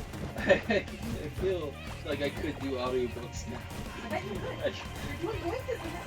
I have all the voice. They're not consistent because like I don't have it planned out, but like I have done a very good job of maintaining consistency amongst them all. There was even a Thank single- fuck, a float flower. Alright. Get me the hell out of here. Thanks. Okay, sorry. Wait a minute, is Jose's chapter really this short? Wow, that's incredible. Jose's a bitch. Alright, where was I? Chapter 2, Part 2. I'm just gonna start his chapter over again. I've been recording for 5 minutes on his chapter, but 5 minutes in on it, guys, it's gonna start over. Jose Gallard, the Scarecrow. Today, like most days, Jose Gallard, the Scarecrow, worked on his farm. After the storm that had destroyed his crop of corn, Jose had just been about ready to throw in the towel and give up on rebuilding. Then he visited the Balan Theater. Sensible as he was, Jose knew that the Balan Theater couldn't possibly be real. The more he thought about it, the more he was convinced it had been a vivid hallucination he had cooked up to comfort himself at his lowest point. Besides, Jose had more important things to worry about, namely, restoring his farm to its former glory. Day in and day out, he worked until he felt like he couldn't work anymore. But it had all been worth it, because he had harvested a bumper crop for the past 2 years. He'd even managed to repay all the money he borrowed from the bank to rebuild, and saved enough to send his son to college. Lately now, that he had finally been able to take a bit of time off, Jose found himself reminiscing about Wonderworld. He missed it, something awful. It was just a dream, a hallucination. A breeze drifted past him, carrying a fragrance that smelled achingly familiar. A butterfly that had been floating in its wake alighted on Jose's shoulder. He turned and spotted a young girl who seemed to be chasing after the butterflies. I know you. The girl hesitated. Scarecrow? Bugsy? Words failed them both. They could only stand staring at one another's shocked face. I hope they don't get married. They all End get of married. chapter. I don't want them to get married. I don't like these very thin characters getting married to each other.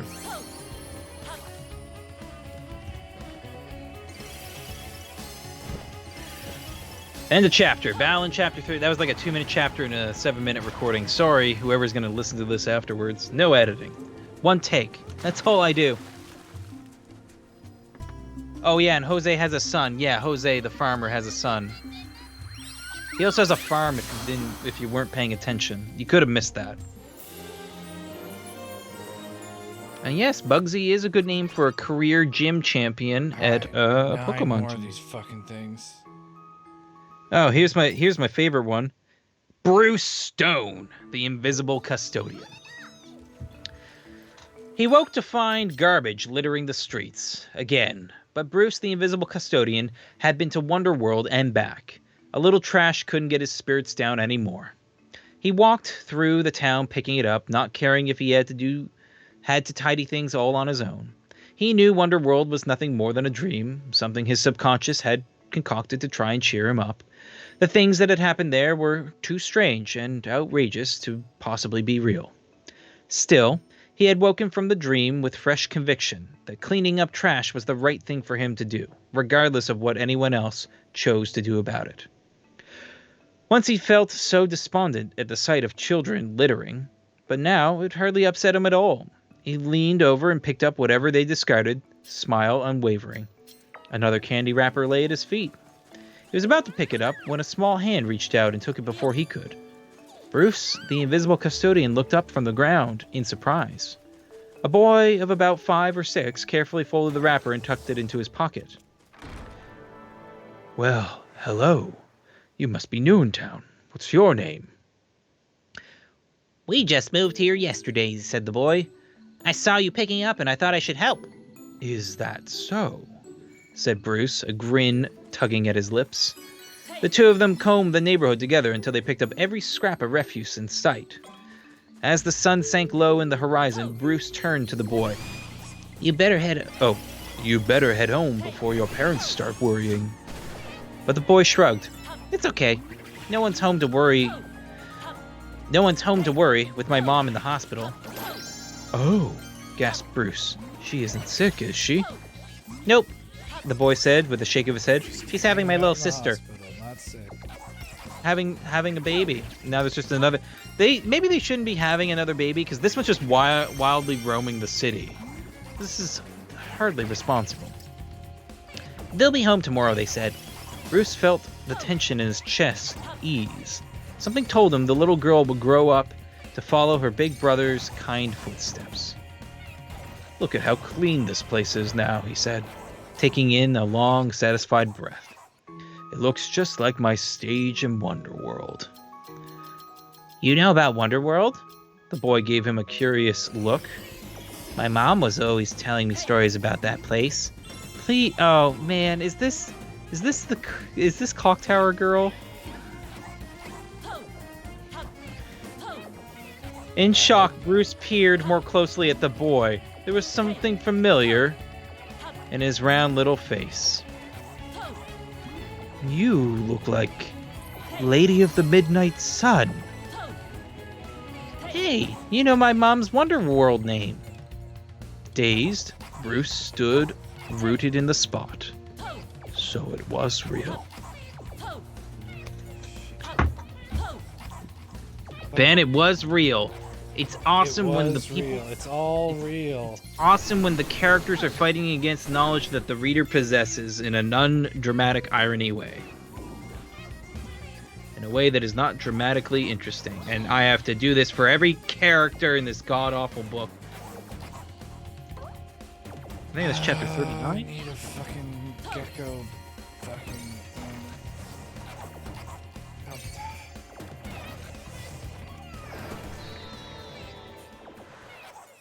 Oh, not 29, 39, chapter 39. Oh, God, I'm almost done. We're almost done, Ben. There's an hour left. There's 1 hour left on the Balan Gambit Balan section of the live stream. It's wild.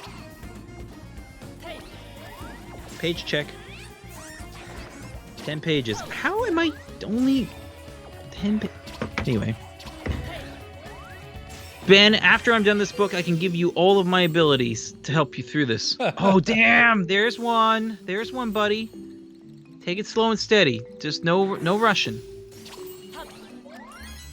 No Russian. Yeah. Because letting the terrorists attack on the Americans. That's right. Damn, look at that, Ben. You got another one. 8 more to go. You got this, dude. Woo! I have to go I'll become Spider again. I believe in you and me. We can do this thing together. What's my favorite bug? I like computer fuck, I'm not the bugs. spider. Become the spider. No, stop. Oh, God. I like computer bugs because they cause mayhem and mischief. Bam, what's your favorite bug? I like praying mantises. They're fun. Yeah? That's reasonable. Iban Bia, the Lady of the Midnight Sun. Iban Bia, the Lady of the Midnight Sun, held her newborn to her breast, grinning as she watched her son help Bruce, the invisible custodian, pick up trash. Like Bruce, Iban had always believed that Wonderworld had been an illusion, something that she had hallucinated to dull the agony of losing her loved ones. It had taken her some time to heal, but eventually she allowed herself to love again. She had even gotten married. But she was so scared something would happen to her husband, or her son, or something that would happen to her and leave them to suffer in her absence. So she'd shut herself up in her home, barely daring to leave. But she was getting better at facing those fears with each passing day. The day her son was born changed her. She wondered what her parents would say if they could see her now. Still so mired in grief, she looked at the little boy in her arms that she already loved so fiercely and couldn't bear to think of him hurting that deeply and for that long if something happened to her. That was when she promised herself that even though she would never stop missing her parents, she wasn't going to let grief rule her a moment longer. She was grateful for her time in Wonderworld, even if Balan and all the others had been nothing more than an illusion. But it was real. When she and her husband had returned home from the hospital with a new addition to their family, they found their son out front chattering with the invisible custodian. Her son told her how the two of them had been picking up litter all over town. Some of the other children had made fun of them as they worked, but eventually one, and then another, and even more of them had joined in to help. The best part was that the more the townspeople saw them cleaning up the streets, the fewer of them made litter in the first place. Lately, even the adults started helping Bruce pick up litter. With everyone pitching in, it wasn't long until their town sparked and shone, not a scrap of garbage in sight. Bruce didn't even have a family of his own, but soon came to care for Iban's son as his own grandchild. He doted on her daughter too. She's bound to be beautiful inside and out. She's bound to be beautiful inside and out, he'd say, with you for a mother. Her son would be getting out of school any minute now, though he would probably stay out until sundown with his friends, picking up litter around town. You know something, Iban? Iban looked down at... Oh, wait, hold on. You know something? You know something? Iban looked down at her daughter, asleep in the crib. She smiled. And smiled. You've got the best big brother in the world. What are the odds that the fighter and your guy are the two kids here? No, they can't be because Street Beat and the Emma kid are the same age. Cassassini, the Clock Tower Kid. Oh, wait, this is a new chapter. Sorry, gotta stop the file. Gotta do this officially. Got it. I can't fuck it up now. I've got 40 chapters recorded. Ain't screwing it up now and doubling up. I'm not editing this. Cassassini, the Clock Tower Kid. Upon arriving home from their honeymoon, Cass, the Clock Tower Kid, and Attilio, the pensive Pierrot, set down their suitcases in the foyer. They had visited a town called Eltrando. It hadn't been their plan to use their honeymoon as an excuse to go, though once they discovered it on a map, they could not. They couldn't not. Ooh, double negative. They couldn't not. Unfortunately, though they searched the town high and low, they hadn't been able to find a boy that looked like Street Beat or a girl called Fighter. Before they'd been to the theater, neither of them had ever heard of Eltrando. Before they'd been to the theater, neither of them had ever heard of the Eltrando meteor shower either. Maybe they're from the future, poised Attilio with a frown. It's possible we won't be even alive by the time they're born. I don't think so, said Cass, shaking her head. Haven't you noticed Street Beat's dance moves and the music player he used coming into vogue? Oh wait, sorry, yeah. Haven't you noticed Street Beat's dance moves and the music player he used are coming into vogue? Or at least things that are near enough to them be more than a coincidence? We're getting close to finding them. I can feel it. It's just a matter of time. Before Attilio could respond, Cass's phone trilled. Oh, it's Cal. She answered, putting the phone to her ear. What? Turn on the news, he babbled without a preamble. I have to call the others. And with that, he hung up. Attilio, lounging on the sofa, turned his head to face her. That was quick. He said to just turn on the news. Attilio hit the button on the remote. On the television, countless shooting stars streaked through the sky. Footage sent in from one of the viewers, according to small text on the corner, while a reporter chatted away about the spectacle. That's right. That's right. Okay, I can't do that voice if I'm reading that word. That's right. The El Trandos, not El Trando. Gasped. Oh, never mind. It was an actual character saying it. I thought it was a news reporter. Oh, the hardest thing to do is look ahead like 10 words to figure something out and then keep reading. That's right. The El Trandos, not the El Trando, gasped Cass. Street Beat wasn't talking about a place, but about a meteor shower. The one they named after the astronomer that predicted it. And remember, Street Beat went to the Balan Theater the day after it was over. It says it's happening all over a place called Highland Isle. I'm sure the others will remember what he said about going to the theater after El Trandos too. We have to go. Cass was right. Any of their friends from the Balan Theater watching the news would know to go straight to Highland Isle. The time difference between here and there was too great to risk calling to make sure. They might be too late if they left any later. They sprung out the front door, grabbing their suitcases as they ran. On their connecting flight, they managed to meet up with Cal, the Checkered King, Hao-Yu, the Sky Gazer, and Fiona, the Sea Gazer.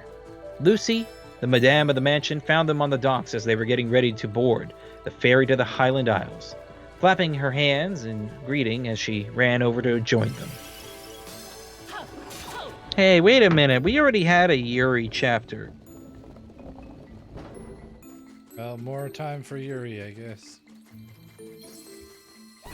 Right? Time for Yuri in Germany. Boo, I don't want to read another Yuri brand. Ugh, fucking... It's like the book finds a way to be more just tedious. It's like, okay, well, let's now go have, like, the guy, the kid chapter, and then all his friends show up. But I nope. mean, how fitting that the book should find a way to be more tedious. Because the game certainly did.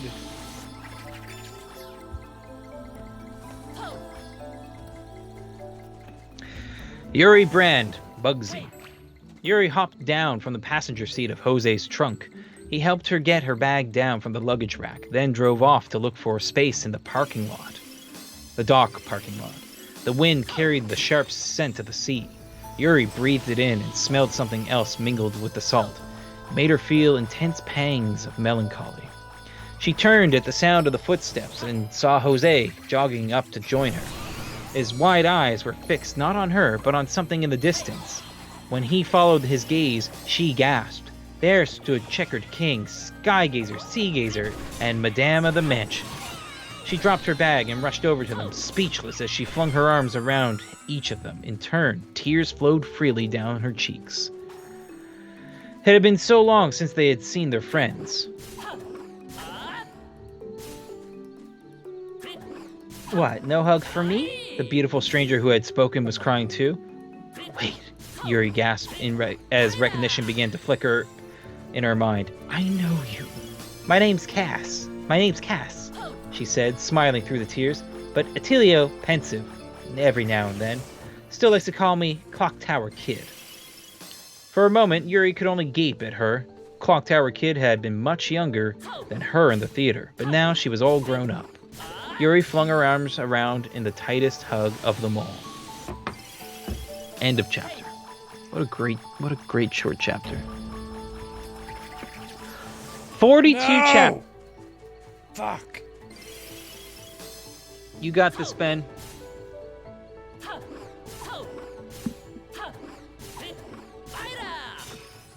5 pages.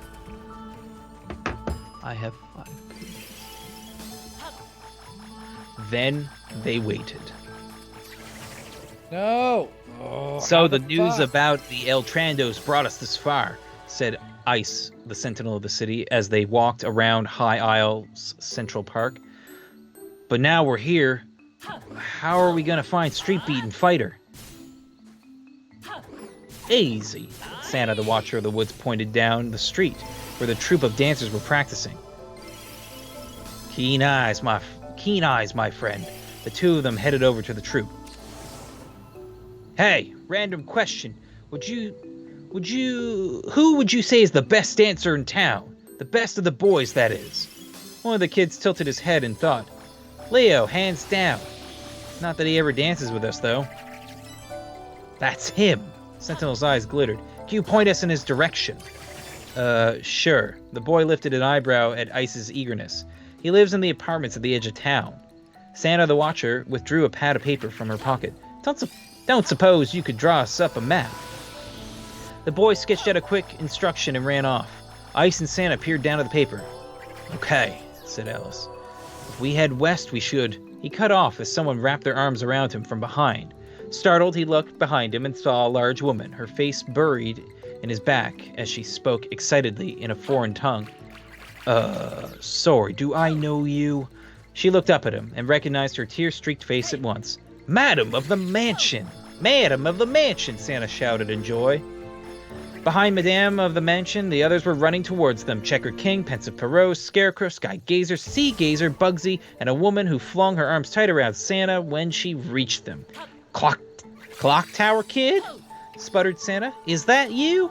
Wordlessly, Clock Tower Kid nodded. Santa returned the embrace. For a few minutes, they caught up on what happened after they all left Balan Theater. Sentinel? Watcher? Said Attillo, the pensive Puro, smiling at them. I'm so glad to see you're doing well. There's a light in your eyes that wasn't there before. Santa felt her cheeks flush at his words. I almost, relapsed, I suppose you'd call it. But Ice helped me out. More importantly, she showed them the paper with the map on it. We found where Street Beat should live. Should we go say hi? Clock Tower Kid shook her head. Not yet. We should make sure that we aren't too early. He and Fighter might have been to Balan Theater yet. Ah, good call. Plus, I bet Invisible Custodian and Lady of the Midnight Sun are coming too. I think we should wait for them, and then we can all go together. But what if those two haven't been to the theater already? Asked Clock Tower Kid. Ice grinned. Oh, they'll be there. I saw puzzled looks on their faces when Street Beat mentioned El Trandos when we were leaving. They'll definitely remember. Brightness bloomed on Clock Tower Kid's face. Then let's look for them first. There's no need, said Cal, shaking his head. Ice looked at the older man in shock. What are you talking about? They're our friends too. Of course there's a need. No, I mean look, Cal said, pointing down the street. They turned and saw Invisible Custodian and Lady of the Midnight Sun ambling along a nearby outlook. The breeze picked up, stirring their shared memories like leaves. It carried a fragrance vaguely reminiscent of Lance, or Balan, or maybe both. The sun set. The 12 of them lingered in front of an apartment building. They watched as a young boy walked out, his hands in his pockets, his gaze lowered to the ground in front of him. It was Street Beat. As he passed, he glanced up at them, but the sullen look on his face remained. He did not recognize any of them at all. He must not have been to the theater yet, Attila whispered to Cass. 15 years I've waited to see him again, she whispered. She whispered away tears for the umpteenth time that day. He was always this kind of scary big brother figure in my head, but look at him now. I can't believe what a cute little kid he is. Come on, let's see where he's going. They followed Street Beat, watched him pause, watched him turn down an alley as if some invisible force drew him onward. They exchanged glances with one another and crept down towards the alley after the two. Look! At the end of the alley, resplendent and glowing, sat the Balan Theater. 15 years had passed since Cass, the Clock Tower Kid, had last seen it. 6 for Jose the Scarecrow. Street Beat cast a glance up and down the alley, causing the 12 of them to scurry back and hide in the shadows. When they dared peek around the corner, they saw Street Beat walking into the Balan Theater. There, the 12 of them shared a smile and waited in silence. They waited as they could see Fighter, who had emerged first, watch Street Beat enter. They waited as Street Beat emerged, in a brilliant smile lighting his face. They waited as he realized the others hadn't come out after him. They waited as he realized the others hadn't come out after him, as he called for his friends in a panic. Then they waited no longer. The end. That's it. That's it. That's it, baby. That's it! What a piece of junk. Ben!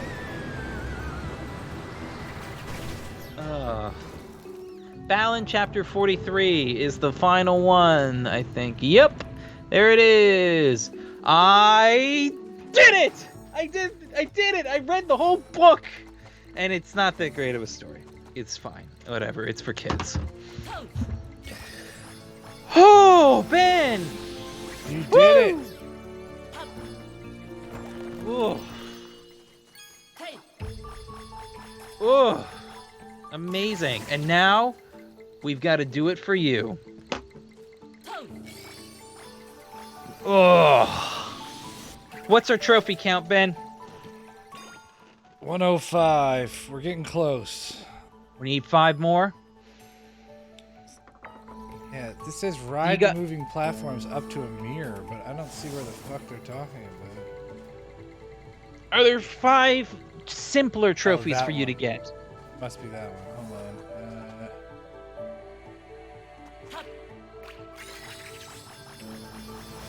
Oh, get back here, you little shit!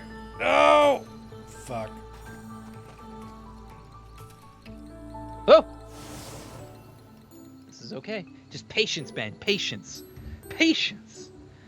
Now, I feel like I'm in a unique position here. I possess all of the Balan Wonderland Maestro of Magic, whatever the other part of the subtitle is, book in my head. I possess all the knowledge of it. I am one of the few people that can actually review this book on Amazon.com and give a good, honest review. I think I will. I will probably give it 2 out of 5 stars. Very repetitive. You got this, Ben. I don't know how to support you more, but I think you're doing things thoroughly. You just have to kill all these idiots. Okay, and yeah, you got one more. Boom. Look at that. Yes! That's another one! Alright, this shithole's done. Get me the fuck out of here. Alright, next one. How Yep, there we did go. it end? Perfect. I was in the bath. Calzone Capris, listen.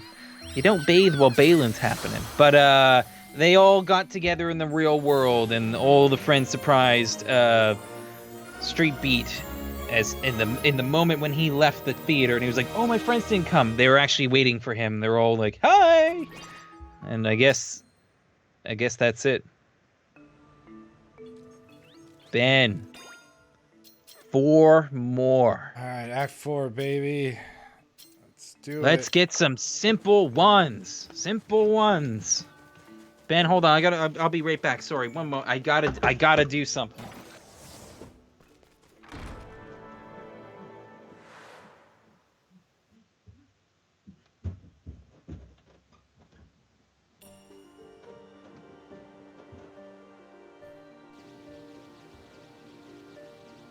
Near the boy above a fan.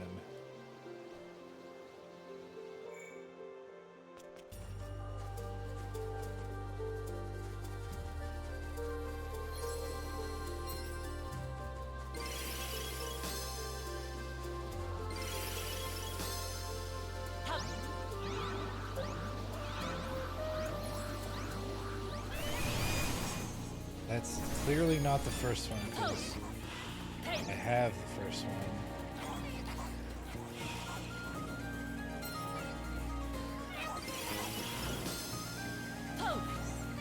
Deal with these idiots.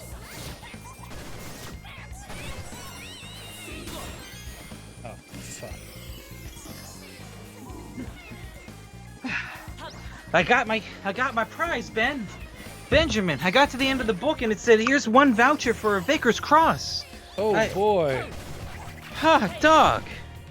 That's the hardest I've worked for a Vicar's Cross ever. Woo wee. They're gonna call me Cold One if I ever turn into one of these heartless monsters in Balan worlds. Or they're gonna call me Bottle Boy. I don't know. Anyway, So here's something fun. The statues don't line up with the guide all the time. marvelous. That's great to know. Okay, what can we do to help?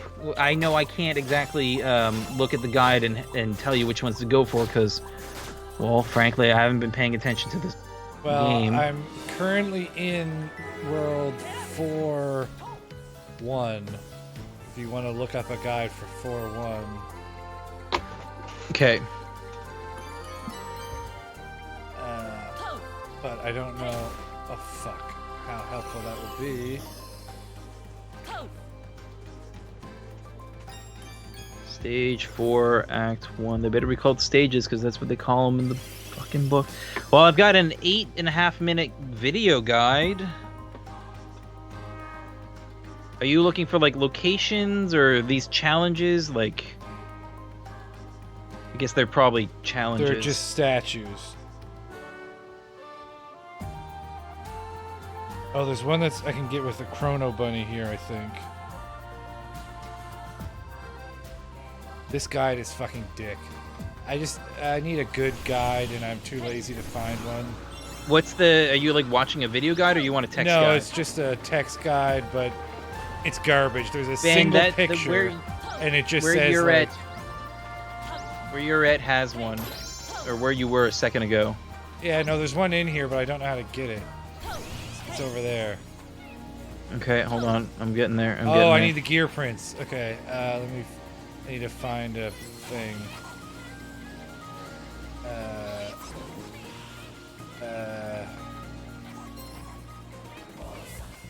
I'm gonna try going ahead.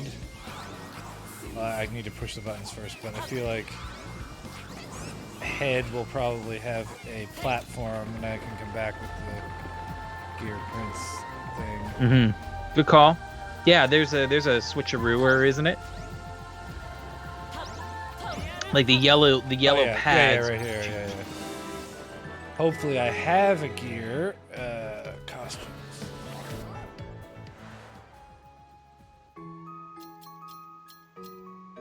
I do. Clint. Don't lose it though.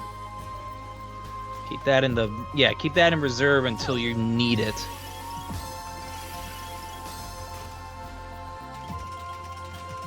Look at that, we're just smoking this.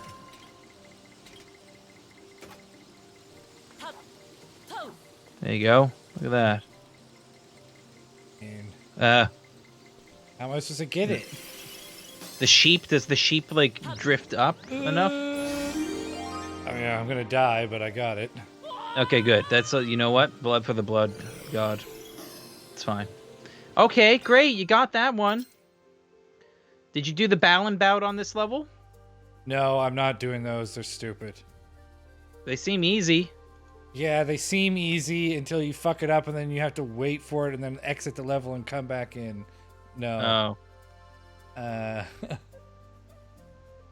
Okay. There's one here I can get with the Chrono Bunny, I think. Yeah, I'm not sure the gears. exactly where it is. No, I just did the gear. There's one with the time travel bunny.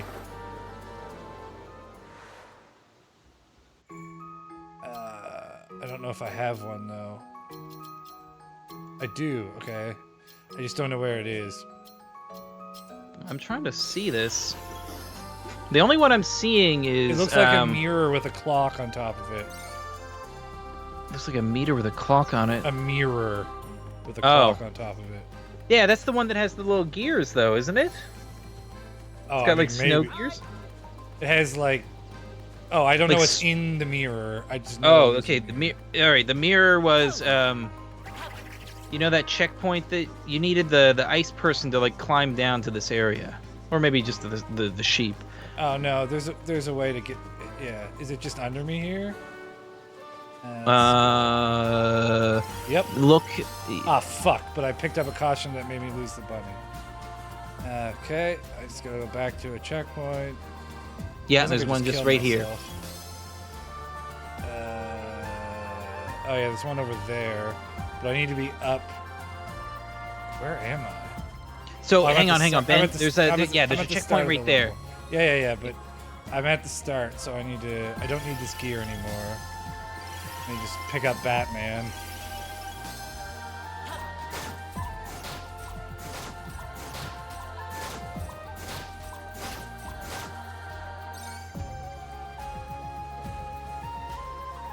And then this is where you could hold on. This is where you could get there. Ben, go back. What?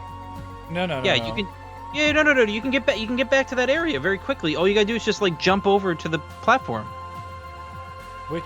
No, I'm gonna go. It was on the other side. No. Ben. I'm watching this thing. Like, go back to where the pad is there. Oh, over there.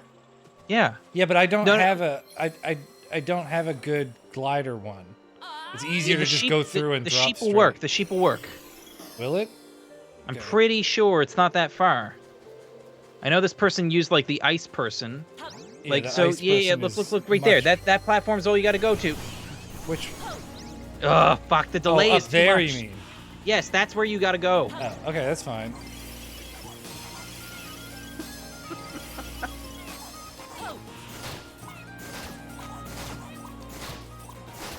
You have the bunny. No, I don't. I have to get it. Grab it. Yeah, that platform right there. That's right ahead. That's what you got to jump on.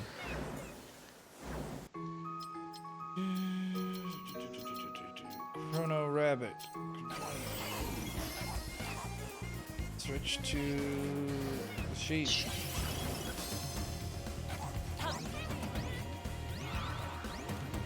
Oh, there is a little lift there. Okay, cool.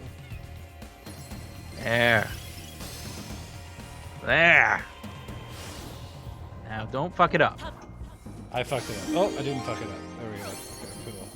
Alright, this place is done. Yes! We did it!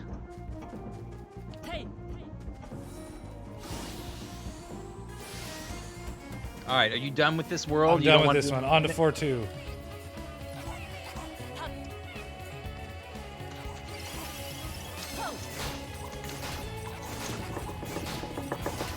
Pulling it up. We're gonna do this. We're gonna do this. Alright, how many in world... Okay, you're getting there. Alright, I'll just pause and... I only need 2 more. 2 more, Ben. We're gonna pick the easiest 2. Maybe we can trip over them.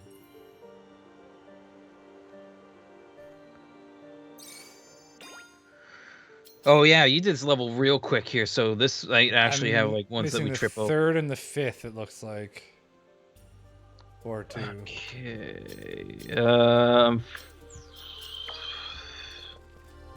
Let's see. 3rd and 5th. Assuming that the guide matches the order, because the guide I was looking at. The did guide not that I always match have the has order. the like it shows which one it is, like the positioning on that little rack. Okay, so the 3rd one. Oh, these are probably actually hard because they're later in this guide.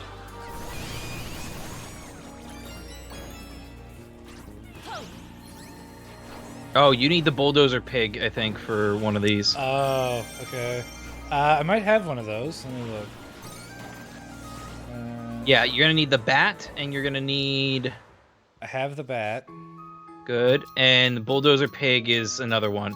Yeah, number 3 is with the bulldozer pig. have So a bulldozer that pig. happens...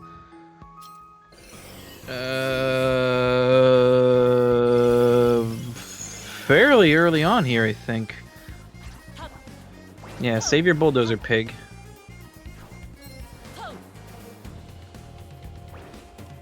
Oh, fuck. I'm gonna need Like, to... yeah, you see where that blue glyph was on that wall? I think that's where you're going with Yeah, bulldozer. but I need to get rid of some of this shit first. Laser boys.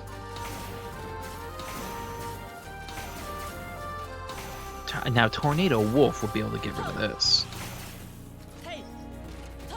Oh, Christ, what are you doing? I don't know, you said it was over this way. No, to the blue glyph over there. Get over to that area. Oh, fuck. Oh, fuck. That's fine, it's just the robot. He's infinite spawn here. The blue like over that way? Yes. Yeah. Yeah, Okay, that big blue, the blue glyph. It was not in the novel. Get into it. Grab the robot again so that I don't lose something I need. Yeah, just get another hit point. I hate to ask, but how are your controller batteries? It's plugged in. Okay, good. Damn, this guy's got some sick dodge. There you go. All right, get in there. Oh yeah, I remember seeing this brick. Yeah. All right, so that's the pad. That's the change pad there. So you should be able to do this stuff pretty easily. Make that shit go away. That's how physics works, right? Yeah, totally. Yep. And it's right there. Bada boom, baby. All right, and then the other one, I think, is in the same area here. So I need the bat. You end up needing the bat. So it looks like there's just a lot of balloons, and then there's like an island you're going towards. Yeah. Where the kid is? Or rather, you're just going towards the balloons. Yeah, just pop all those balloons. Oh, fuck. Well. That's fine. You're at a pretty close spot. Yeah, but I don't know if I have a bat. Oh, and you know what you're going to need? Oh, you're gonna need a bat. No, hold on. You're gonna need a bat, and you're gonna need a guy that jumps up high. Some sort of like, demon monster-looking guy. He's got like fiery hair. I don't think I have that. It's like a very vertical version of the Ice Lady. Don't think I have it. Okay.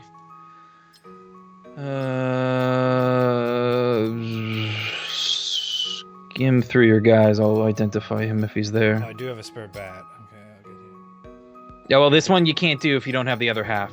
Basically, it leads you to a place where you need to get very vertical. You might be able to do it with an ice person, but I don't know how much height they actually get you. I don't have an ice person either. Right. Okay, this one might be a dead end then. We might have to do something else. I mean, that's fine. What else are you missing on this level? That's it. Okay, well, new level. On to the next one. Yeah, 5-1. Or what's my next one with a lot missing here? Hold on. Yeah, what's the next one with the most? 5-1.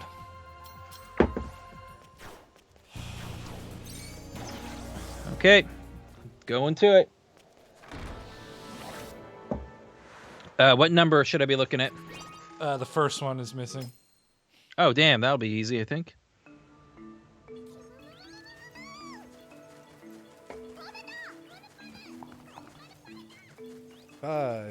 Apparently you need the frog suit or chameleon suit or something, and it's just sitting outside a home. So I think you're gonna like frog suit the your way up gecko somewhere. one? Yeah. Okay. I might not have one of those, but I can get it. Where is the gecko from?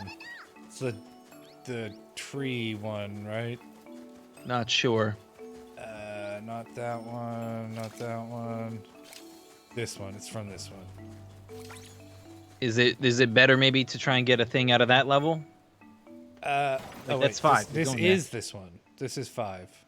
Okay, this is good. Okay, so it should be in here somewhere. Yeah, hopefully.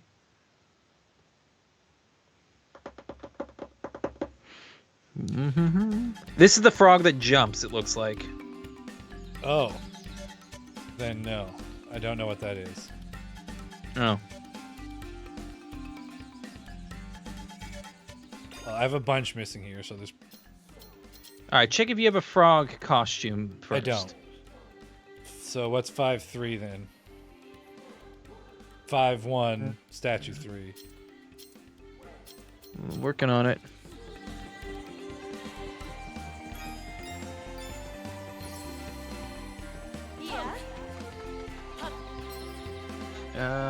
Wait a minute. Why is hacking?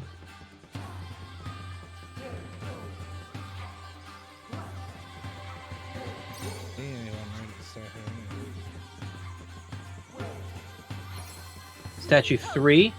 Yeah.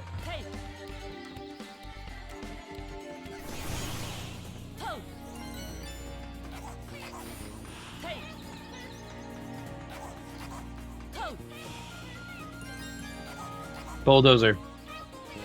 You'll need the bulldozer pig, and that looks like you might need the frog to get there, but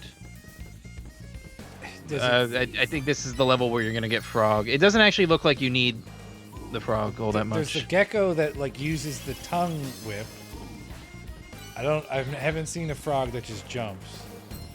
Okay, then you know what? I bet we're fine. There's a bulldozer part in this level eventually. But yeah, I'll trying to suss this out where this is. Oh fuck! Get out of here. It's like when you start seeing red cabins, maybe. Yeah, like up there, that area would probably have it.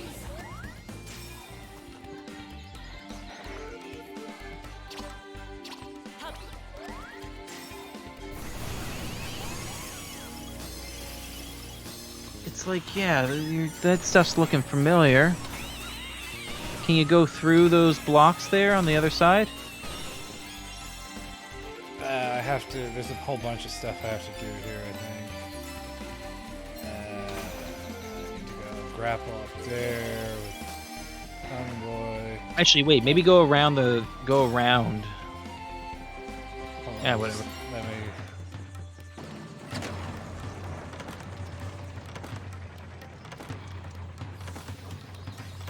Okay, that's looking good.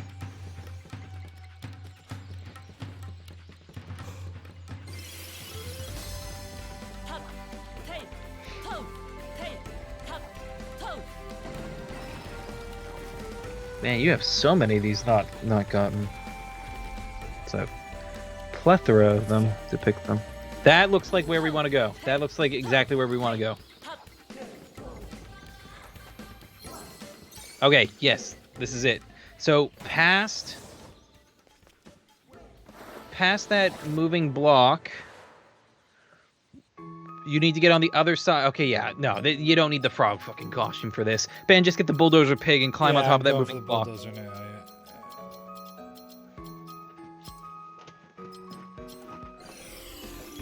Christ, don't lose it. Yeah, you see it right there. Oh yeah. Fucking change. So I do need the. No, you don't. You don't Yeah, even really need it. Just. Oh, okay. Well, great. Then we can do this. Oh fuck. But yes, that's what I have to do. You can't jump up there. You have to gecko over. Okay. Is that gonna respawn? What?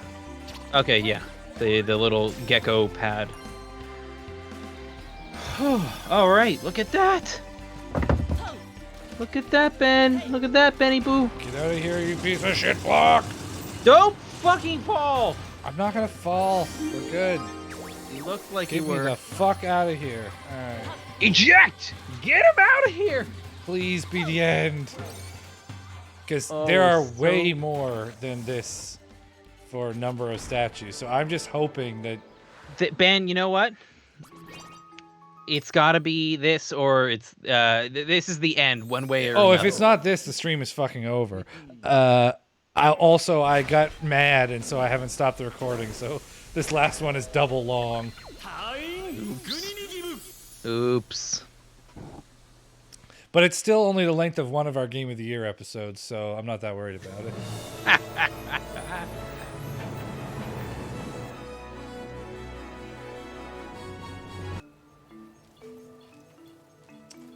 That looks final bossy. Yes! We're gonna Alright, do it! I gotta feed my Tims before What we are go. you doing? You have 15 minutes. I gotta feed my Tims. Look at them. They're hungry. You just want to see them fuck. No, I don't at all. That's what you were doing at the beginning. You were wasting so many minutes. What I want is to finish this tower and make you have to start the book over again. Oh, okay. Yeah, no, that's gonna happen. That's definitely gonna happen now. I'm already drinking my celebratory beer. Okay, it's literally gonna take too long to press all those buttons, so fuck it. I have finished Evan's lower third stuff. FYI, Evan. You'll have a new screen that you're gonna upload for your section.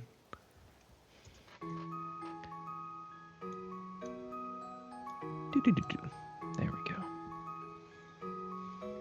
All right, what are we bringing to the final battle? Everything that shoots guns.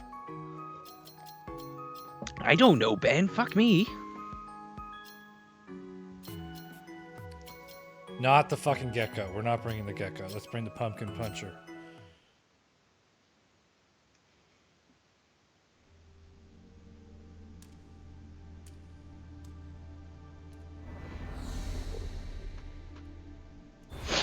And let's see.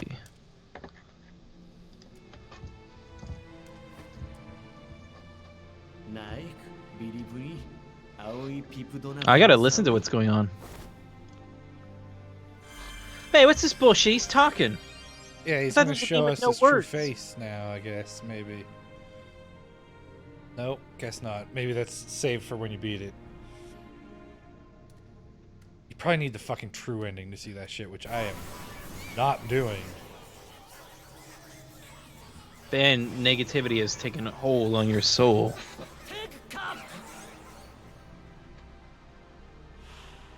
Oh. Look, it's me. Negativity. It's Ben. It's Ben. It's Ben Lan. Oh my god. What is this? Remember, he doesn't like people. They bother him. I have to Did pee you too not pay bad for this attention to shit. the book? Let me kill the bad guy so I can go to the bathroom.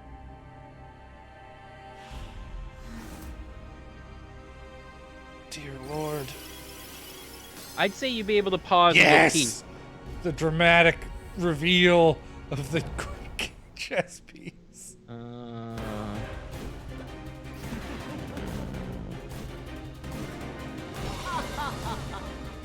That looks very Kingdom Heart.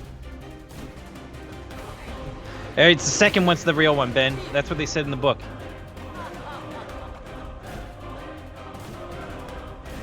It's the one that's not giving it his all. Who's not striking with as much malice. Oh, he's got tentacles. He's got floor tentacles. Yeah, watch out. I wasn't ready for floor tentacles. Ben, I literally read the entire boss fight to you. You should have known this. He's gonna shoot tornadoes out of his tentacles too, FYI. Again, in the book. Okay, well, I'm not sure how exactly to hit him, or if these guns are doing anything. I swear to God, Ben, I believe the way to hit him will be when he's doing his like 5-person strike, and you gotta shoot the one that's second in the row, or shoot him now. Can't shoot him now. Okay, when he becomes 5, the second one, whichever, there's one that's real. The middle one. It was the one with the purple beam on it, Yeah, but I don't know. but he has like a sparkliness to him when he's floating up there. All right, doing it with the pumpkin.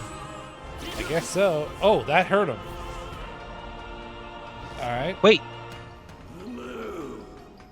The pumpkin punch is better than the android laser, I guess, because I shot him with those a lot and it didn't do anything. All right, cool.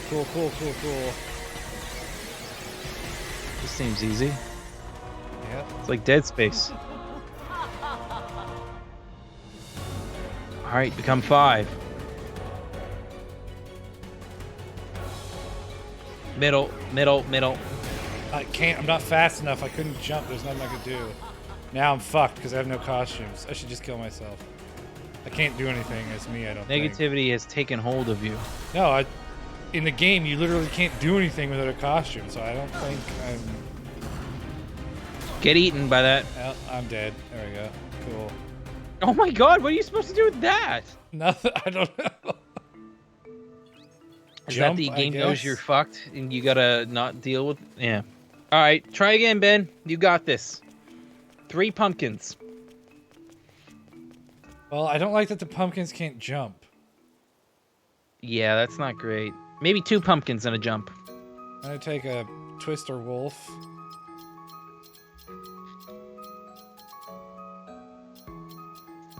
And a pumpkin.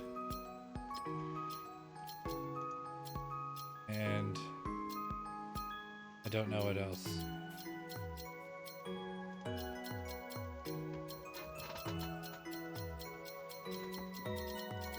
I'll do a jumpy boy. Oh, I don't have a jumpy boy. Well, then I guess. I'm gonna look up how to beat him. Beating final Let's boss. Take a spider. Oh god. My opinion is it's dog shit.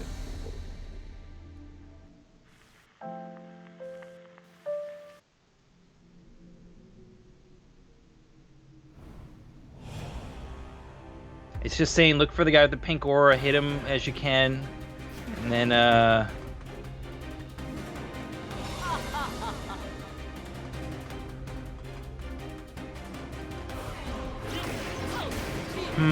Fuck, like, I don't have the. I can't shoot fast enough. maybe it's best just to dodge in that case.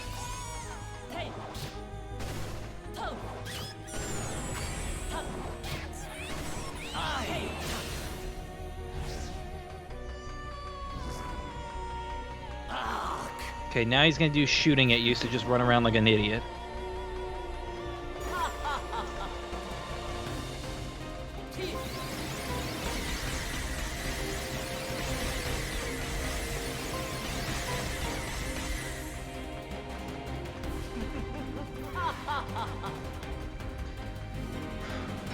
Alright, here we go, here we go, here we go, man.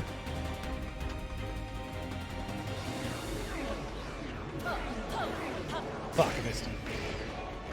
That's okay. I didn't take damage though, so. That's the more important thing. Didn't take damage. Is this the famous tornado wolf I've heard so much about? It is.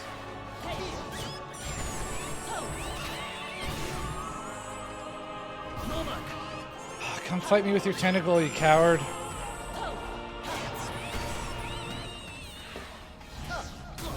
Oh fuck, he hit me. Shit.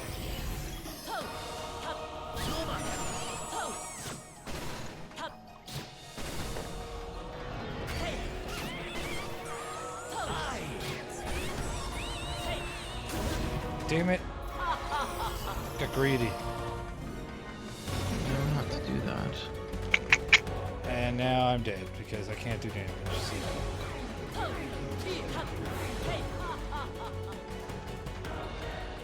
Unless this boss fight is different than the rest of the game. Nope. But I'm pretty sure I just can't do damage. Also, I think this will just kill me anyway, so. Yep. That's crazy. That's just you have no costume. Here, let me kill you. It's good that they don't like give you costumes in the middle of the fight to supplement it. I mean, I guess it's good. It's counter to the entire rest of the game. Every other boss fight had suits in the fight. Ugh. Well, we got something in our inbox. What's this? Hey, we completed 10 achievements, Ben. Hooray. Not him, the pumpkin. No. And let's try the frost giant.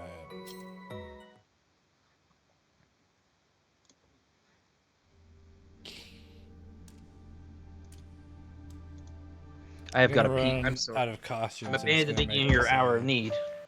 Okay.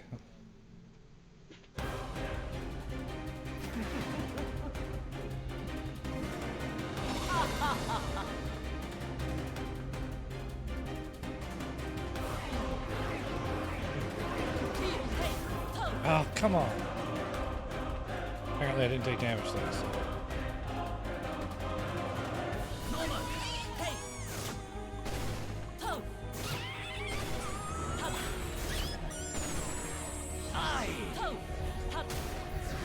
What? That's stupid. Ugh, I hate when the game doesn't explain what. Oh, cool, good. That doesn't work either.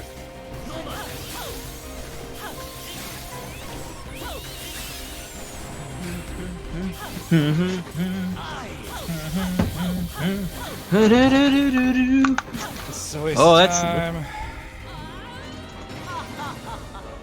Oh no, Ben! No, that costume doesn't do anything, so.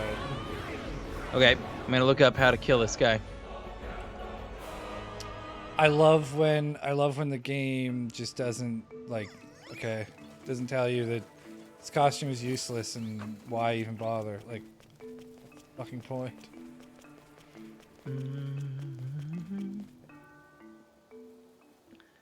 Ben, Also- should I tell you now or let you discover that this boss has 3 stages?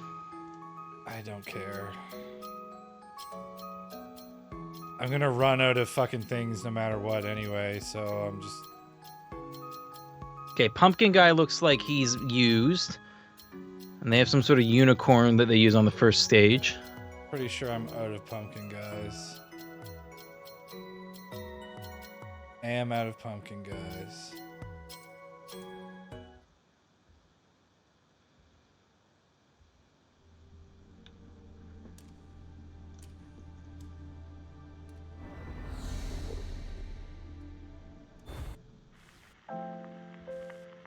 Oh, Ben, we need to see the end I of hate this. so much. That guy can't You- jump, so he's useless.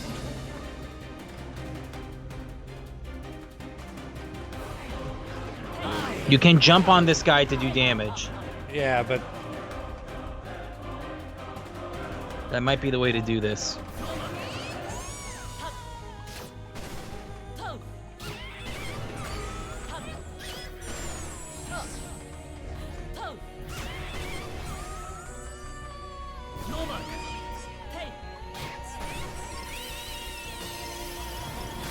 oh fuck, I'm stuck. Okay, I'm stuck. Oh really? Really? You fucking serious? That's not fun. That sucks. That is bullshit. Fuck you. Oh my god! Jesus Christ. That's funny. Candy Sweetheart in the chat throwing around a lot of reasonable takes about this game and people who like it. Candy, I don't know who you are, but you missed us reading the entirety of the novelization of this game. Finished that about a half hour ago. So Alright, it's the middle one. You missed a whenever real he treat. decides to launch. Got him. All Good right, job, that's Ben. 2 damage of Good job, 9, Ben. apparently.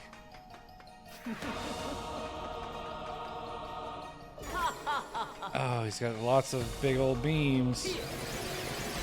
Oh, fuck. I got hit. be the clock guy. Be the clock guy. What? Be the clock guy. He's useless. They're all... The cog guy can jump, so... Oh, okay. Never mind. Sorry. I thought he couldn't even jump.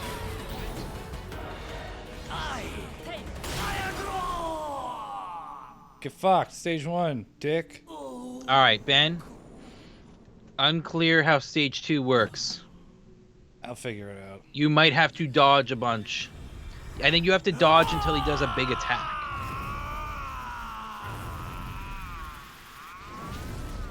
So, whatever you do, just keep fucking dodging.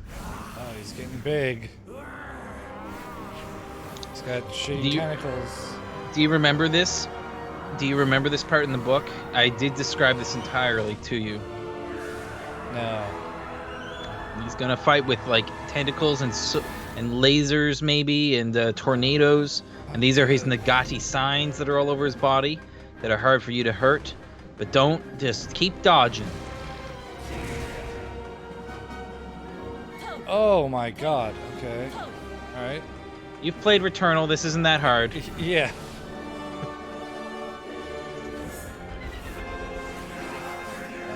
What am I looking at here? You're looking What the fuck is this?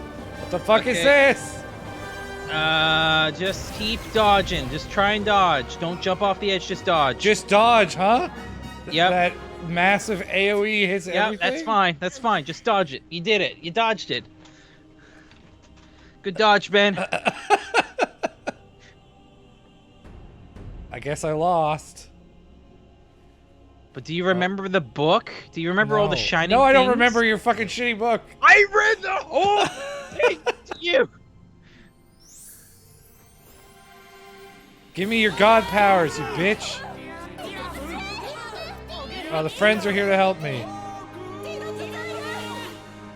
Ben, this is it. They're gonna lend you their power. Oh, so this is just Undertale. Got it. No, Okay. it's not. Just don't fuck it up now, though. Seriously, I don't know how this works if you fuck this up.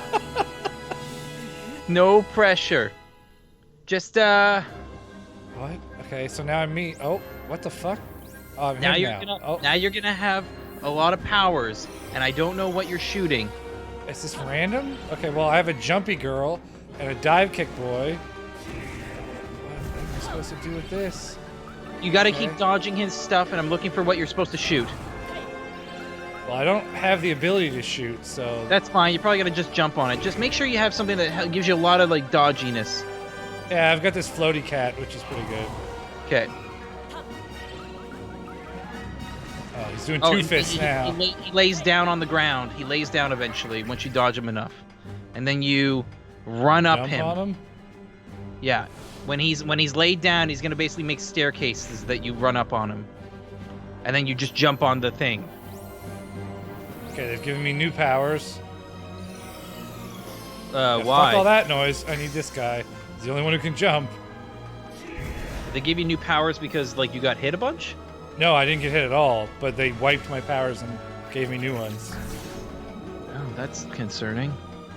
I would have rather keep the float cat, but Yeah. okay, well, he seems confused by my invisibility and is just shooting randomly, so I don't have to hit that mask, do I? No, not according Okay. to what I'm seeing.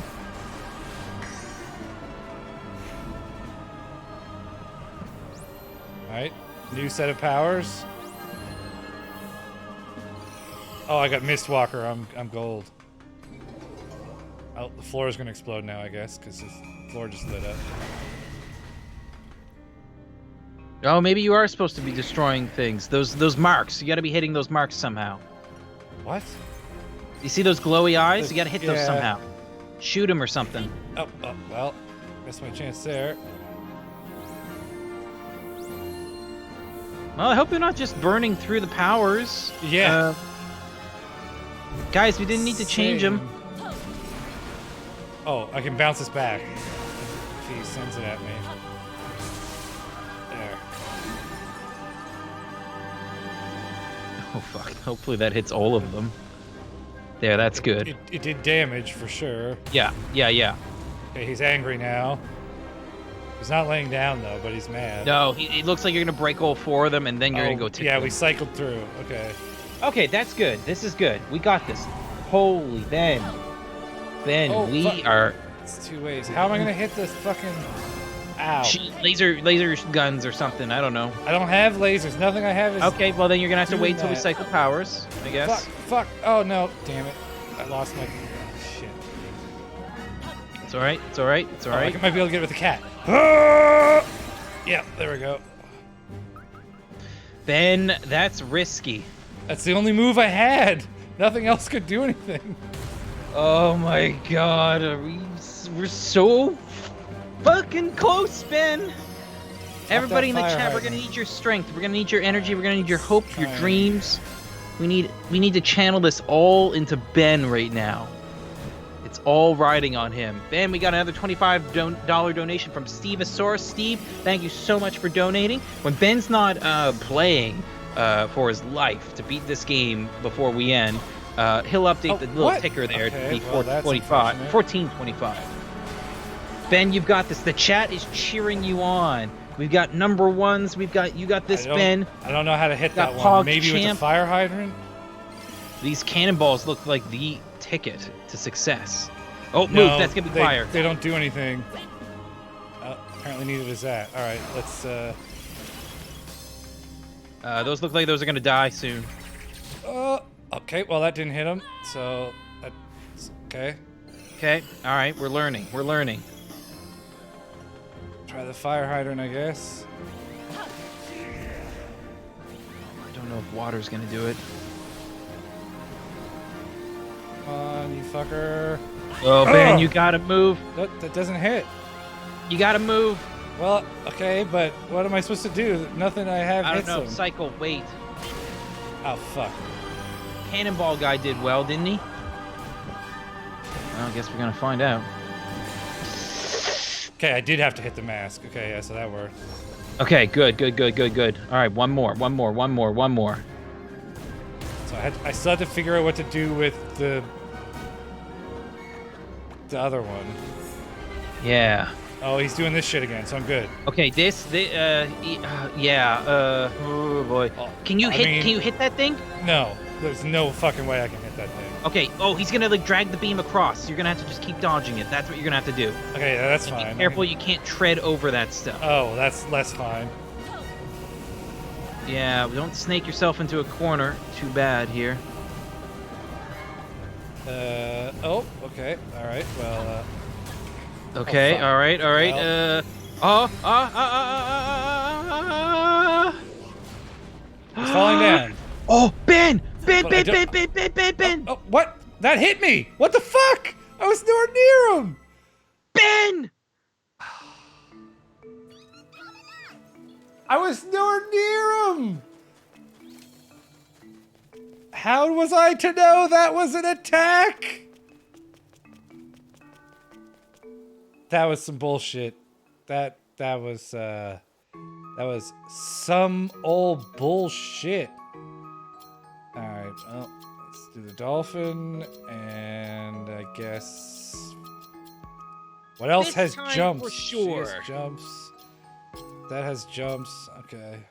Ben, what is it that they say in Undertale? It's all about determination. You just Yeah. keep getting back up. You get back in there. You show Nalab, also known as Lance, who's the boss of Wonder World.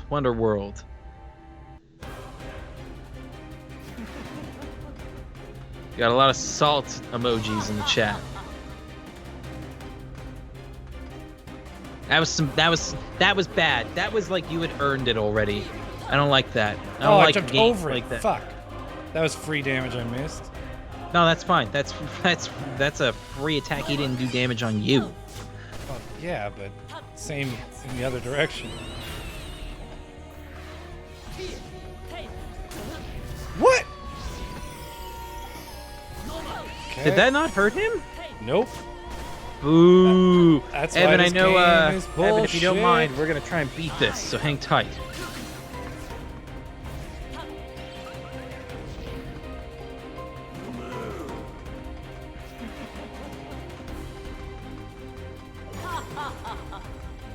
Future beams, you fuck.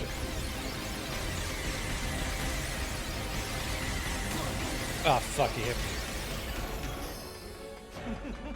I wasn't sure if I could walk over where he shot already or not. Now I have to deal with this cheetah bullshit. Oh no! Just randomly being fast. Yep. Well, that's surely a good thing. Well, so it didn't take damage, but I didn't do damage either.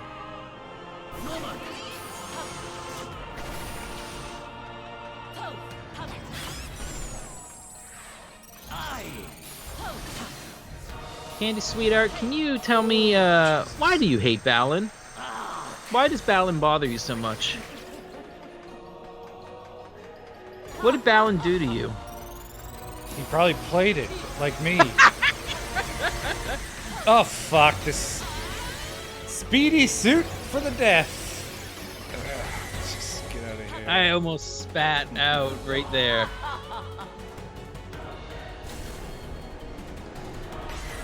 Candy, does that mean you played the whole thing? Candy, are you in the Discord? I don't know who you are. Rather, I should say not in. Are you from the Discord?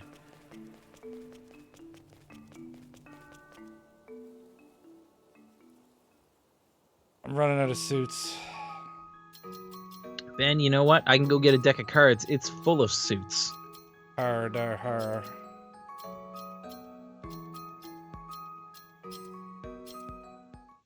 Dre Dog is suggesting, Ben, that you need a Vickers Cross to perk you right up. Now, Ben, I know for a fact all you've been eating all day are Swedish berries and Sour Patch Kids.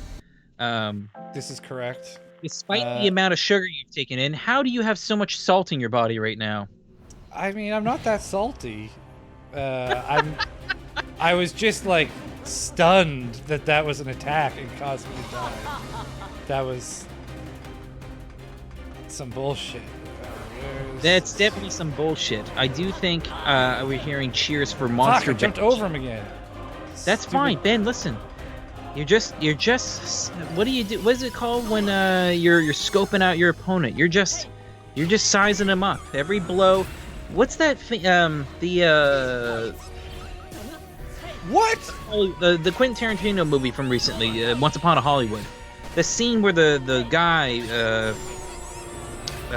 Brad Pitt character, I can't remember, the stunt double, he's getting in the fight with Bruce Lee, and it's a best of 3 that he's doing. In an interview that Quentin Tarantino gave about the psychology of that scene, the Brad Pitt character is written as he's gonna just lose the first fight on purpose to size up his opponent and figure out what's going on. What's his move? What's his play? What's he gonna do? And to also instill false confidence so that in the second round, going into it with actual knowledge of his opponent, he can just slam dunk the guy immediately and then have him on complete edge for the third, knowing exactly what his moves are. And you're doing that right now. You're just sizing up Lance here. You're just bullshit. Figuring out what he's got. And what he's got apparently is physics powers to pop around. Okay, that's a slightly salty moment. All we gotta do is get to the second round, and then you got infinite powers. That's all we gotta do. So if that means we gotta spend 1 costume per hit, then so be it. Because we're gonna win I got 2 hits on him. One. I just need to hit him one more time. There you go. Then that's all we need. Just need 1 more, and we got 2 costumes. Just remember to dodge those tentacles. Okay, that's just didn't hit. That's fine. Kill these little. What the fuck? Okay. I'm extremely floaty. Oh god. Oh Jesus. Just keep your distance on that. Okay. Well, I need to get rid of some of these guys. Why am I so floaty? I don't know. You're Bugsy bee. You're Bugsy. Man, suck it. There we go. We got to the 3rd round. Okay. Well, actually, you got to just survive whatever happens here for a second.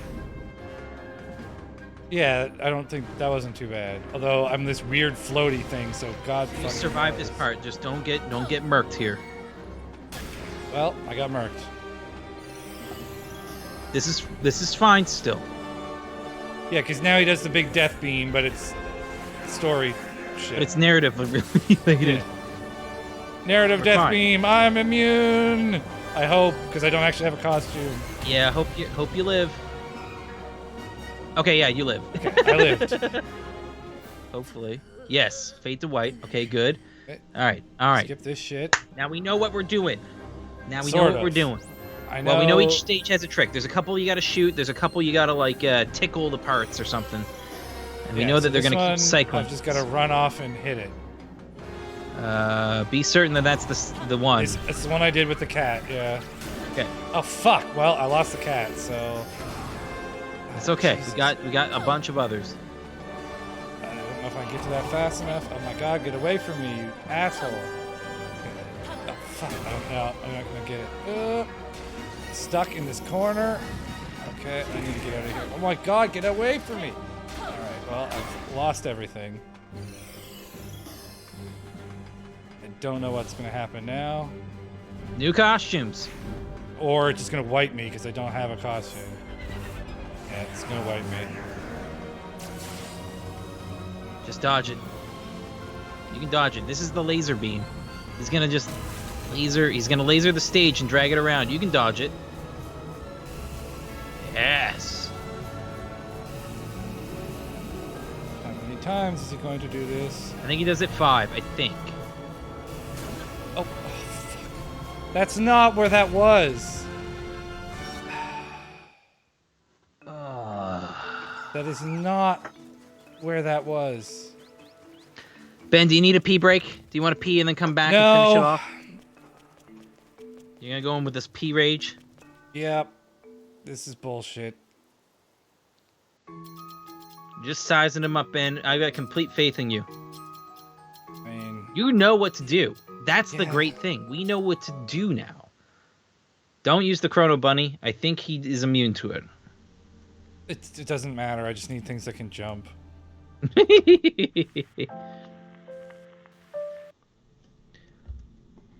Ben, good news. We're at $1,425 raised. The sweat and suffering you're producing right now is making bank for the kids. What the fuck? Why am I so high? Well, take the hit. Boom! Eat shit, Lance. You dipshit. Yes. Dre Dog's 7-year-old child has apparently played this game at a friend's house. Dre Dog, that's amazing. I wonder I what hope they they think of beat the it. game. I wonder if they read the book too, because you know,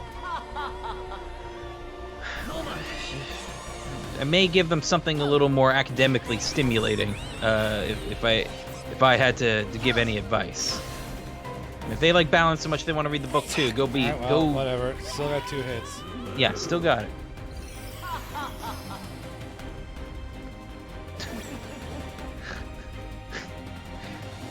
Christopher in the chat says, did they have to use a Mad Catz controller for the ultimate insult?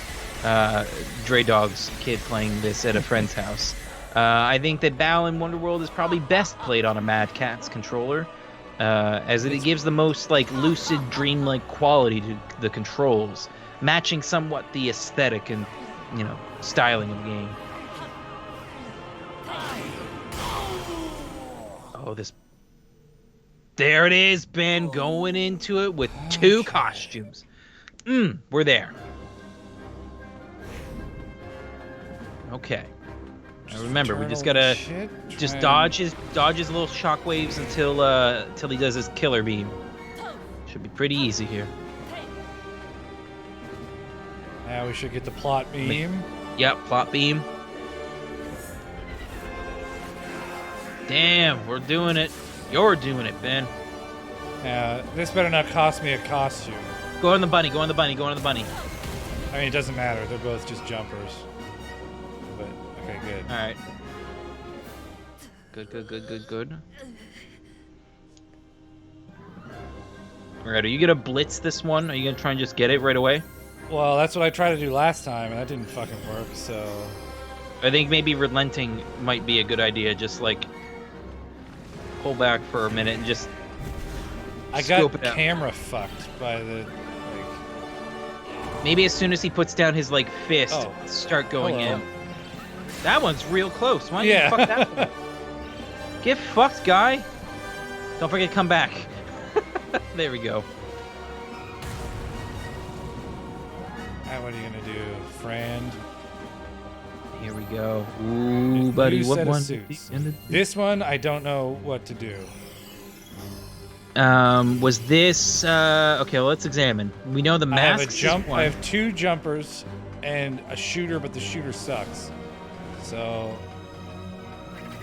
I can try and just, or is this the mask one? This is might be the mask one.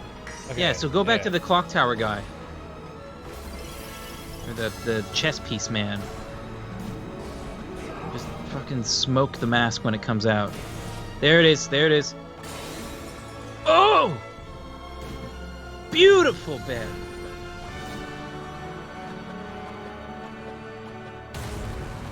Pixar, Candy baby, Sweetheart, look at me I- hop, just like that Candy lamp. Sweetheart, to give you the quick explanation, we certainly don't love Balan here, but we're enjoying the moment of triumph over a challenge. Balan is but a piece to be conquered, and we are winning. We're going to see Ben put the stake through Dracula's heart here, and we're going to be champions over it. This one. No I'm need not to sure. just piss rage the whole time. Pissing rage is exhausting.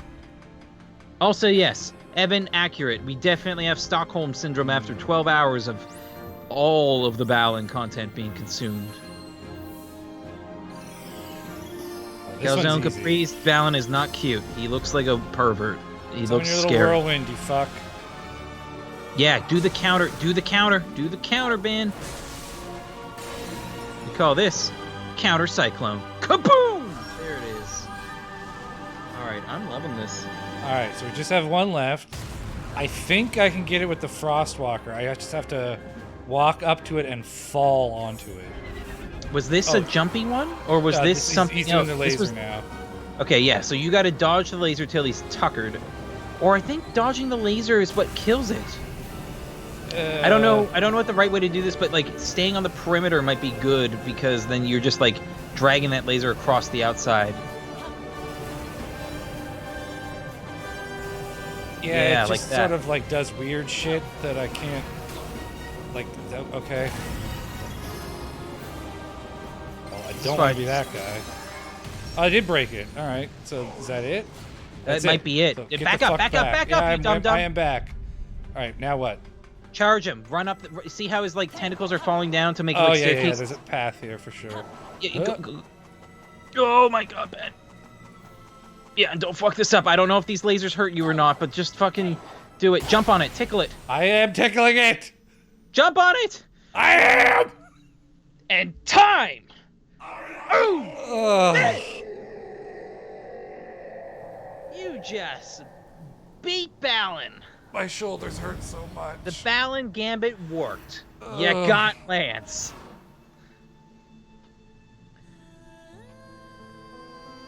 Hey, There look, he it's is. that anime fuck. Oh, he's got the little tear and everything.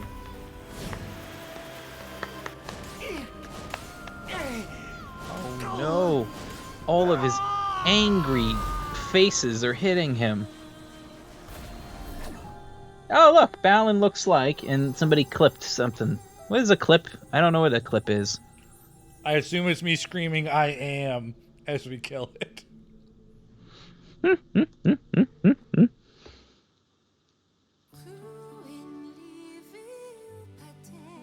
Alright, I gotta listen to this, Ben. Is there any good music happening? No, it's terrible. But wouldn't the best part of this be like when the final boss is beaten and you have a dance show with him?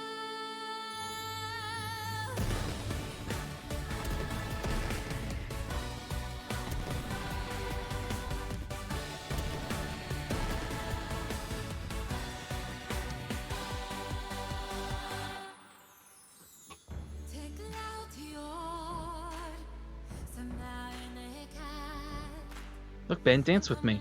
Let's all dance. Let's do the Balan dance. Let's all dance. Come on. Let's balance it out. Did you know, Ben? Did you notice that his whole shtick is about achieving balance in World, and his name is Balan, and the other guy's name is Lance. Did you notice that connection? I honestly did not because the game's too fucking bad. I was not listening to his name. I was just trying to finish this fucking garbage. Yes. Candy Sweetheart, dab on him. Oh. Ugh.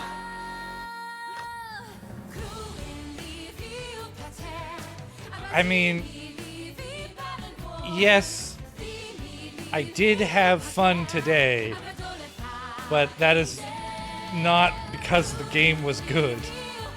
Much like going through boot camp might be fun nostalgically when you reflect on it, this is fun in the same way. Today was fun. This game was not why today was fun. Yeah, today was fun because two fellas on the internet, did 2 stupid things. There's a third fella that's gonna do a third stupid thing here in a second, guys. So stick around. Yeah. And yeah, no, it's more. This Balan is but a vector by which charity and fun could happen, and on or around. Not Exactly. through. The fact that we've raised 1,400, I believe, US dollars. for charity. $1,425 US. Oh, another donation has come in. Yes, I believe it was Stevosaurus. You were in the depths of despair a few moments ago when that came in. I acknowledged it. You were busy. I did hear you say thank you, Stevosaurus, but I did not put the donation in. What's Balan saying right now? There's no I subtitles. don't know.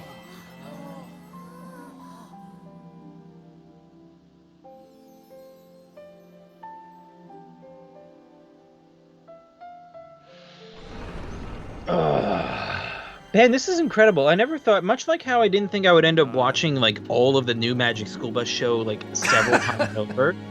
I didn't think I would ever in my life consume all of the available Balan Wonderworld content, and still at the end of that, not be able to remember that it's not Wonderland, but rather Wonderworld. Just goes to show that you should have a group meet to discuss what flows off the tongue a little better before you publish it. Seriously, it should be Wonderland, but there must be something that's caught them up like copyright wise, where it's like don't put Wonderland. The Alice people are gonna sue us. Oh, he's crying out of his hat. Look at him. Oh God, that's scary looking. Oh, I just took a bunch of screenshots. Oh, sell his tears, take him back to the real world, and chain him up somewhere and make him cry for money. Oh God, that's creepy looking. Oh, he's taking his hat off. Look at him. Such an anime boy. He looks just like Lance, but how can that be? Bye, girl we never met. See ya. Yeah. So the way it ends in the book is kind of like, it's a little ambiguous. Fate is sealed for Balan here. He will become Lance one day, and there will be a new Balan made by him to achieve harmony in Wonderworld.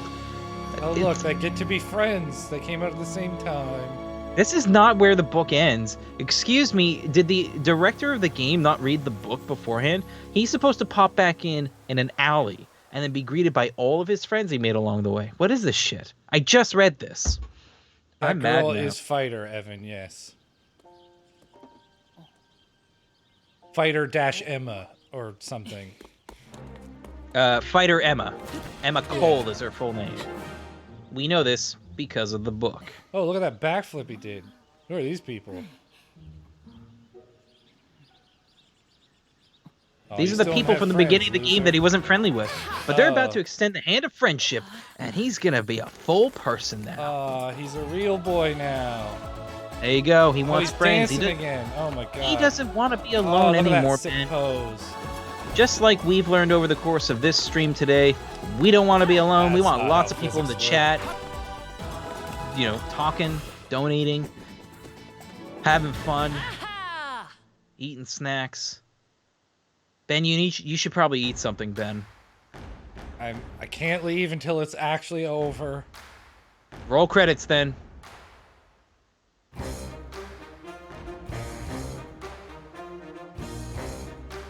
Bows. I have to go to the bathroom. I'll be back for closing bow, notes or bow, whatever, gotta but bow. I must run. There you go. There we go.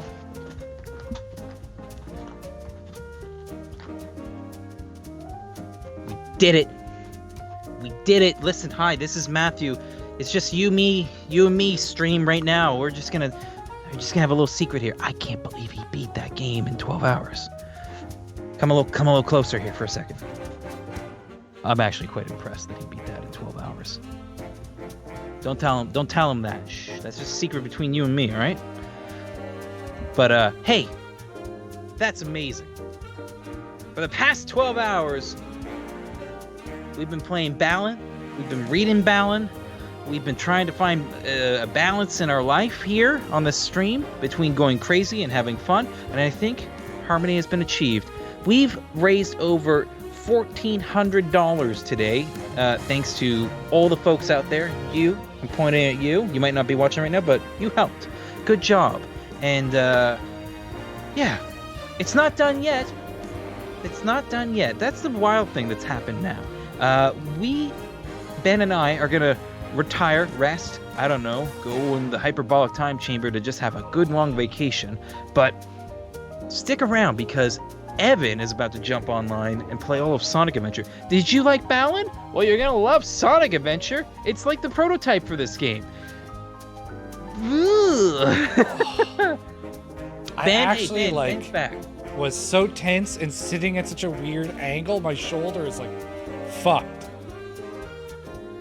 Oh. Yeah, the couple of times I've stood up here, I felt like, whoa, I have legs and spine and kidneys. Like, I have more than just, like, my mouth and my hands.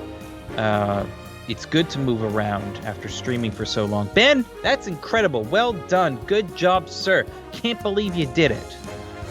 I'm not done yet. Why not? What do you mean? I lost my bet. I have to make my donation. Oh, that's right, Ben. And for the viewers, can you remind them what was that bet donation thing that you had going with Tim?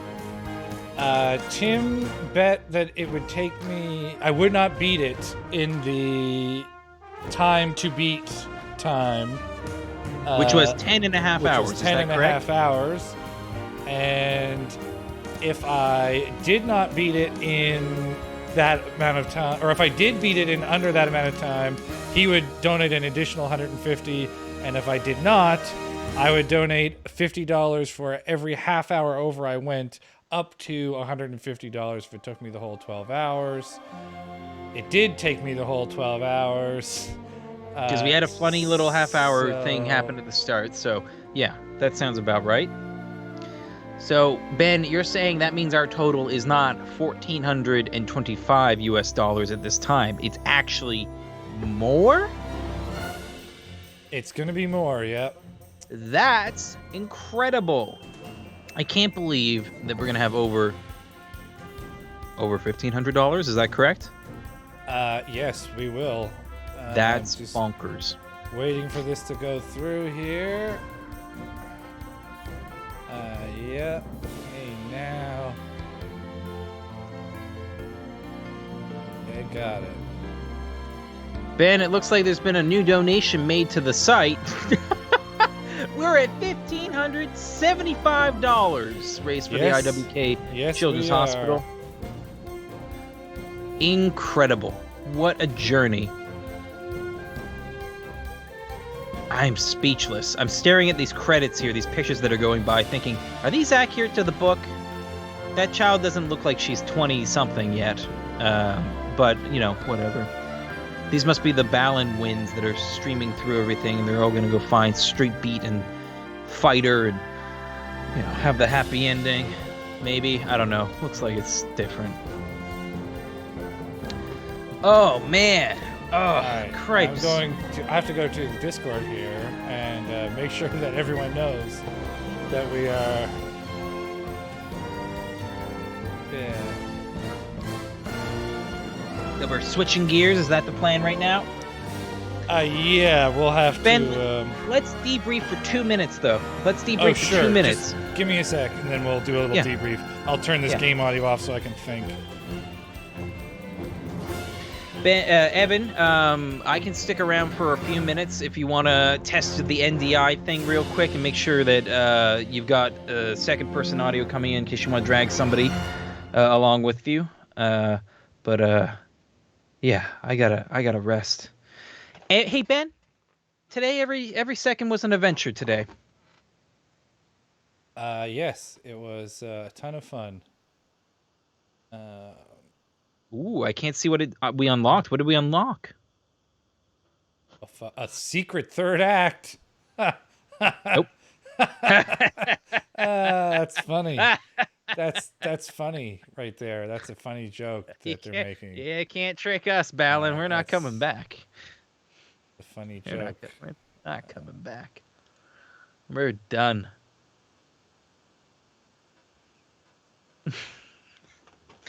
As if. Well, you know what? It might be that they cut all those levels and put them as an unlock for afterwards because, like, in testing, they got a lot more. This game is tedious comments if they included 3 acts before, uh, before publishing it. Ben, what did you type in the Discord? Which, by the way, folks, hey, listen, if you want to come join, hey, Ben and I are from Hopped Up Gaming East. You might be able to figure that from the name of the channel. It's a podcast. Put something out every week about beer, video games, and everything in between. If you want to come join the community and somehow you've arrived here, not from the community already, go over to bit.ly/hoppedupdiscord. You can come join us, come join our West Coast compatriots, and all the folks in between. We've got lots of fun stuff happening there. We got chats for each of the podcasts. We got specialty chats like about good movies or board games or things to eat and drink. It's a good little group. So come on over. bit.ly/hoppedupdiscord. Oh. Yep, that's true. All that is correct. These are all correct. So Ben, what did you type into that old Discord? Everyone here, we have 425 USD from Evan. Oh. So wait, is the Sonic... Evan, did you actually commit to the Sonic tattoo thing? Like, Ben just typed... You responded after Ben typed something in the chat, meaning you at least tacitly consented to it because you did not refute it in the chat. So if I'm reading this correct, we may be $425 away from Evan getting it to we are $425 away from Evan of Hopped Up Gaming East getting a I'm seeing it here, a Sonic tattoo. Whether that means Sonic the Hedgehog or an associate of Sonic, I don't know. But from the Sonic verse, the speed verse, we may want to call it, because he gotta go fast. So, Ben, let's debrief super quick about Balan, and then we're gonna hold down the stream to make room for Evan, so he can get the Nightmare Train back fueled up and ready to go. No, Ben, what are you doing? Don't click the button. They told me to go in and look. Nope, there was just one person that told you to do that. You don't have to listen to them. Yep, there's a 3 everywhere. Yep, that sure looks nice. There's a 3 in all the spots. Ben, did you like this game? No. Ben, what did you like the most about this game? The fact that we raised $1,500 by playing it. That was always my condition for playing this, was that we needed to make more money from me playing it than I spent on buying it. Ben, what was the thing that they could have done to this game to improve it for your own personal enjoyment? And please exclude not publishing it. Is there something it's positive feedback time or critical feedback time, constructive feedback time? What is something they could have done to this game to kind of smooth the rough edges over it? Well, putting a story in it would help. It actually, like, the one button doing everything was not as big of a pain in the ass as I thought it was going to be. It was mostly, like, simple enough that it worked. Like, it didn't really feel like it was super hamstrung. But, yeah. My brain is a little fried here. Yeah, I'll. You know what? That's fine. I'm gonna leave you with just 2 more questions. We read the whole book today. You were obviously concentrating on the game, and I was concentrating on the book. From what you could absorb of me reading it all day today, what would you say is the better product? Should somebody want to engage with the Balan verse? Should they play the game, or should they read the book? Read the book. It will take you less time, and you'll know what's happening. And with that, let's close on a comment about the book. Ben, what's your review of the book? You've listened to the whole thing by a professional voice actor, me. I've been paid to do voice work in the past by my work. So I count that as a professional voice actor. What do you think about this as an audiobook? Is it worth engaging with? Is it repetitive? Is it a fucking nightmare to listen to?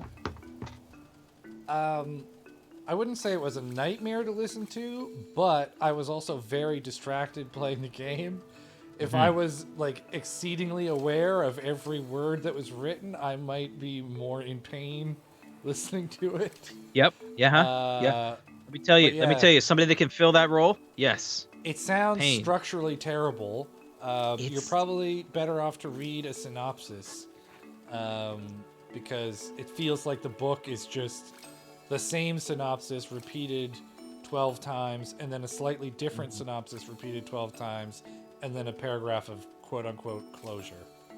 If I may, it reads almost like a wiki for multiple entries of a character in an anime where there's a happy ending. So it's like, here's the entire plot for this character, which is like 80% copy paste from like the broad plot, and then they edit it for like their perspective. Yeah. And then there's you hit the nail on the head. I think the unifying criticism of all the balance stuff is structurally they are a nightmare of repetition, and maybe that's what they intended. They wanted this repetitive thing that you work through to find catharsis at the end when everyone's able to walk away from their mental health issues with no struggle or effort. Or maybe there's some ulterior meaning to it all. I don't know. But yeah. It's repetitive. Ugh. Sure is. Although And with speaking that- of repetition, Yes. Why don't we just do another 12 hours? But it's Evan this time. yeah, I was gonna say though, there is this third act. I'm sure as fuck Nope, not doing bye. it today. Bye. I'm sure as Bye. fuck not doing it today, later. but if people want to Stop the throw recording, another man. $1,500 at me, maybe next year. Oh, Matt is leaving the basement. He's moving the camera. Matt is gone. All right. I am going to... I'm going to shut this stream down, and Evan will be on shortly. Thank you for hanging out. Thanks for joining, everyone. It was swell to hang out with you all day. Thanks so much for raising all that money. Stick around for Evan. We'll see you in a little bit. Yeah, Bye. this has been a blast. Goodbye, everybody. As soon as I awkwardly get over here and press the stop streaming button, I'm now pressing the stop recording button.